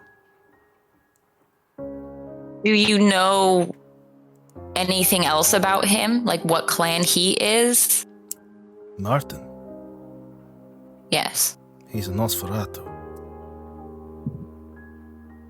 Okay. That sounds great. I think that'll work. That'll get us exactly what we need, and then you can disappear. Yes. I don't think Chicago has much left for me now. Elena, Yeah. you want to ask her some questions? I have some question, and I opened the book at the page where there's the drawing, and I ask her, who is this? Do you have information on that guy? Because I need them. He's the Gaunt Man. I don't know his real name. He just goes by the Gaunt Man. He visits me. Okay. That's why I'm dealing the drugs. It's for Do him. you know where I can find him? He disappeared, so... He finds me. He usually He finds visits me. you. He visits me at night. He visits me during the day, during my slumber, in my nightmares, my daymares, some would say. I use it as fuel for my own illusions. Okay, so I got nothing. But I Or- can I give you mean- something. Okay, I'm listening. The Gaunt Man. He usually gets me to meet him at a place that Chris hasn't written down anywhere because he is an idiot. So give me a moment to load up the book. Sure. Fourth wall break. Whoa. That's funny. What book was it in? It was in Chicago Folios, that's right. Now I want to protect her. Now I'm like, now I want to... They had no empathy. I mean, who knows? My what character happened if she doesn't. hadn't broken out of that. Yeah, that's true. My character doesn't have empathy, but I, as a person, am like, I want to protect her. I don't. Protect. Boo, boo, boo. She must kill y'all. Okay, Well, but like, there were she was a illusions. They survivor weren't of the gonna do- Holocaust. They weren't going to do Just you anything, wait let's until be Thea honest. tries to kill you, dude. And then we'll all laugh at you. All right, give me a second as I look for this. Go ahead. We're nearly at the end, everyone, so rest easy. I'm fine. I expect you're tired though. I'm a little bit tired, but, you know, it's okay. Hungry is what I am. Oh yeah, I'm hungry too. Should probably. I had cold pizza on the break. Nice. Yeah, I saw that. It's like, God damn it. Oh, come on. I know it's somewhere in this goddamn book. I've read it before. You know what? Screw it. He visits a Use cemetery, the name of which I will give you after the game. Yeah. Okay. That's fine. Okay, so that's symmetry. All right. So he visits you in your dreams, and you guys meet up at this cemetery. Yes, more or less. Okay. Well, thank you, Shejana, for the information, and I think this journal belongs to you. So take it. She'll look at it. Sorry, you had to get thrown out the window. She'll look at James. To Yeah, I was Shejana. talking to her. She looks at you, Elena, and then she looks at James as soon as you say sorry about him. And she looks at you again, Elena. She says, keep them. I don't know if it will be of any use, but they're old memories to me. I don't know if you know about my clan, but those that survive, from what I understand, we can't stay in one place for too long. Otherwise, we burn up from the inside. Well, That sucks. So, I'm going to be a roving vagabond. I will escape Chicago once this night is done. And I want to leave the old Shejana behind. We take care of that journal. Thank you. Take care of Martin. Also. And with that, the group of you go to leave, I'm assuming, with Shejana, because Shejana has to be there to do the little hocus pocus. Yeah. Yeah. Okay. Sure. All right. And we'll just quickly cover that scene, I think. Is there any conversation in the car that you will have with Shejana there, or is everyone just kind of remaining a bit quiet? I threw a Holocaust survivor at the window. I'm not saying anything. To be fair, you didn't know. Yeah, you didn't know. And I still can't get over that visualization. I'm going to be thinking about that for days, and it's going to make me laugh. I'm going to turn to her, and I'm going to just ask more questions. So there's a rumor going around that Martin feeds off of you, or that you feed off of Martin, or something like that, and that's why he wants you specifically. Possibly. Like he wants to own you. And she's like just looking down, not really paying much attention to the things around her. Playing with a Star of David in her fingers, and she just says, possibly. It's possible that he learnt of my true bloodline, my true heritage. I tried to keep it hidden once I found out that the rest of my clan died away. It's possible he learned that and wanted to learn my abilities. But I couldn't. By drinking your blood? From what I understand, that is what happens when you drink another kindred's blood and imbibe them in whole. You take upon them your essence, who you are. Oh, I see. Thank you, Shejana. And I'm gonna kick his ass. My way. She nods. And I'm done. Doesn't respond anyway. And you continue to Avondale, to the shop where where Martin is. And as you four go to leave the car, Shejana will stay behind. She'll say, I can do what I need to do here. By the time you finish up, I won't be here anymore. Good luck. Thank you for Stay showing safe. me a modicum of kindness by not killing me. I'm sorry we threw you out the Then window. I kill her. No, I'm kidding.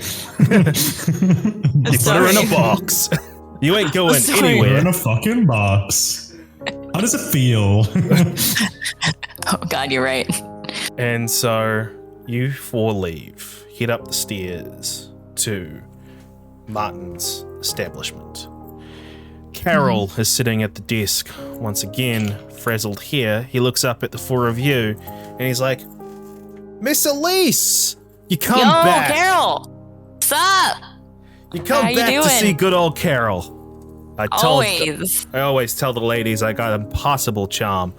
How can I help? You do, Carol. I need to see Martin. We have something for him. I'm assuming she's standing with us. Yeah, sorry, Like, is yeah. When is you she walked bound?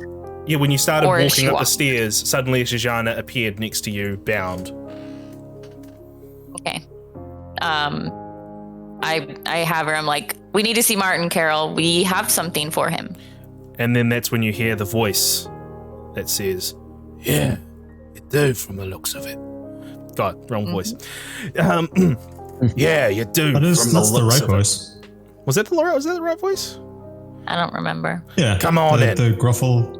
Horrible It's more Nosferatu. Australian at the moment for some reason. But anyway, it doesn't matter. Come on in. And you We're walk gonna into go his in. office. So you got Shejana there with you? From what I can see. We do. I I have a couple questions before I hand her over to you. Sure. You gonna feed off of her? Because there's some rumors That's going around. That's personal business, sweetheart. That's personal business. Okay. I mean, I'm just curious. Went through a lot of trouble to get her. A lot of trouble. And I got some good information here. It better be good. If it's not good, we're gonna have a big problem. All right, hand her over. No. Information first, and then I'll let her go. Charisma plus leadership, please.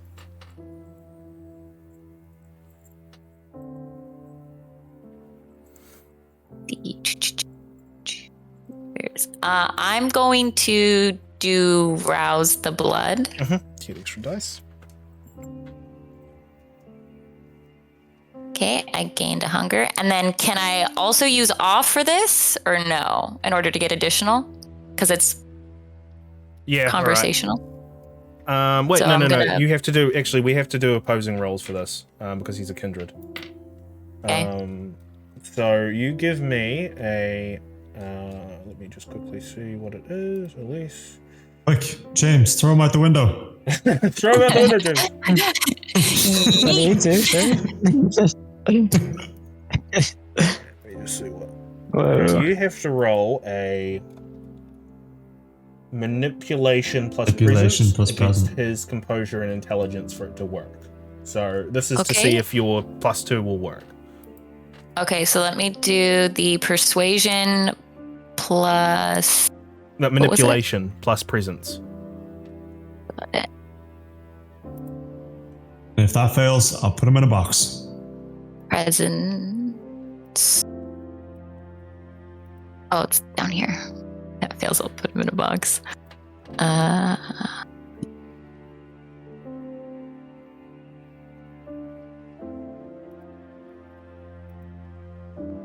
And then since I rouse the blood, I don't. We'll wait I for have- that for the next roll because Okay. this will be this will be the just it. to see if it works. Oh, so close. Do you want to willpower any of that? Yeah. What did he get? You got Oh, 3. he got a 3. One more success than you. Yeah. And I can reroll 1 dice, right? 2. 2. I can reroll 2. You So get a 3, you tie, and then you win. Yeah, please. Yes, 3. There you go. So tie, and I win. So, Cool. So now you I'll roll work. your persuasion leadership +2. So he's in awe of you right now. Mainly in his head, probably because you just delivered to him what he's been looking for. Yeah. Persuasion. Where is Oh, it? you Not can't +3. do. Sorry, charisma plus leadership. Sorry, you can't do. Yeah, I was confused. And you said it was +2 or +3? +2. It'll be her rating and presence, which is 2. Oh wait, sorry, +4 3. because you've got the. Yeah, Yeah, +4 then. Okay. Yeah. Wait, or is it +2 or 4? I can't remember. What's your I'm presence It'll- 2 it'll right be- now. Yeah, so it'll be +4. +2 for presence and then 2 for the rouse. Yeah, so it'll be +4. Cool. 5. He's just like, fine, all right. I'll tell you the situation.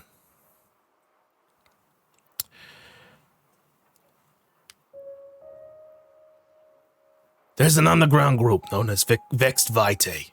They've come together recently. A well-trained militia unit.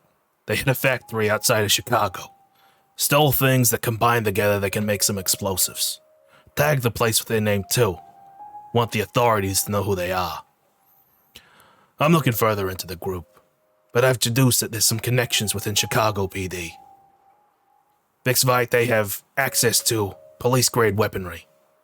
So, perhaps the best place for you to start is find out who on the Chicago PD is on Vexed Vitae's payroll. Also, it appears like they're having a turf war down in Riverdale. Group by the name of 1LK. They're having a dispute. Seek out a guy called Olaf, the One-Eyed King. He leads the group 1LK. So there's your 2 leads there. Okay. Thank you. I'm gonna let her go. Mm-hmm.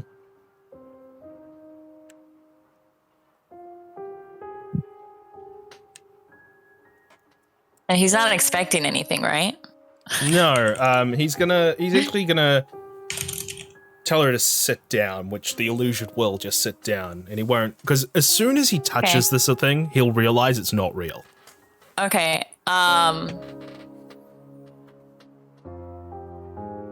Man, I really want to hurt him, but I don't know if I can, so... Oh, I'm struggling.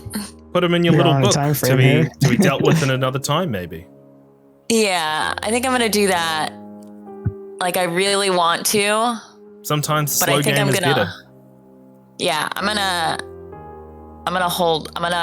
remember him, and I'm gonna come back and get him. So although he's gonna remember me too. It's probably gonna be Ben Bates, Martin. Yeah. All right, guys, we got the information we need. Martin, have fun with your whatever the fuck this is. Yeah, sure. And I'm gonna turn around and leave. Be like, bye, Carol. Good luck. Hey, see ya. I still haven't got your number, Miss Elise, and you just walk off. Yeah. All right. And so I'm gonna be like, we should go fast. Let's get in the car and get the fuck out of here. We gotta get out of here fast. Yeah. true to her word, Shejana is not in the car when you arrive. The 4 of you drive off. It's getting close to morning at this point. What are the 4 of you doing? We need to go to a safe place, right? Yeah, we need to go to a safe place. I'm gonna point out and be like, T, should we meet up with Ace at his place? Where should we stay together? Like, once again, T's place is the closest place to any of the haven, for any of the havens here. I mean, if T is suggesting it, or if he doesn't say anything, it's probably safe to stay there again for another night. Well, another day, sorry, I should say. Just, I'm in my own head at the moment. I just think that's what we did last time, so I'll just do that. yeah. And if there's any adjustments, you can just say so. Yeah. All right. The 4 of you arrive there, and that's that. But before we end today's session, let's cover this and what's going on as you make your way towards Riverdale. The Riverdale Community Center. You're driving, Thea in the passenger seat. What are you doing? Do you say anything? Or do you just drive? I just drive. Just more focused on talking to her sire, right? You continue driving. The car ride is very awkward. But eventually you arrive at Riverdale Community Center. Thea sighs heavily and says, "It's in there." Excuse me? He's in there.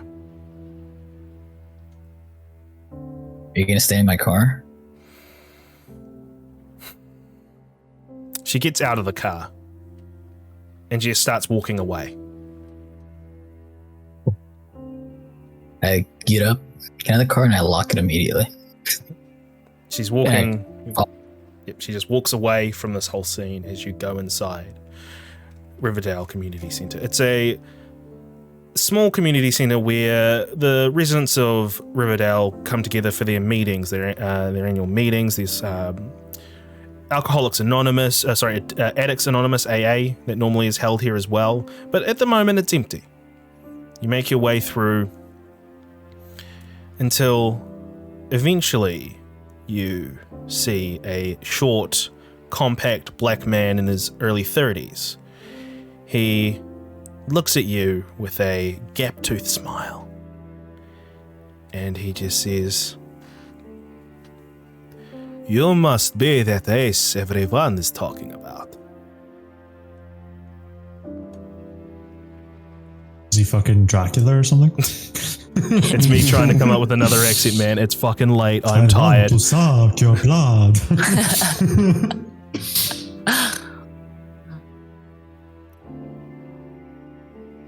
Sorry. You've heard of me. Yes, I've heard of you. I have Prince Jackson's ears. So you're like his right-hand guy or something, his mentor? What's up? And he laughs. And he says, No. My name is Marcel of the Ministry. He puts his hand forward. You shake my hand? I shake his hand? He says, I hold no position of power here, but I have the prince's ear. I'm merely counsel. All right. So what do you want? He looks out and he says, It is soon to be daybreak. Perhaps I can give you quarters for the day. Yeah. All right. Probably the nicest guy I met. You're a vampire, right? I'm assuming. I believe the politically correct term is kindred. Kindred. Sorry. Do you have a change of clothes and a shower? We have plenty of things here that can aid you, my son. He puts his hand around your shoulder and starts leading you further in. As he walks and talks to you, we're going to pull back the camera as you pass by. And what we see is a relief, a stained glass relief of Jesus on a crucifix. But around the crucifix, very subtly, is a snake that is just there. And that is where we are going to fade today's session. Good job. Oh, God. All right. Thank you, everyone. Jeez. What's That was fun. That was so fun. And I'm so excited that the ministry is involved. The ministry is, I kind of held back a little bit on that reveal of like the ministry, but yeah. Marcel is, I'm looking forward to playing with Marcel's character and also finding a better voice for him. You got Mr. Man, you got the Undertaker.